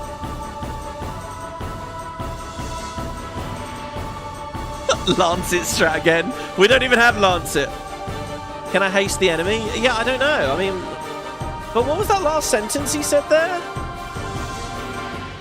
It's funny. I could have taught myself scan with the white magic sphere.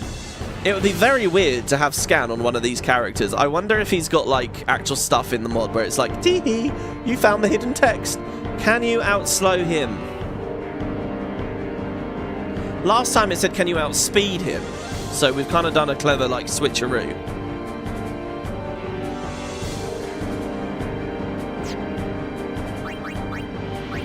I can't even slow myself with this gear on.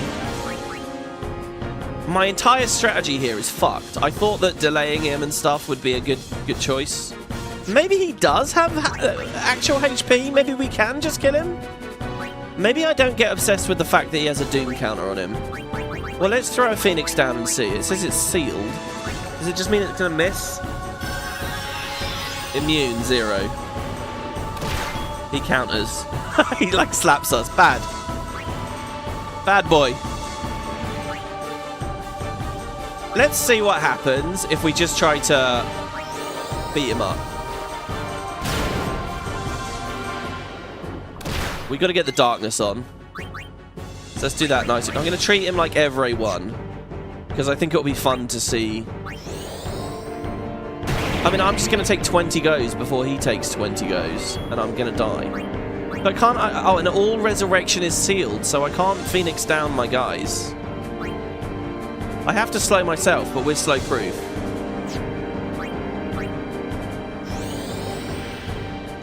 I bet he's got like hundreds of thousands of health.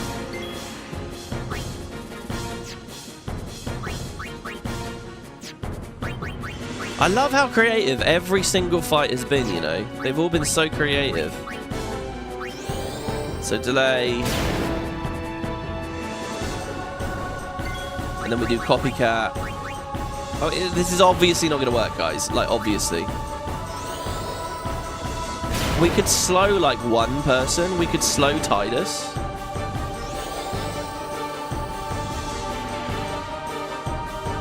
Did he just hastige at us? This is great. He's turned it around. Okay, I'm going to slow myself again. Wait, who's immune? Oh, fuck, no, we have to... Oh, we're all immune. I'm just dead. We're all immune to slow. I need to haste him. Alright, we'll just kill ourselves. We'll just build an insane delay combo. Oh, fuck. What? Oh, yeah, no, he just hit me through the... Maybe we cast a couple of lucks in there.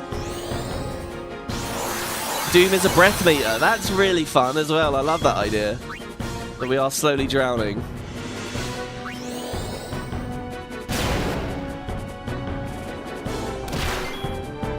So let's think here then. Right. He's going to be really quick. We're really slow. What does he do? Do you understand what I mean? Like, what does he...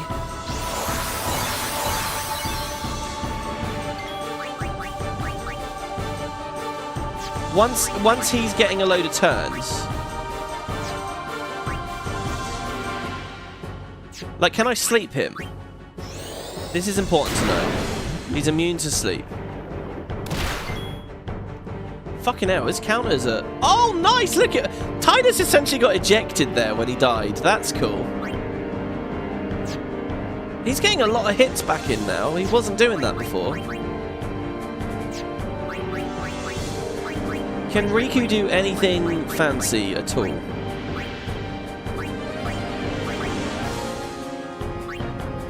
We have to just, like, haste. Riku can put protection on the whole team. Right, I'm just going to attack here because... Well, we can try to figure out his elemental... No, there you go, she's dead.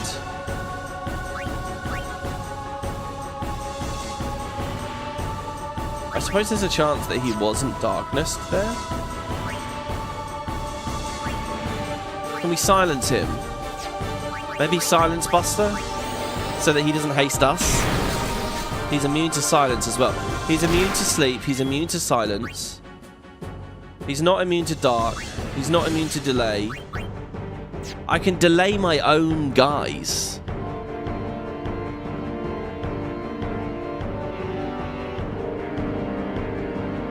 That's an idea, isn't it? What if we put slow on someone and delay our own guy? But we have 2 fast people? I don't know. Just let's see how much damage Drain is doing. Oh yeah, Walker's underwater offensive magic animation. Okay. Right, well, we have to swap everything here.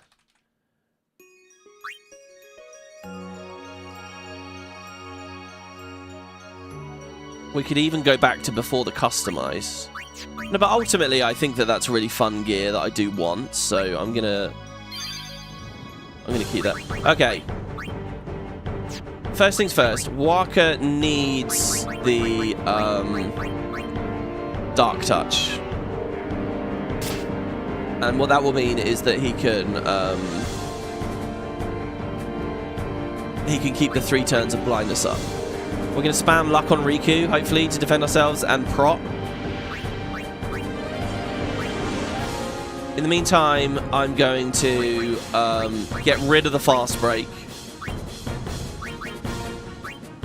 I guess the danger arm guard might be... I don't know. He doesn't do any elements. Just go red arm guard for now. Tidus counter-attacking kind of is cool, I guess. But it's probably better to gamble for... I mean, no, nothing matters. The only thing that matters is getting slowed down. Silence proof, maybe?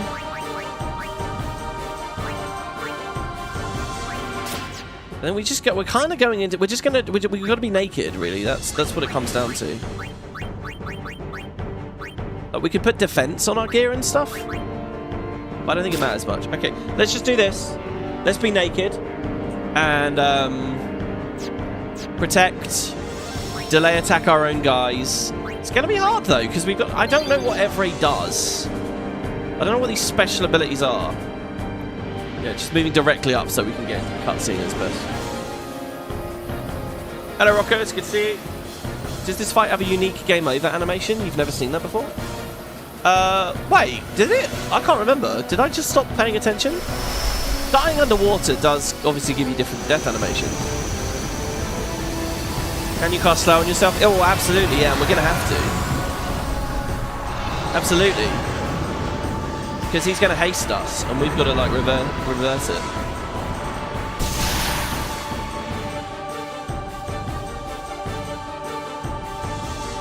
So, attacking him is just a bad idea, because it's going to bait counters. So... almost nothing we do will be attacking. Almost everything we do is slowing ourselves down. Now, I taught Riku slow, which is pretty good. We want to slow and then press triangle a bunch, really. Now, she's kind of a great healer because of our med potions. I don't know who to prioritize slowing.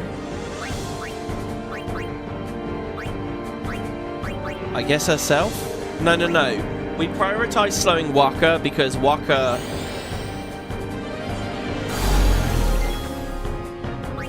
can't cast it.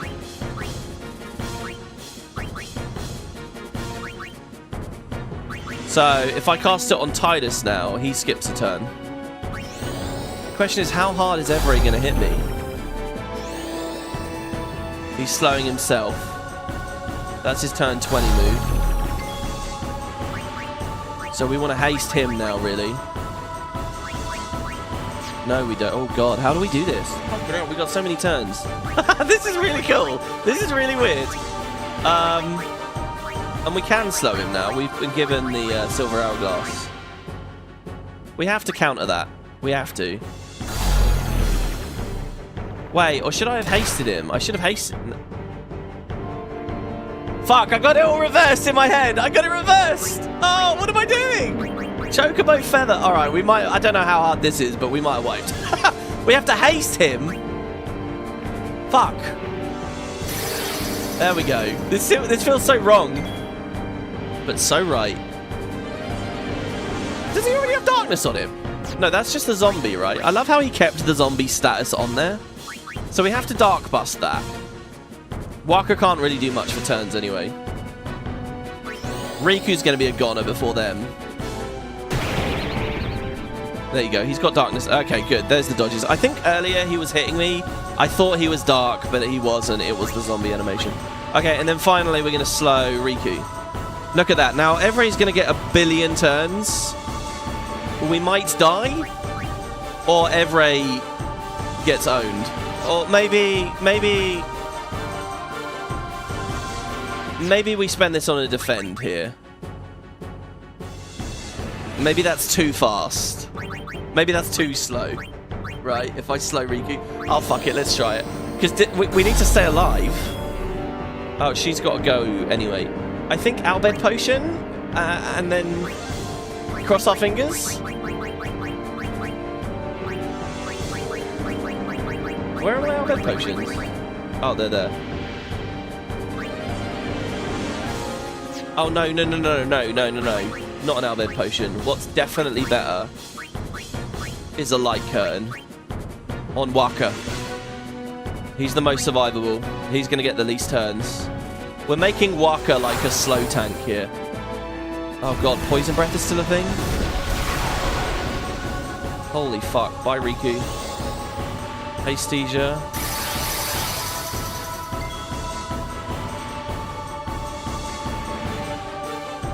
Poison isn't too scary.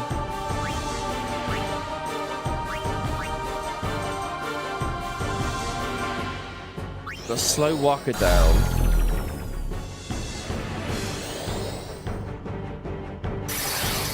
Oh, he's hasted Waka. Oh, I need to. Oh fuck! I'm so confused. I'm so confused. No, this is right. He's on turn 16. Okay. Oh look, there's another thing to this round. All I need to do is make sure he's on a lower turn than me. I can just generally stay level with him. And then at the end, like, delay attack my own guys or something. We need Waka to be slow. And the stupid dickhead, can we delay attack ourselves? He's gonna kill himself if he does that though. I need to spend something on like a big turn delay. Drain would give me some health back, so I feel like that's okay. I really need you to slow down, Waka. Looks like something big. Overdrives are big.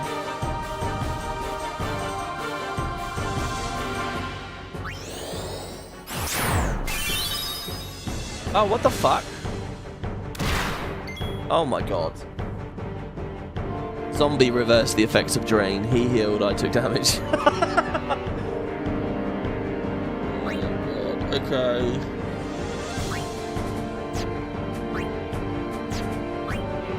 Tidus just needs to... I mean, we're dead, I think. Can you dodge? Oh my god, he still does stuff.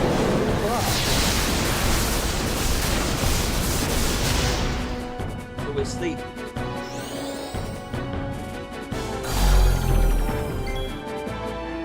We're awake again, because we're immune to the... But we...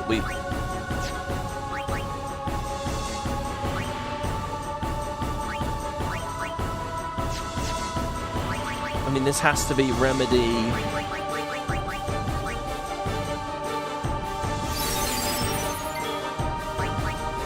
Slow on heal, maybe. There's something fancy I can do with the mixes, maybe? Like I could entrust to Riku at some point in this fight.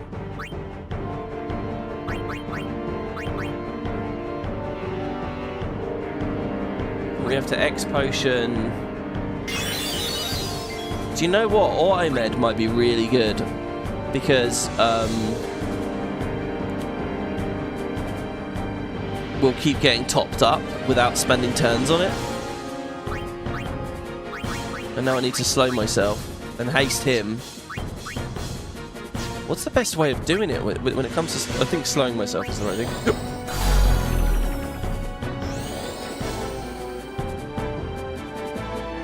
Hasting me. Slowing myself.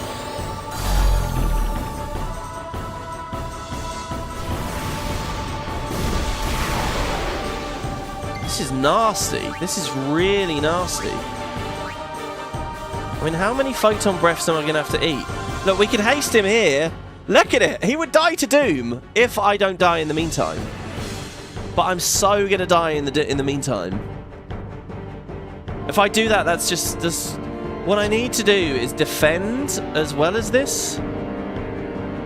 Also, I wonder if shell reduces poison breath. I think we need to do a bit more setup. It looks like you can really spike his turns. You can really spike him up. So what I think we do is we have like more of a buff phase. We relax a little bit early, and even if we're like on 5 turns left and he's on like 15, it doesn't matter. We prepare our mega slow tank. The question is there an element attached to the poison thing as well? Like maybe I can null it? I doubt that that's a thing. For now, I think eating 2 of his abilities is probably okay. I'm going to defend. Oh, fuck, I'm poisoned, though. It's like there, he's hasting me again. Oh, no, so you're never going to spike his turns up in the way that I just described.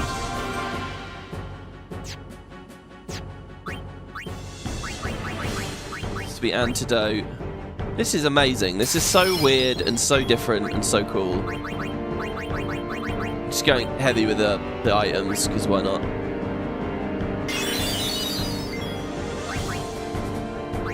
And slow myself. I think maybe we keep 2 fast characters and then 1 slow, but there will come to a point where...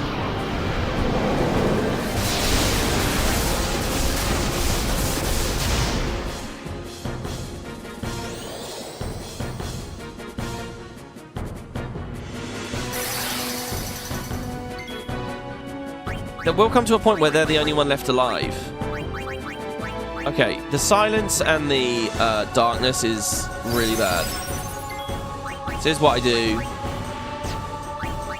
We're going to put Sense Preserver on everyone, at the very least. We will try sleep and poison proof wherever we can.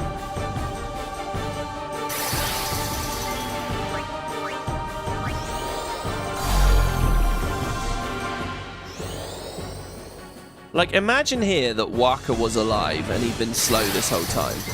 Waka's turns would be alright. Now we're out of MP. So it's going to be like an ether.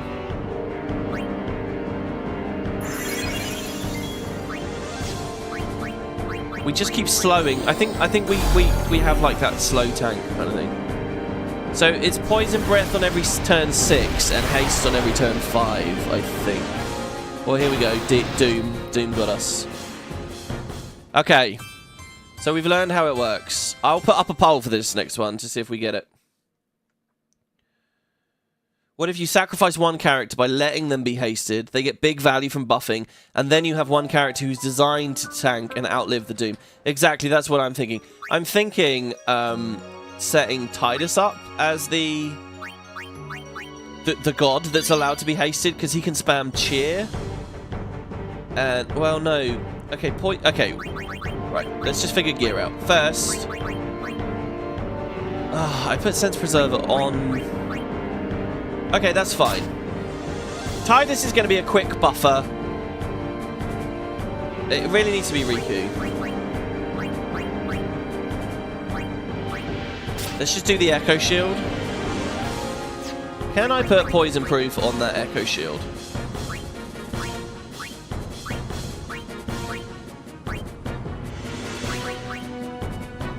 I have Ice Proof, Poison Proof. See, what if it's an element? What if it's like Water Element and I just put Waterproof on everyone and we're fine? I'm going to put Poison Proof on there. He's going to get Darkness, but it's fine. So he's going to have that defending shield. He won't get silenced, so he can always use turn manipulation-y things. He's going to stay on the half MP cost. Now, and I put that on... Oh, dude, I made such a wrong decision here. Everything I did with the customization was just fucked. It was just the wrong choice. Oh, well, no, hold on. There, that's Kamari.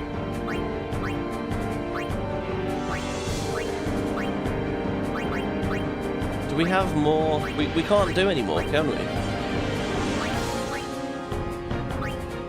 We can't do any more. It's highly annoying for Walker. But Walker maybe is just going to be sitting there, but the poison proof is the really important thing. Oh, I got an idea. Poison proof and auto med on Walker. Or auto regen. Poison proof. Auto regen.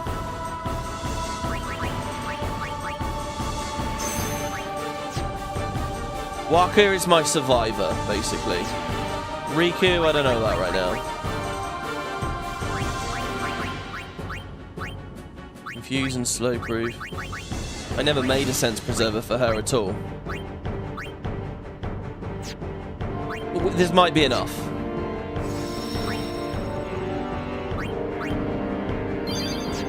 It might be enough.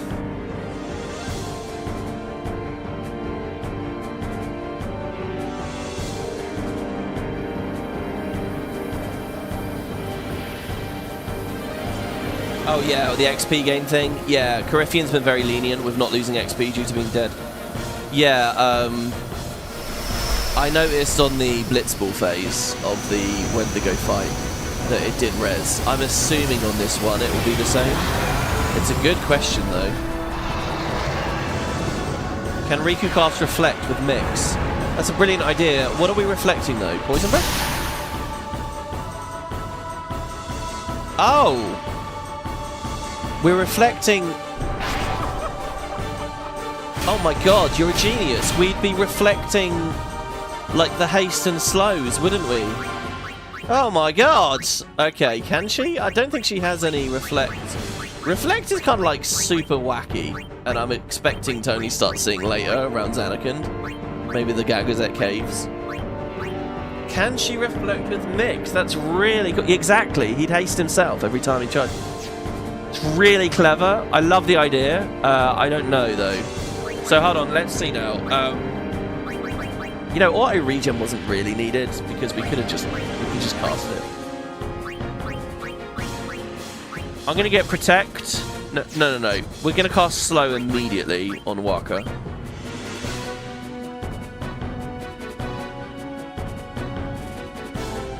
Walker is basically just going to be a statue. No. I think I give him a turn to defend. And then we tank him up. You ready to be tanky, Walker? Auto Med would probably be better on him. Right, cast Protect. I don't actually know if Protect is necessary. Let's do Shell on him.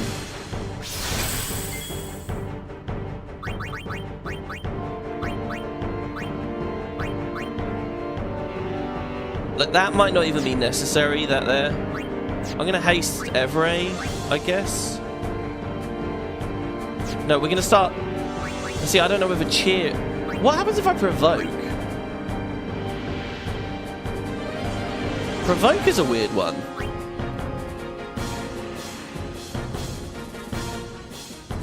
Let's try a provoke. I don't know what Everay's going to do. Immune, maybe? Immune. It's immune to provoke. We get punched for our troubles. Now we're like Kern.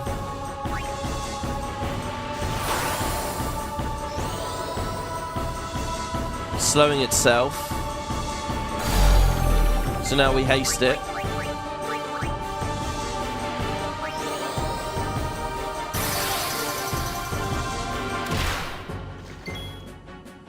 Okay, and Walker's first and hopefully only move for a long time is to defend. That's it. And now we slow him down.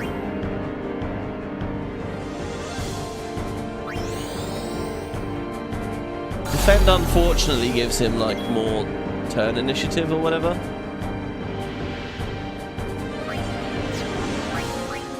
Now we heal, I think. Fuck it, I'll X potion.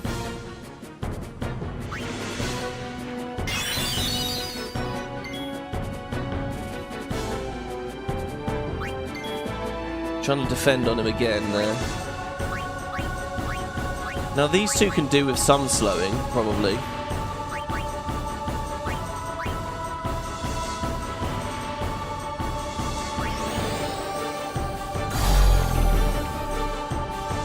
Okay, so there's Poison Breath. Albed Potion will deal with this.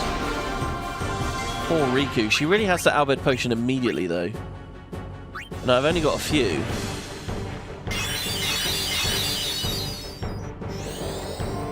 That's what we would reflect, if it's possible. I need to change Riku's overdrive mode. She's not charging for some reason. If she was, in 2 Poison Breaths, she'd have Mix. We've all been hasted. I think we slow Waka. Did Waka take less from the Poison Breath? I didn't see. Slow Tidus. No, he's immune, isn't it? Isn't he stuck now, hasted? Wasn't that a thing? Actually, do you know what? I'm going to Dark Buster because I need to do something on him that makes him not have a turn. I think Poison Breath wasn't actually like... I don't think it's a physical hit that's... I don't think it's helping that he's defending. Like, just have him dodge. And I'm going to try this here because I think this is going to be a lot of boss turns. I think I'm immune to it though, aren't I? No. Okay, we got this up. He's hasting Waka. He knows. He knows Waka is on to survive. See, Waka is actually ahead right now. Waka's 2 turns ahead. So I can just...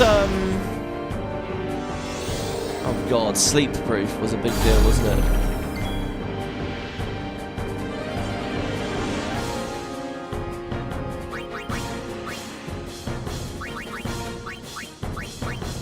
I don't really want to item with him or anything.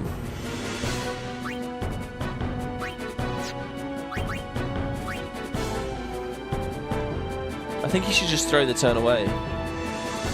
We're not poisoned.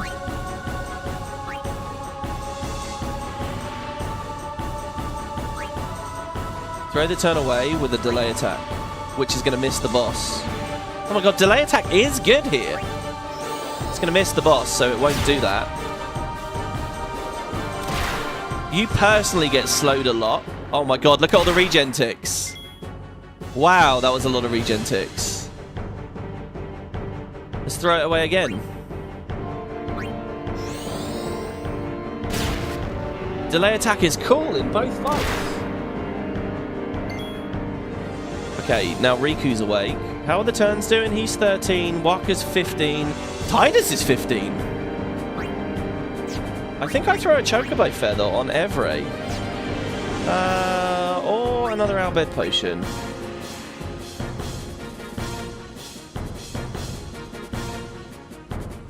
No, let's hold that because he's probably going to poison in a second. Let's throw a Chocobo Feather on Evray. If I was counting the Doom turns a bit better, I think I'd know this a bit better. I think it's Poison Breath here on 13. Well, no, actually. Oh, it's just a regular attack sometimes. 13's not a special turn. Let's throw away a delay attack.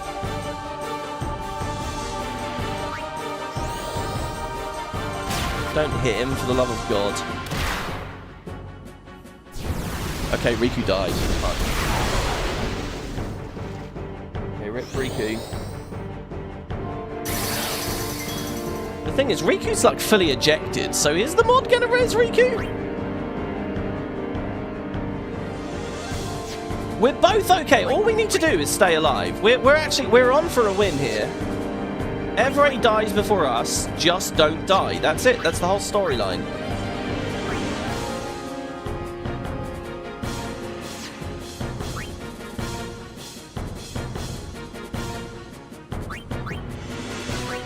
I'm gonna slow Waka.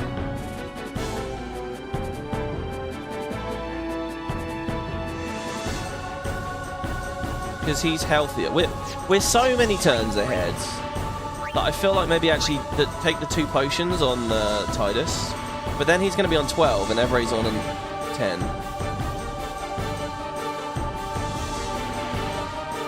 I think just the one potion. Oh, wait, I'm not zombied, am I? No, okay, good.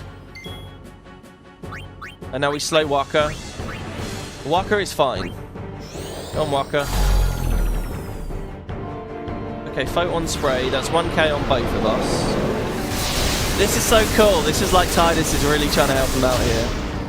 So we're asleep. We're not poisoned. Aesthesia. How are the turns doing that now? 9, 12, and 13.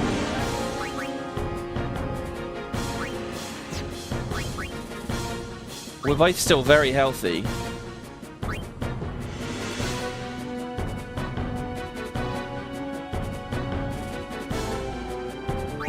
Best thing I can do on Walker is again... Oh, perfect. Perfect with the dodge there. And slow him down again. We're 100% safe here right now. Poison Breath ain't gonna kill us. Okay, he's slowing himself. That's scary. We're gonna counter that straight away with a haste on Evray. Without a shadow of a doubt, that's got to be the play.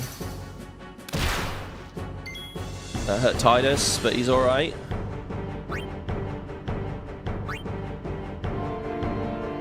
Tidus is going to get 3 goes.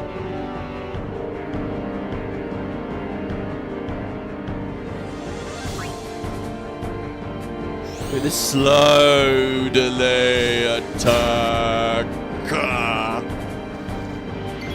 Epic. Okay, and now we slow ourselves. It's a lot of boss turns. Maybe we heal ourselves first. Waka is still 100% health. The regen is just amazing on him. Okay, I potion myself, now I slow myself. Look at the turns here. Look at how crazy this is. Either, look at it, either Tidus gets 1 billion or the boss gets 1 billion. I'm going to give the boss 1 billion. Obviously, haste will be 1, so it sort of breaks the pattern pretty quick, but... This is so good. The poison proof and the silence proof for Tidus, just allowing him to always respond. Oh my god, a double photon spray. Oh, sorry, no, one was poison breath and then this was this one. So Tidus being asleep here is a bit scary. Also scary. Oh my god, Evray's nearly dead. 3 turns. 3 turns for Evray, 11 for Waka. I think Waka actually potions Tidus. Coryphean says there are no reflect mixes. Ah, I see, okay, sorry, yeah, I'm not looking at chat too clearly here. Requiring all of my brain power. Alright, we're out of MP. It's okay though, you can pass Waka. No, not like that though, dude. There you go, Evray's down to 2. Fucking hell, wake up, Tidus. Wake up. It's a shame Riku's dead. Haste him. Oh my god, the ether. Fuck me, Waka's actually getting down there now.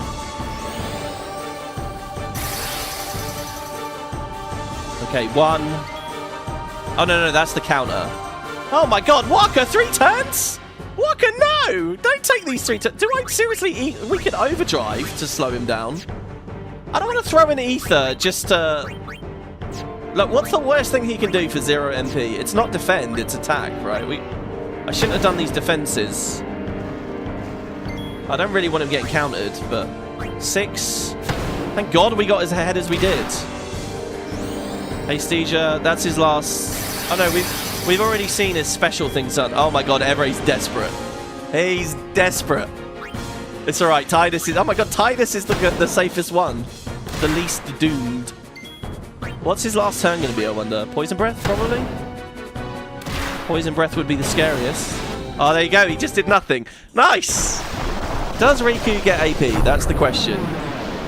Oh, nice. Some of you guys are using the little, like, emote-y smiley faces thing. I like it when I look over and I see people are fucking about with that. Oh, brilliant. So, we didn't use... So, in neither Evray fights did we use, like, the vanilla mechanics. So, like, the doors down here or the airship. So, no AP earned at all in that fight. That's how he's solved that. That's just not an AP battle. That probably helps him to balance for the others.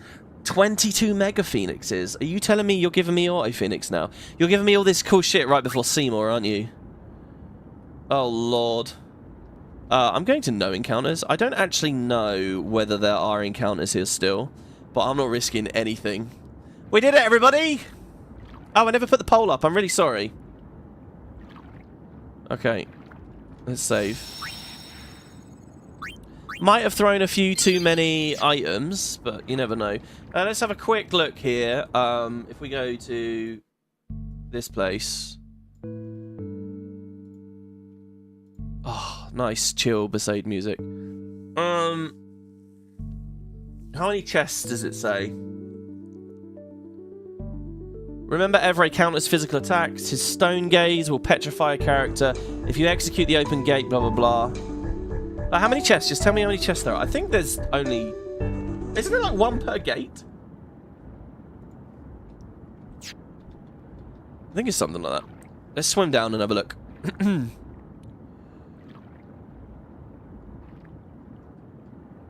There are a lot of bosses here at the end, so not getting AP on one is probably fine. Well, if you make that comment in terms of you don't want the characters to get power crept, that's not really a big deal since he controls the balance of everything, right? So we get the rematch. Evade and counter for Waka. Nice. And synergy with his blind playstyle. I'm going to equip it straight away. Well, actually, it's more of a swap on, right? You use the blind pass to apply a long-term blind, and then you swap to the rematch afterwards.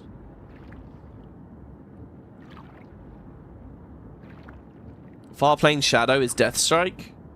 Well, even in vanilla? Wait. We got some Farplane Shadows. It's probably Death Proof, actually, which is probably the thing that we care more about. Death Proof, yeah. 3 on 3 people. I'm thinking Seymour's going to cast Death on us. Do we really get Death Strike? No, he's removed Death Strike. Okay. that would have been very interesting. Death, I believe I've read on the documentation. Oh, that's so weird, by the way. We can actually get to, like, Yuna and see how many sphere levels she has through this UI right now, even though we can't ordinarily get to her. Be interesting if I could hit one of the, like, shoulder buttons to swap to her now and get to her on the sphere grid. Because she's not in the party, but I can see she has 4 sphere levels. Okay, 3 more ethers, very handy. Yeah, I read on the documentation, I think you sort of make a decision with Lulu on the sphere grid. Do you want to go for double cast? Do you want to go for death? Do you want to go for Ultima? I don't know. Like that guy whose screenshots I posted of like his experiences with the various boss battles. He was showing, like he noted, oh, I did this with Lulu, I did that with Lulu. So I'm guessing death is held off for a bit later. If you give death too early, then getting death strike on weapon already, it would kind of feel bad for actually earning it on Lulu. I guess Lulu gets it first, probably, then you can get it on weapons. What's quite interesting is in the vanilla game, Death Strike or Death Touch or whatever, when it procs, it means you get 0 AP, right? But you're getting 0 AP anyway in this, so it's a much more exciting thing to use, because the usual caveat is not there. So I'm looking forward to using Death. I think I probably will go for Death on her grid. I don't know when we get that decision or how that's going to work out. Right, I think I got all the chests.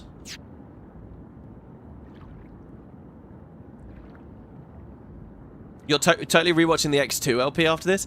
I mean, that would be cool. If you do, drop some comments. I'd love to hear. Uni! X2 is obviously very different. Hey, we're all together. We all made it out the front. You're all right? This is an epic scene here. We were so worried. It's good to have you back. Thank you. Uh-oh,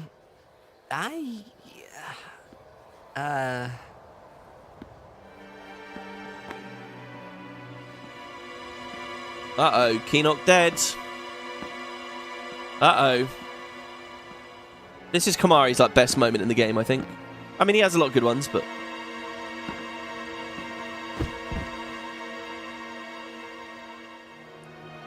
Rip Keenock.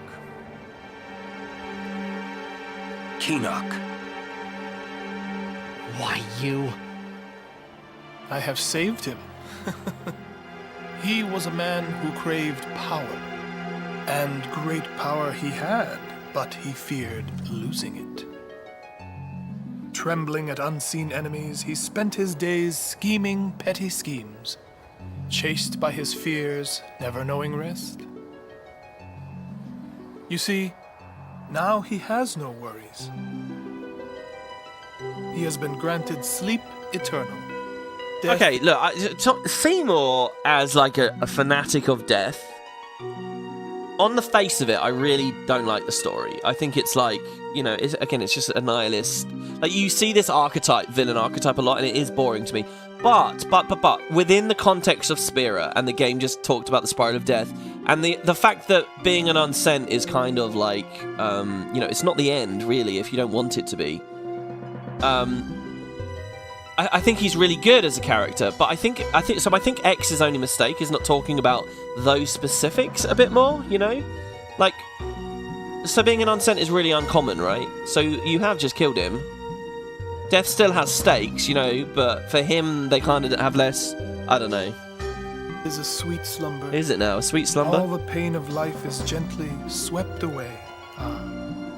Yes. Is that how you feel now? So you see, if all life were to end in Spira, all suffering would end. Don't you see?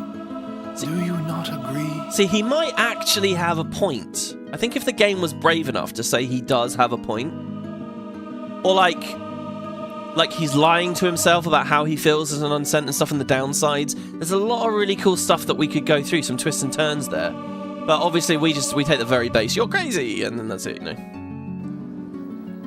That, Yuna, is why I need you. Come, Lady Yuna. Come with me to Zanarkand, the lost city of the dead. With death on our side, we will save Spira, and for this, I will take from you your strength, Yuna, your life, and become the next Sin. I will destroy Spira. I will save it. You're totally nuts! Yeah! Fuck him up, Kumari.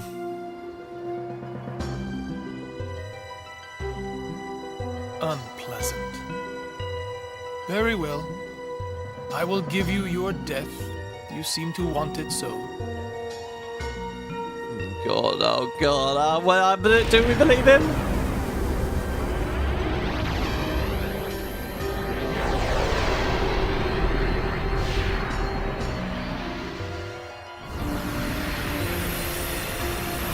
No, guys. If it really is a conflictless, peaceful, relaxed experience, and you get to still be on Spira, being dead in air quotes, like death is. We think of death as a thing in the real world, but within Spira, it's a very different thing, you know. And if he's genuinely telling the truth about that, I think he kind of does have a point, you know. Spira is a magical world with very different rules, you know, and they could have lent into it. This is some crazy anime shit here. Run! Protect you now! Oh, Kumari! Go! No way! I'm fighting! I said go! Dude, there's quite a comical gulp noise there from Tidus. Fuck. This is what a Guardian is supposed to do. Goodbye, Kumari. I'll miss you. I won't leave Kumari behind. He's a Guardian. Protecting you is everything. Oren! Like, poor Yuna here. Remember, she grew up with Kumari. Kumari carried her as a little girl across the world to Besaid. He has been the #1 defender, and now she's just asked to let him run away and die. Like, fuck, no, she's not going to do that. That's right. We're all Guardians. Yeah, and you know what that means? Yuna, anywhere you go, I'll follow. Anywhere I go? Yeah, anywhere. Well then, let's go. See, and Tidus is... Kumari, leave some for us. Tidus is so refreshing in this, because it's so sad. The whole world is like so fucked up, and then you just get this idiot kid who just like naively runs into danger. I'll go too. Look, these are the adults. The adults are like, this was not the right thing to do. What are these morons doing? But his naive optimism rubs off on everyone, and, you know, Even Lulu's like... yeah, see, and he ends up laughing and going for it. He's great. Tidus, like, people say, oh, he sucks. Like, people don't like him as a protagonist. But I think he works really well in this story. Okay.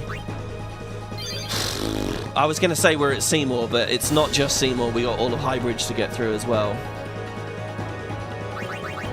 And more equipment and things to change. Let's get his light thing back on. We weren't going to use the counterattack just yet anyway. She's still alright. Jesus, Walker's got some fucking busted gear now. Man, I should have put auto haste on someone else though. For random encounters, auto hasted Walker is great because he's going to be able to stat all the random things and we'll be able to get ahead. For bosses, probably auto haste on like Lulu or Auron is best. From where I'm sitting. I cannot remember what Vanilla Seymour does. I remember putting poison on him. I remember he has magic. He does more like multicasted spells. Silent. We'll keep this Tacit Blade. Probably a Mighty Guard coming. I'm really excited to dispel it with Ixion. It's a one-phase fight, so I'm quite excited. See, Lulu's a bit weird here. SOS Overdrive, is that really going to help? I'll give her Silence Proof. Oh, no. The Sense Preserver is already Silence Proof. I wonder what other new auto abilities we'll see. Yuna finally gets to spend her time on the grid. Welcome back, Yuna. Haven't seen you since Marcolania. We've kind of gone a bit crazy here, haven't we, huh? This is like that moment in it, like, you know, like a cheesy movie, you have the record scratch. So I suppose you're wondering how we got here. Oh, I maybe should have set Kamari up just right, by the way, because we can't fuck with Kamari now. Hello, Owaka. You got anything good? You're quite popular these days, eh? Yeah. Anything you want, I've got it. Free?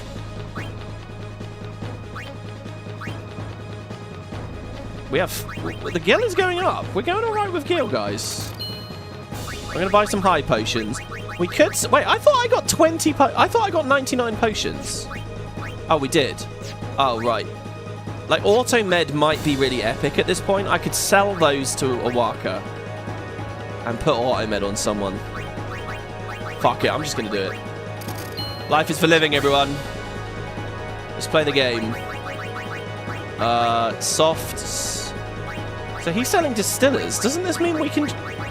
Can't we use these to give our Aeons anything we want now? I'm going to buy one of each so that I can see on the menus what they give. He might have petrification. I'll go for a couple more softs. Traitor or no, Lady Yuna's always been a friend to Owaka. She has. Now's the time to make good your escape. Ask again. So he doesn't sell gear. To be honest, I'm actually really happy with that. I'm going to no encounters to this. Because we've done a lot of equipment fiddling here. Alright, normal. Tidus is on the front with the Brotherhood. Let's get in there. There's another save crystal over there. Oh, I love the spotlights dancing around. Okay, fight one. Well, shit. We get a lot of ghosts.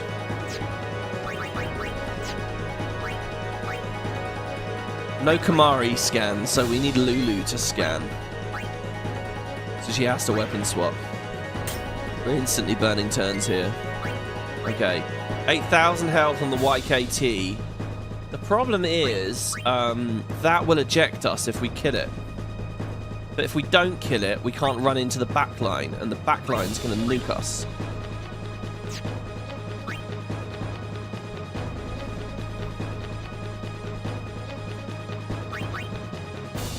I'm going to go for Energy Rain or Drills.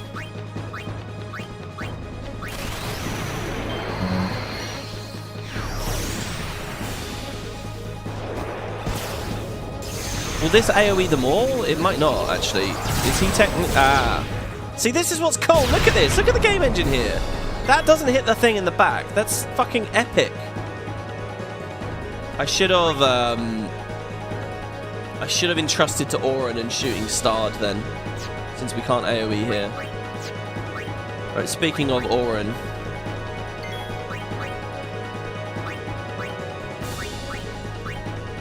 We've got to get this thing weaker. Or I could have summoned with Yuna. There's an idea in there somewhere, probably. Waka. Just want tanky people up right now. Dark it. Good dodge. It's Tacit Blade, it won't counter. Like, this is really scary. This nearly wiped me before. Doesn't Tidus die? The fact he went to... Oh my god, he's alive. Wow. I think that was just damage variance that helped us out there. Now, if we blind those, they do a comically large attack, right? Wasn't that the thing? Now, we've attacked the Machina with all of our guys, so now we are broken. So that was a bad idea as well. Well then, what next? Am I really just playing into this shit? And why'd I armor break it? That was dumb. We should have brought Lulu in and hasted her immediately and just killed it. Instead of weapon swapping, we should have just gone crazy with the damage on Lulu. 1,000. Tidus isn't going to hit that. It's not going to do anything. Okay, we are okay here. Oh, he does do it. Oh. Okay, bye Tidus, I guess. That's okay, since he was kind of low anyway. So we have a 2v2 now. A 2v2 in which we don't want to blind either of these. I think what we want to do is magic break them. We could use the whole debuff thing on Waka. It's funny, the more I've played, the more I'm learning, like, Oryx Reels really is the way to go. Here, I think I just swap...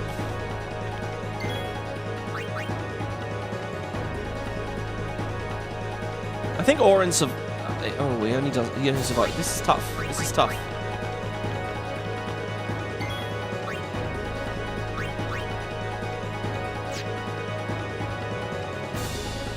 We don't want to... so they do less now, though, right?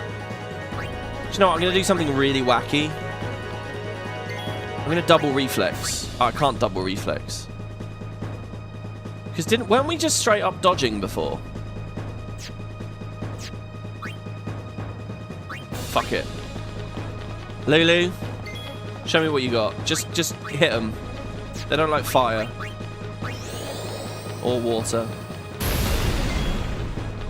They have 2k health. Oh, close, but no cigar. Okay, yeah, we were just dodging before, remember? Lulu is fairly evasive anyway. Fucking hell, they do hurt, though. I'm gonna possibly game over here. This is just the quickest way through. Either she dodges a couple of them and we get through, or we just game over. There's a dodge. How many can you do, Lulu? Oh, I think we won. We did, we won. Unless she gets a really low roll. Ah, she got a really low roll. Ah. Ah. Ah. Dude, she was on point there to do it. All right. We really are going to use... I should have auto-hasted Lulu. Well, after this episode's over, I might genuinely go back and put it on her. I think she's going to be absolutely insane with auto haste. Like, half these things I can't stat that meaningfully anyway. She would be epic with it. Right. I'm putting her into the front right. Well, no, Riku has first strike, right? So... Didn't I give Riku first strike? I did. Oh, and she has sensor. Fuck. Riku has sensor, so we didn't need to weapon swap on Lulu anyway. And I'll tell you what. Let's give Lulu the Moonba Force back. Let's give Lulu the Moonba Force, and then let's also give her...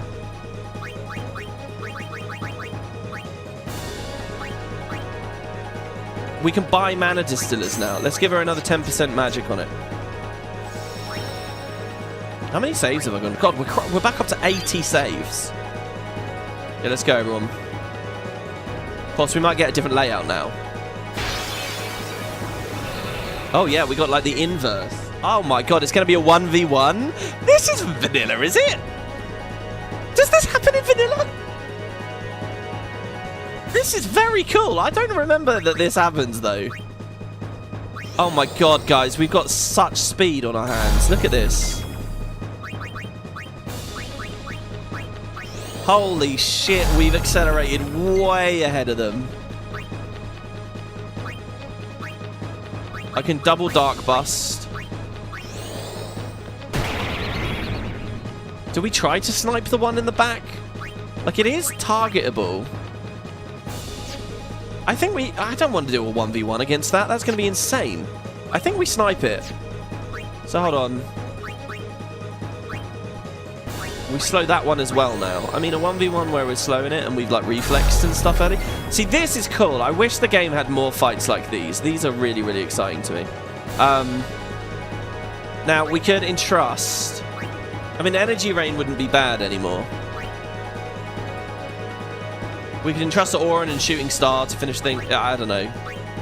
Let's just do some damage. Tidus actually, if I swap to the Fire Strike, Tidus is going to fucking murder these things. So there's the other Dark Buster. Tidus is going to destroy this. Ready? Look at the damage we're going to do. 4k. We got a crit as well. Lovely. Nice dodge. Nice dodge again. Okay. Don't blind the one on the back. He doesn't like fire. I think we just swap to Lulu then and... Can I focus first? I'm going to focus first. It's going to do its thing in a second. I guess I'll bring Auron in to tank the hit instead of Riku. If I just attack over there, what happens? It says out of range, yeah. Haven't seen that once this playthrough yet. Auron also, I had the Tacit Blade on because I thought we'd be in Seymour straight away. Let's do the Thunderblade. See, that one looks cool as well. There's a, all these weapons, guys, there's a Steam Workshop VR playthrough of Zanarkand where you can play Zanarkand in VR. And they have all the different weapons that you can pick up and manipulate with your hands IRL, and it's so cool. It's such a different experience.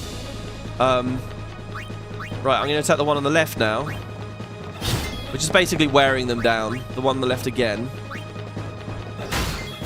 Now we kill the one on the back. With a focus, she should be able to 2-tap it. Yeah. Don't know how much health this one's got, but I think it can take a hit. Don't die. Don't thrust kick Lulu. Okay, yeah, that's fine. You can thrust kick. I mean, Auron would have been the best. And now Lulu gets her second go, and she kills the one at the back.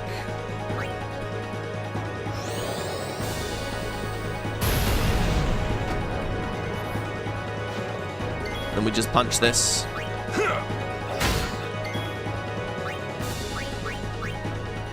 I should have auto-hasted her. It would have been epic. It might have even been epic against Seymour. Oh, bye-bye, Lulu. You got 99 problems, but 80 saves ain't one. Or however that song goes. Oh, man. Yeah, I'm going to have a problem when we get to 200. Yuna can heal.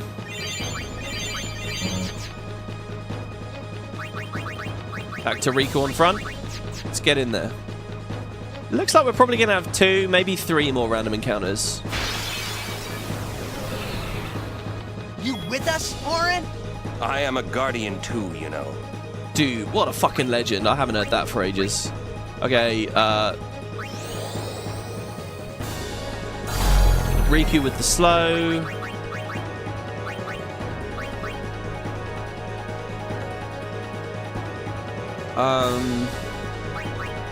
To be honest, no. I think slowing is the move.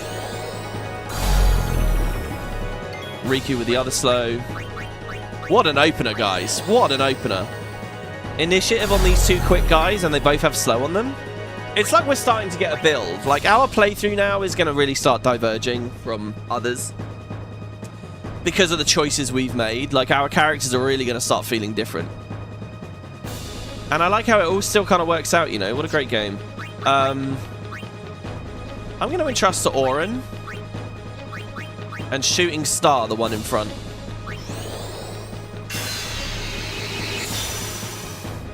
He can't eject me if I eject him, right? Right? 1 for 1. How is this gonna go? Oh shit, tab, shift, Z, E, A, D, E. Oh, I got that on 0, 0, 0, 0. Oh, it can do it. What? Weird, okay. Alright, now Lulu. Throw up a focus first. Defend would have been nice as well. I'm going to haste her. She should survive.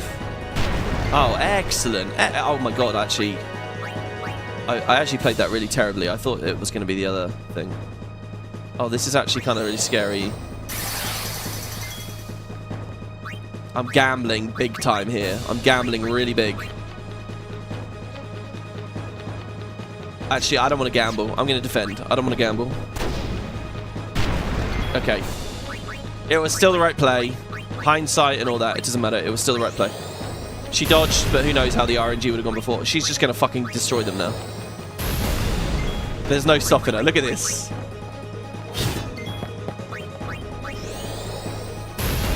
Boom. She got all the way up to 2.4 there. Okay, let's throw Riku back in front and Waka back in front. Nearly there. Oh, we get a preemptive strike. Very rare. Oh my god, they're just not going to be able to do anything now. Speed is the one true currency in this game. That's what I'm going to say, guys.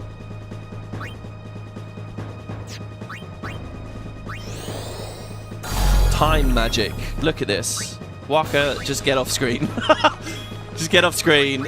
Lulu's going to pass. Oh, she's going to double focus. Like, yeah. No, there's no need to do that, right? There's no need to double focus. We need her to get 2 spells, and that's it. Just get over the threshold of 2 tapping. It's not like more turn efficient to do it any other way. Slow, slow. And then slow on this one. Now, this thing in front isn't darked anymore. But if I remember rightly, all they do is put you to 1 HP. Oh, actually, that's kind of awful.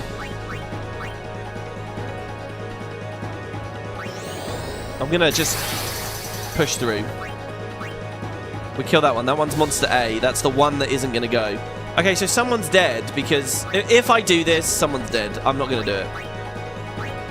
Because if I don't blind the thing in front, it leaves us at 1 HP and then the AoE kills someone. See, now Tidus has health. And we survive. We swap back to Lulu. And we snipe the one at the back before it even gets a turn. Beautiful. I think we just hit it. Who's best for just hitting it? Oren probably, right? It's weak to lightning, and we have the Thunderblade on. Don't want to kill it. Lulu with the double turn. Again, I don't want to kill it. Okay, good. If that was a crit, that was a bit of a risk. It could have died, and then it could have ejected Lulu, and then it would have just been annoying. Alright, we're out. We're out. Yeah. Beautiful. That was a pretty clean one. You just imagine the robot dashing in from the distance, going, fuck you. Yeah, it cast invisibility on itself. That's obviously not a move in this Final Fantasy. In a lot of Final Fantasies it is. Not this one, though. I think having a Final Fantasy with really good combat tuning makes all the other games in the anthology more interesting and exciting because you get different tools in different games, you know? And I think that's really cool. So it's a shame that in a lot of the modern iterations, much of that has gone away. Like, I think to myself, oh, I want to play 12 because I get different abilities. But of course, the tuning in 12 has to be set up in a certain way with mods and whatever. All right, we're here, guys. We were fleeing Bevelle, and now we've decided to go back for Kamari. A good soldier never leaves a man behind. This is Seymour 2.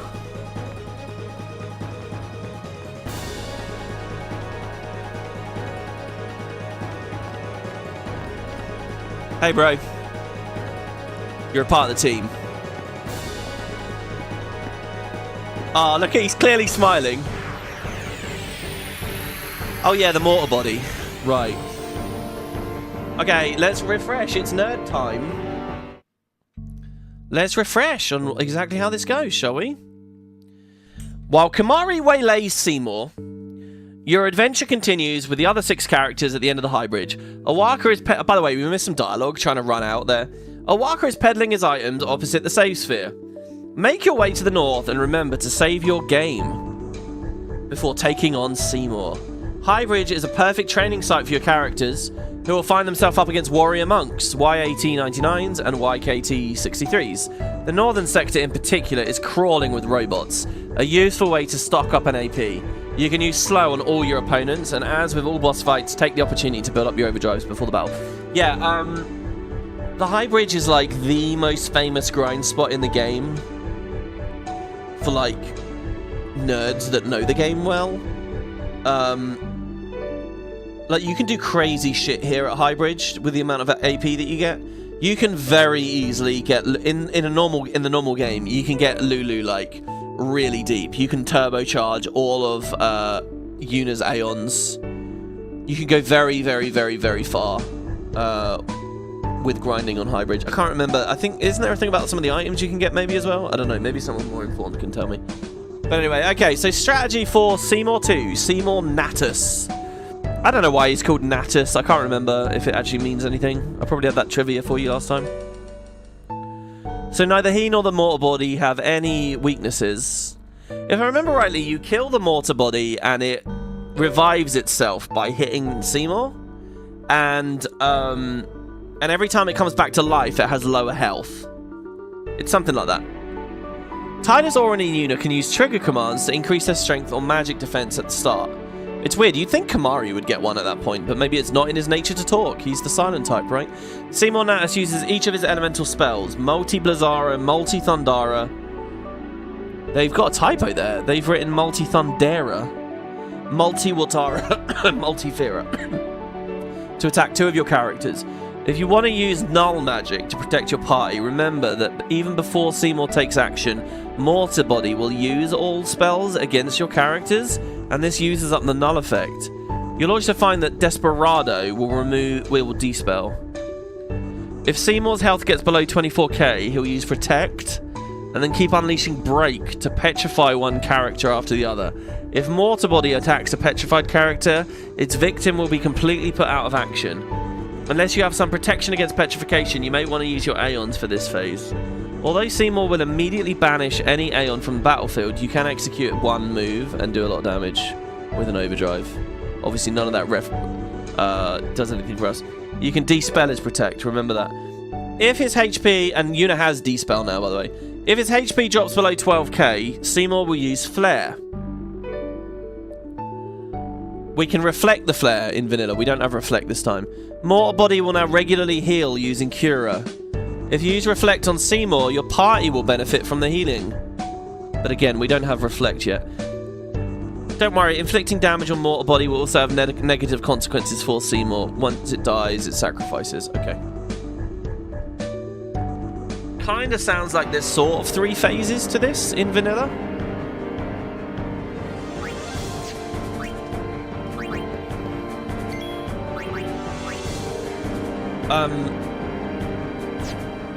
Sorry, what? Oh, I think he's immune to sensor.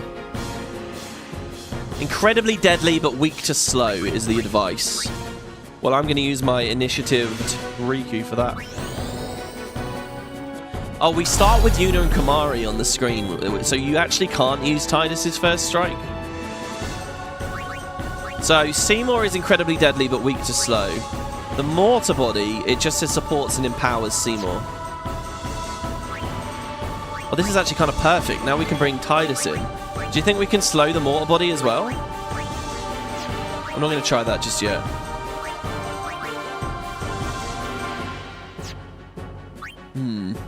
Haste ourselves? No, I'm going to try it. We have to try these things. Okay, mortar body is immune to slow. Yuna can speak. That doesn't skip his turn or anything, does it? We probably want to get some shells going. So I'm going to shell herself.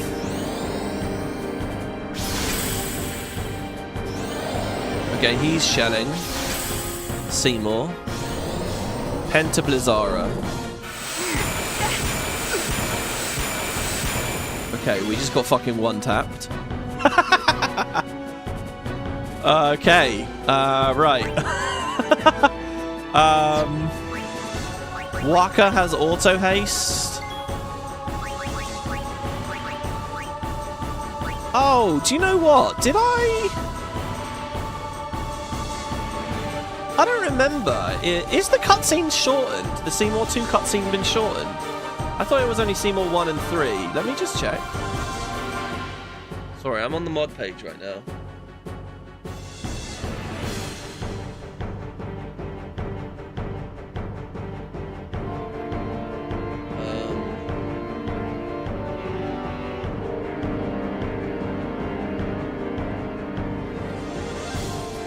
Yeah, it's just Seymour 1 and 3. This one hasn't been reduced. Yeah, okay, so we're all good with that still. You foresee Pentaflare in the future? Oh my god, maybe, yeah, maybe. I'm gonna Mega Phoenix. I want it to scan with Kimahri, but...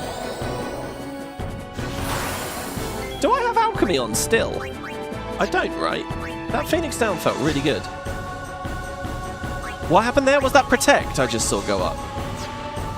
He's not been rehasted.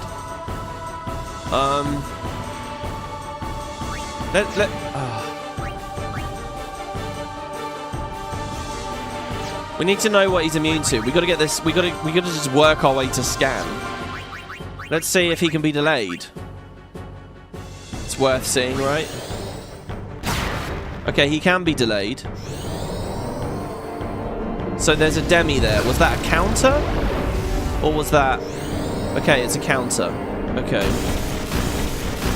Holy fuck. Okay. We've got to get Kimahri a turn so that we can scan, so we can see what's going on. We need to know whether he can be silenced with a Tacit Blade. We need to know, I guess this is fine. We need to know whether we can... I mean, the fact he didn't seem invulnerable to delay was pretty nice there. There are 2 targets, though. I can see what's happening, right? Demi is getting us low, and then the Pentas are fucking us up. I don't know whether there's a specific order to his spells again.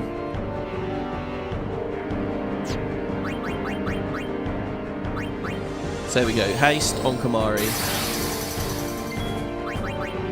This is your time, Kimahri.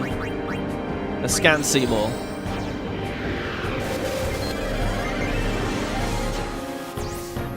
Seymour Natus. I'm actually going to make a note of his HP here as well. Oh my god, guys. That's pretty healthy. 75,000 health. Now adds new spells to his cycle instead of replacing his old ones. Likes to counter with Demi.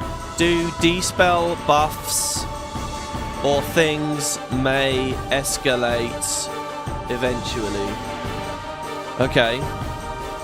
Do dispel the buffs or things may escalate. Okay, so immunities. Doom, eject, KO. Eject, Doom, KO, Zombie, Pet, Confusion, Provoke. What else was it? KO, Doom Zombie, Petrification, Confusion, Berserk, Provoke. He doesn't like Darkness. Sleep. Silence is okay though, right? I don't see Silence on there. Basically, he's vulnerable to Silence. So we can silence him. He's probably going to silence Proofify when I do that, but it's a free turn. So punching him in the face on this turn 1.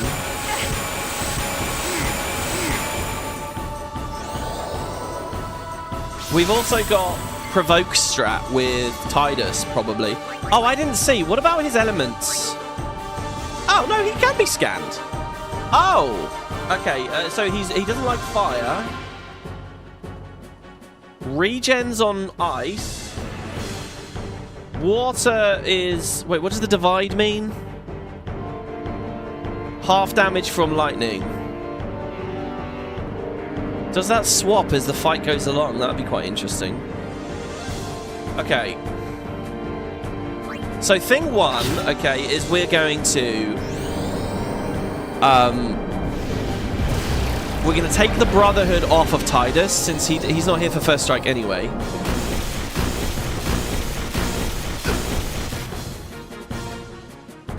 And hopefully that'll mean he hits really hard, because he's just going to be doing fire element, right?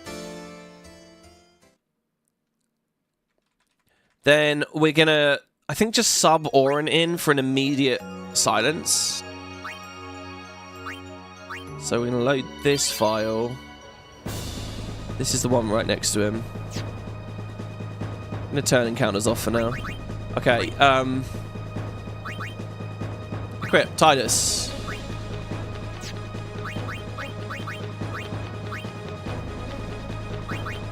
So, slow touch probably won't do anything. SOS Null Frost and counter attack? That might do something as the fight's going along. With his Fire Strike shield.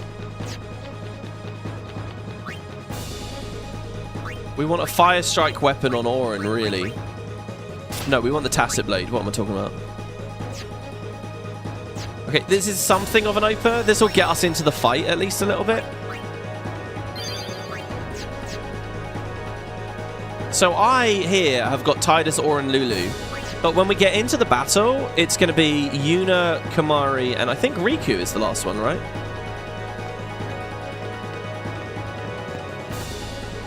That last line, do dispel or things may escalate, makes me think buffs come in order, like protect, shell, regen. Maybe in the end... I mean, he might dispel proof himself or something.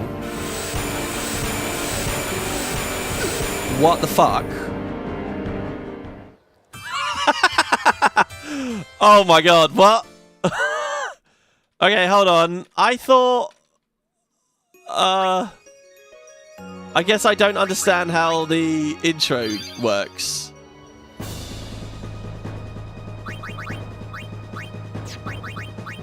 Okay, let's have Riku up there then. Having another first striker is great because it stops me from needing to...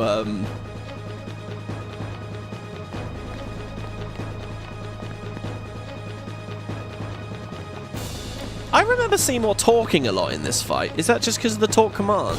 Like, he's not even saying anything here. Oh, it's Tidus again. Okay, so... Alright, okay.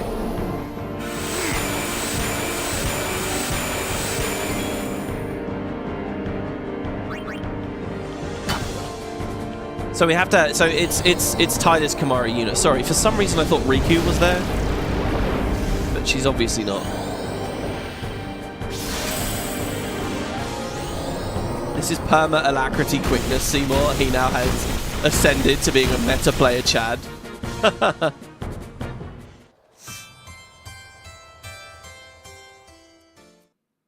Wait, how is it Seymour? How is Seymour on his 23 counter already? We've only just started. Right, let's bring Tidus back onto the Brotherhood then. We need it. It's weird, was I just swapping to Riku? Was that what it was? Pentademi when? I mean, if he wants to just Pentademi me the whole fight, then I'm well happy with that. I got no problems with Pentademi. You're sad that modern FF isn't really for you. 14, 15, 16 don't mesh with you.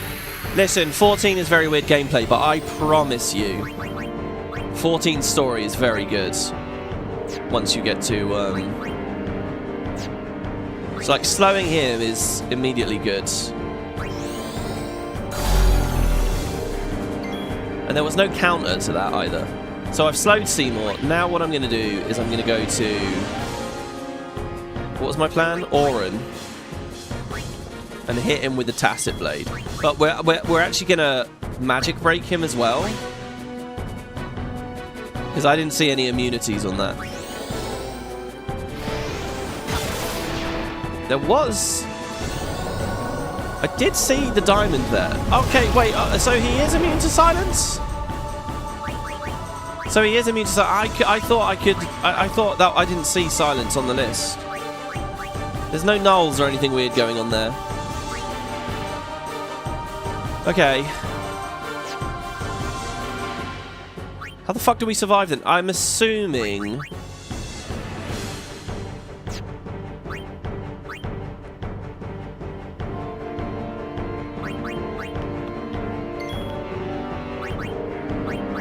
Is it always ice again? Let's check that. Is it always ice? Has he been killing us with ice every time? No frost? This is still not a guarantee of survival here. Oh, I know what I should have done. I should have provoked. I should have provoked. Hey, Spellblade! You had to miss a couple of streams due to IRL. Okay, it was ice, so we're alive. Just. Your OG X and X2 LPs are some of your favourite content? Thank you very much, man. I'm glad it's getting you through work. That's awesome. I'm really glad to hear that. Thank you. And thank you for the £10. That's really nice of you. I kind of just want to redo this now. Because I already feel like I fucked up. I think we've got to try provoke strat again.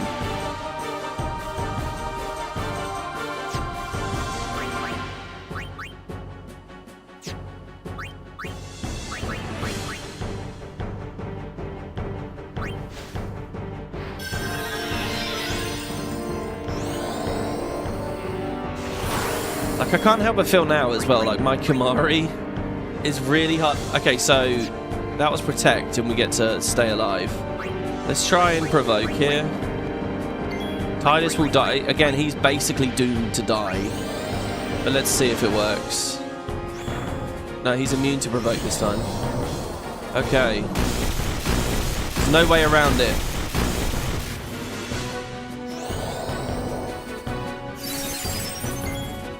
We gotta go defensives big. Now this time I tried Magic Break.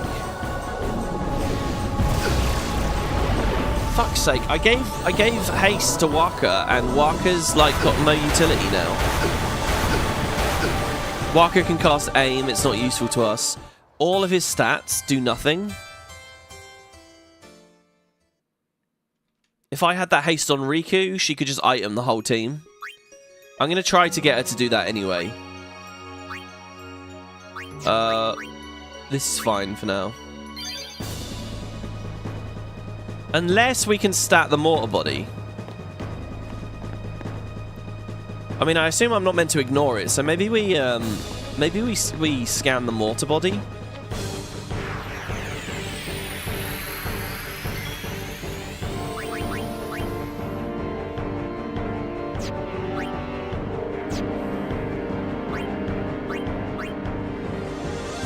Slow Seymour.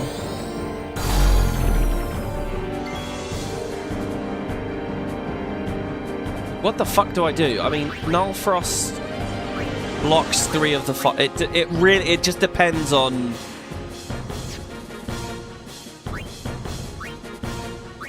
Is Riku quick with the items? No, using doesn't really help her much. I think I'm messing up with Tidus, by the way. I think it should be haste slow and then haste again or something. You, throw a Chocobo Feather. No, you're not going to be able to do anything. So, seeing that silence doesn't work, the Tacit Blade isn't needed.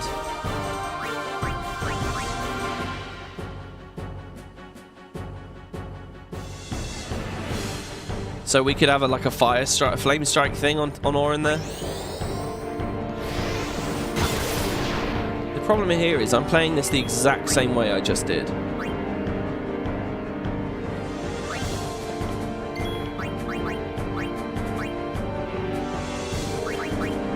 Let's grab Null Frost.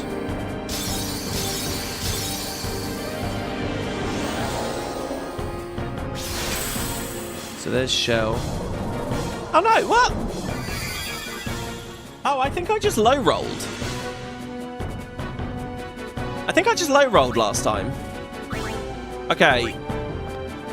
Oh, God, Kamari.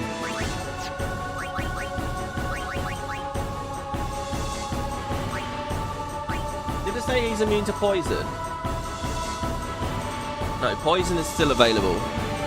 Demi is probably really good as well because of the AoE value.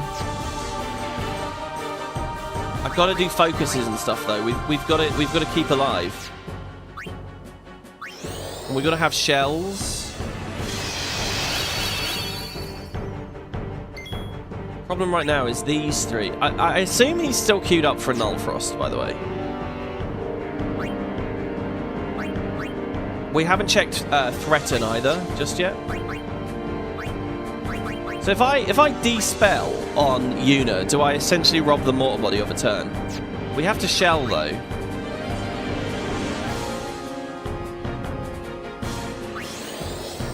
Shell Yuna, she's the squishiest. So this is 2 focuses, plus to shell, plus potentially it's ice.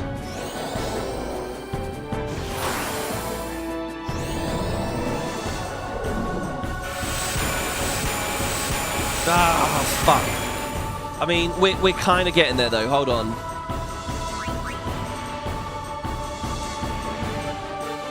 I need haste on these guys.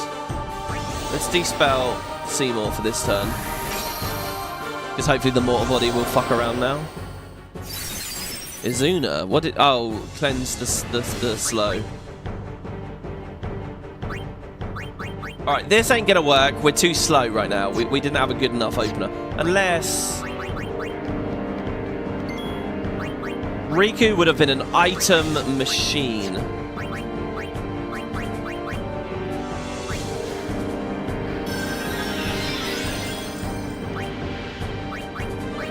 So now... Riku receives the shell, but she hasn't received any focus. Yuna's a little vulnerable as well, to be honest. I guess we defend on Riku, but Lulu's just gonna die. No, we're too... The opener is extremely important. We have to nail the opener.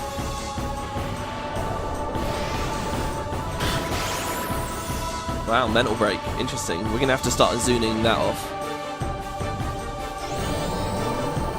Okay, we're dead.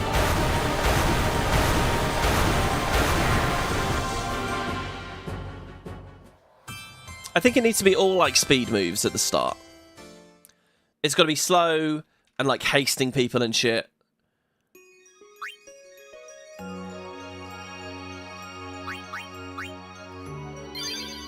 Tacit Blade is good.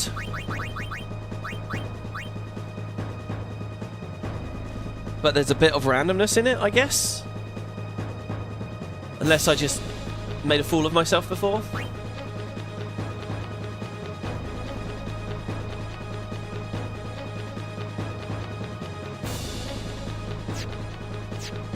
Think about who my front line is as well.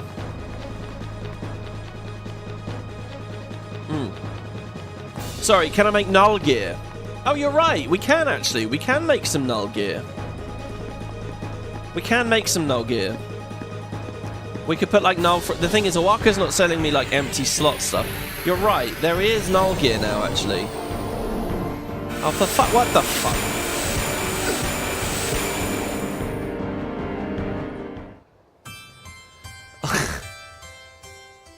We've got this save file kicking around where we don't have the Brotherhood equipped, and it just means instant loss. Not that.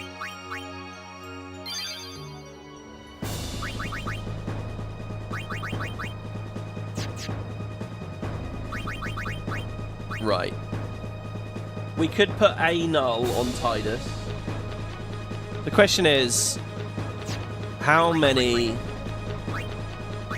See, like lightning proof, right? Immunity to lightning attacks. Now, immunity to... Oh, and we've got loads, actually. We've got loads and loads and loads. Okay, let's try this. Let's go to...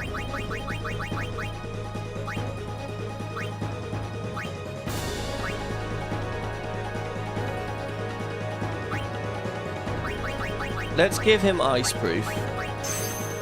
So he now has fire strike and ice proof on that shield. Who else do we want out on that first round with the ice? Yuna. Yuna having ice proof would be really nice.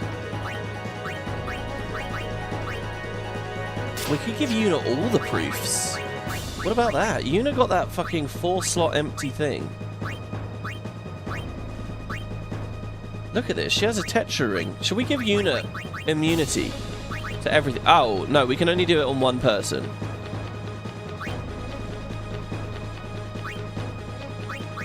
Still, though. Waterproof, lightning proof, fireproof. I guess ice ward.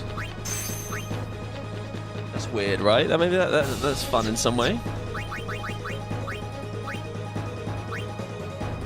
Yuna's just like ridiculously safe now, and she can put all the shells and stuff up on everyone. Make sure that's on him. Make sure the Brotherhood is on him. Let's see. Let's see. We got a lot of options here. Just waiting to get a random encounter in those 2 steps on the way up to Seymour. Yuna could benefit from being Seymour proof. She could, yeah. Let's just give her all the proofs and then give her Lancet. And then clearly we win, right? That's it. Ward is still 50% reduced. It's still epic. Yeah, it is good. Okay, here I think, right, we haste. And then we slow.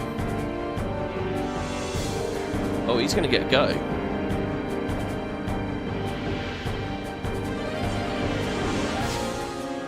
That's not normal, is it? He doesn't get a go. Usually? Is that because I hasted myself first? We've got to slow the prick. We've got to. So hopefully these all just aim onto Yuna.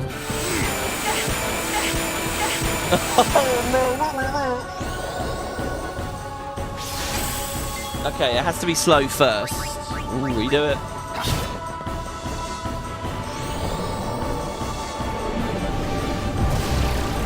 Skill issue. I should have known already.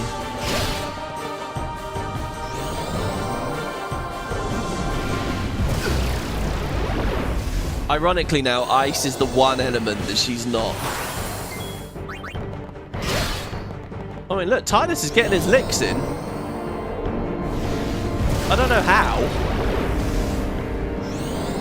I mean, so that demonstrates, right? Tidus had like 3 turns there. If we had slow on Seymour, haste on all of us, we're going to get 3 turns. For a total of 9 turns. Which is enough time to recover and stuff. Okay, I'm going to load that exact same file.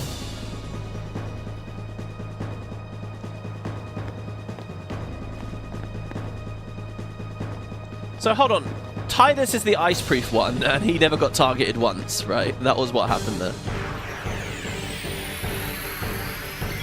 You know, in vanilla, I always feel like Kimahri's a drag in this fight, and unfortunately, I feel the same here now. Alright, so we slow first. So Yuna now gets a go. So Yuna can shell herself. Oh, I don't know. We got so many to do. I mean, what about Lulu being invulnerable to everything? Then she can just start focusing the whole team. Just focus, focus, focus, focus, focus.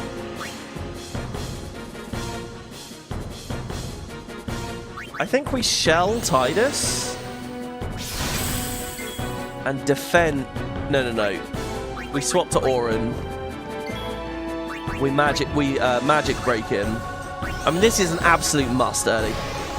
Debuffs him and wastes a turn on Silence Proofify.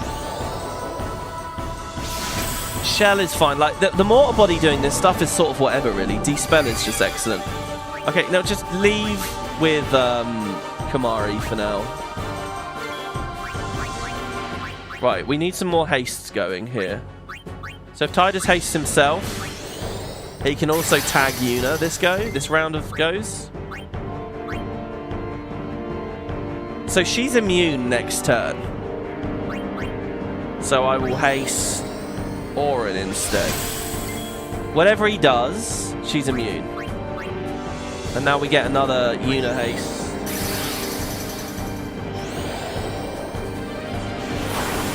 Protect, that's sort of whatever. And the final shell on herself.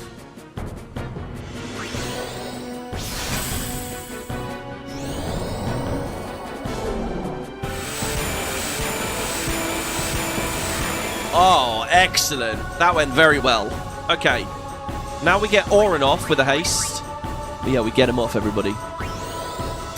Orin, just leave for a bit, mate. Just leave for a bit. Lulu comes in. Lulu uses focus.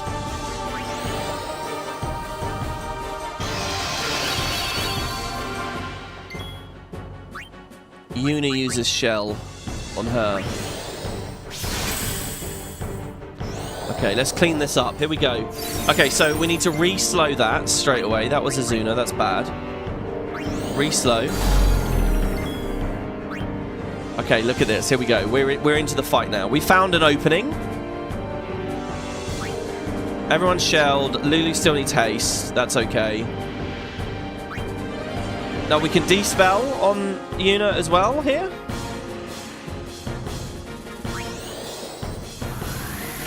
I feel like that's something. There's a Lulu focus. We might be able to haste focus as well here, which would be really good.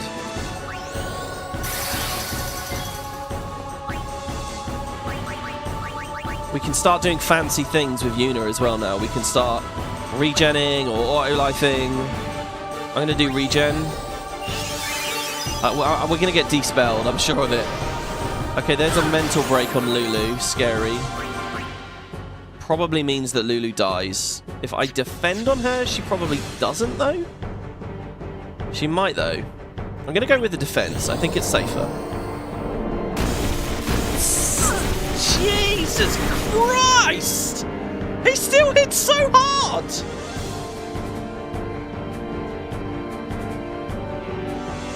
Oh my god! Hey, Ben Baker, thank you very much for that. 10 gift memberships, thank you. That's really nice of you. Your icon looks a bit like a Guild Wars character.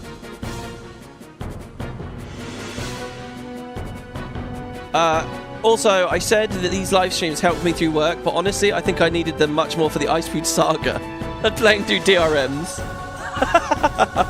Yeah, fair enough. Hexaflare waiting room? Oh my god. Guys, what? So, I think what happened there is Izuna cleansed the magic break, so he hit double what he would otherwise. I think that's where we're at with it.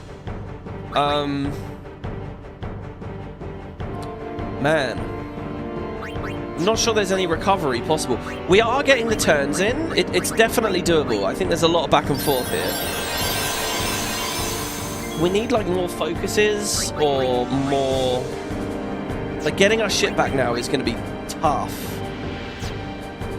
Or we need to, like, do our defenses better. Like, Lulu was defending there, though. I think we all need wards again.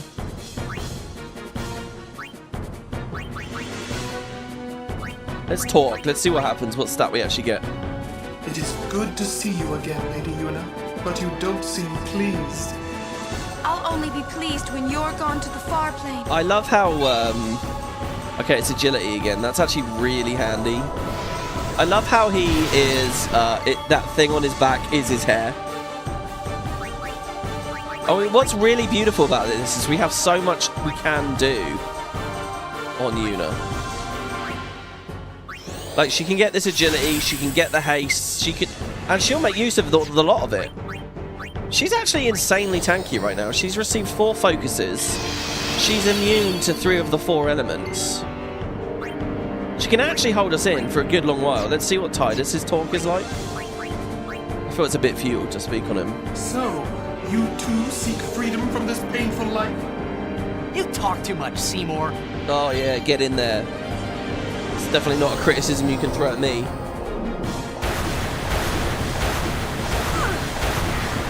So like, she's on Comrade as well, so she's like charging overdrives and stuff. Yuna solo? We just grand summon now? It would definitely be Ifrit, right? Oh, I like how people get up during the summon animation, even though they're down. I forgot about that.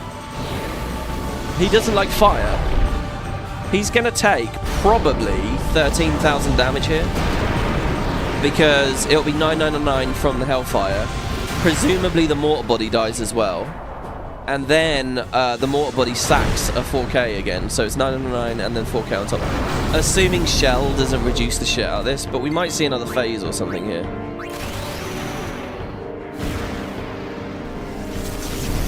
Yuna solo would be poetic, I agree. Yuna isn't flare proof. Oh, true. Very true. 75,000 health. We're talking about 8 grand summons, guys. That's all it is. Assuming they all do 999. Oh, there you go. It's good. It's good. So look at that. Exactly what I said. The demi counter doesn't really scare Yuna. Oh, sorry, it doesn't scare Ifrit, I should say. There's Shell going back up. Death awaits you. So we'll actually see Banish. See, if I remember rightly, in the P Birdman mods, like, just everything banishes, I think, so you kind of can't summon in that way. Is that right?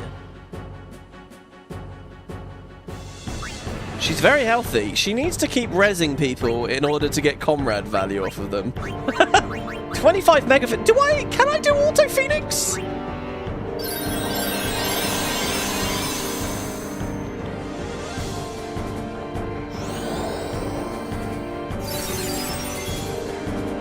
There's an Azuna.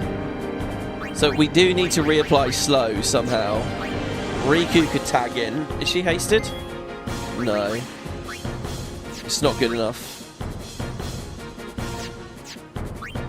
See, if we'd taught Yuna slow, she would seriously have everything she needs. I guess we can go for some nulls, maybe. Maybe it's shells plus focuses plus nulls. Seems like a bit much, though. I want to see if it can be threatened with Auron, so let's have a look at that. I think it's important to know whether this works. He could threaten before. Okay, Threaten works with Auron. Threaten is kind of a really cool skill. It feels very well balanced in a lot of ways.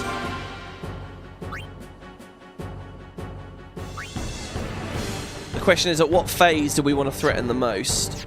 There's also the question of scanning the Mortar Body. So let's do that as well. Does it have only 3k health now? No, it's still at 4. I think in vanilla it loses 1,000 every time you do it. Is that not right? So let's see what he says about Mortar Body. Mortar Body can cast several buffs, magical or stat buffs, on Seymour, as well as using Power Break and Mental Break. We've seen those. Its HP no longer reduces when using Morty Absorption. It's immune to Slow, Sleep, Eject, Doom, Zombie, Pet, Sleep, Slow. Okay, this thing's vulnerable to Silence. I wonder if Seymour will Silence Proofify this. I wonder. It can't be Slept. It can be Darkness, though. Darkness will help us with Power Break and Mental Break. So we definitely have a lot of tools for dealing with him. Annoyingly now, we don't really have... Oh, what do I do here? We bring Yuna in. I think the best thing for Yuna to do is to actually gamble on a null. I'm going to go Null Tide. Null Frost is actually a very smart one. Let's see what happens when we talk on Orin. What does he get? Although he was not the man I once knew, Keenock was still my friend, Seymour. You will pay for his death! Oh, nice. Orin still cares about Keenock. Okay, Orin gets some strength. Okay, it was Fira. We gambled wrong. Dude, these proofs, these element proofs. If I can set it up right, I think basically we want to pick who's the character that should be invulnerable or near invulnerable until flares. Like, this is such a weird... Look at this. I can just go life, right? Summon.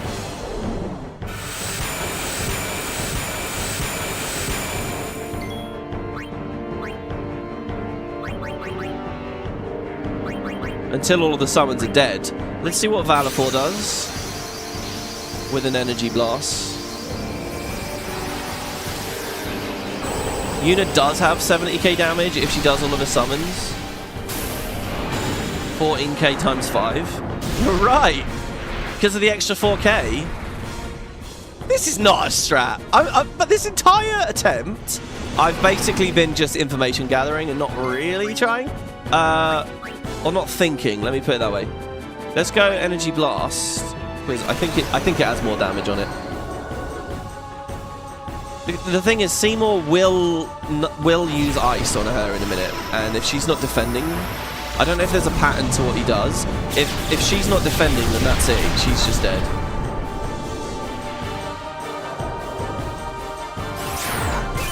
Oh, we might phase him in a minute. It's so good that he spent, like, he gets all these bonus turns. And look, the Aeon eats them. We just survived a power break that Yuna would have eaten otherwise. Death awaits you. Oh, quite a long queue there for him to banish.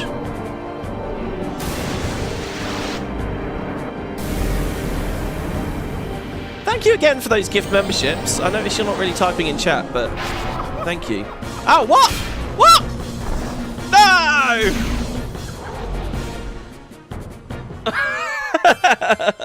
We all thought it was Flare. It's not Flare, it's Death. But we can be death-proof, but then that would cost us another element.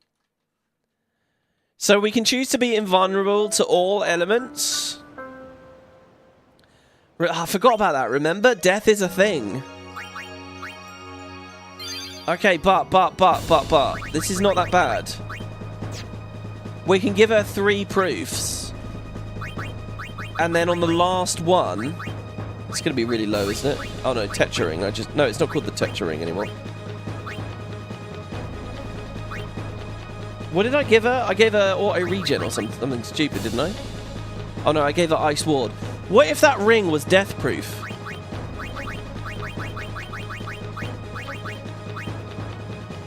Right? Did he pentacast it? Sorry, I missed it because I was looking at chat. Did he pentacast death? Hey, no problem. You appreciate my content? Thank you, man. Thank you. More to come. Check if you can auto Phoenix. Good question as well. I can auto Phoenix.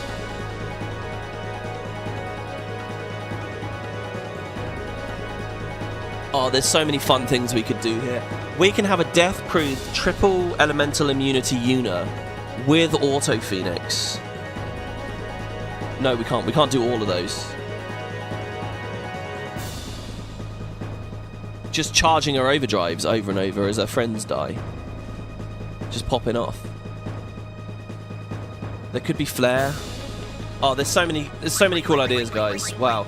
But listen, that's going to be the end of the episode today, I'm afraid. I was aiming for 3-hour parts. We had some pretty long ones. I feel like 5 hours is pretty good. So join me next time, guys, for Seymour 2. That gives us 24 hours to chat. You guys can drop your YouTube comments, give your ideas. I'll arrange my equipment and figure some things out. I'll go over to Owaka and sell some useless things, I think. And then we'll come back for Seymour 2. I'm really excited about it as well. It's going to be very cool. And then we'll get the kiss in the lake, the Calmlands. This time tomorrow, we could be on Mount Gagazet. Assuming the fight against the Machina goes well. We could be on Gagazet. We could be doing Baran and Yankee. We're kind of getting pretty far now, guys. So thank you very much. This was really fun. All the Bevelle shit's just been awesome. The whole mod's been absolutely fantastic. Thanks very much for watching, guys. Thanks to Coryphean.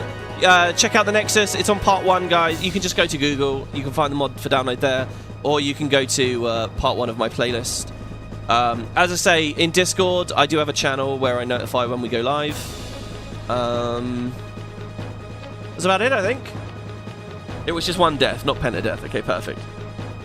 That's great. Have a good night, guys. Take care. And I will see you all tomorrow. See you next time.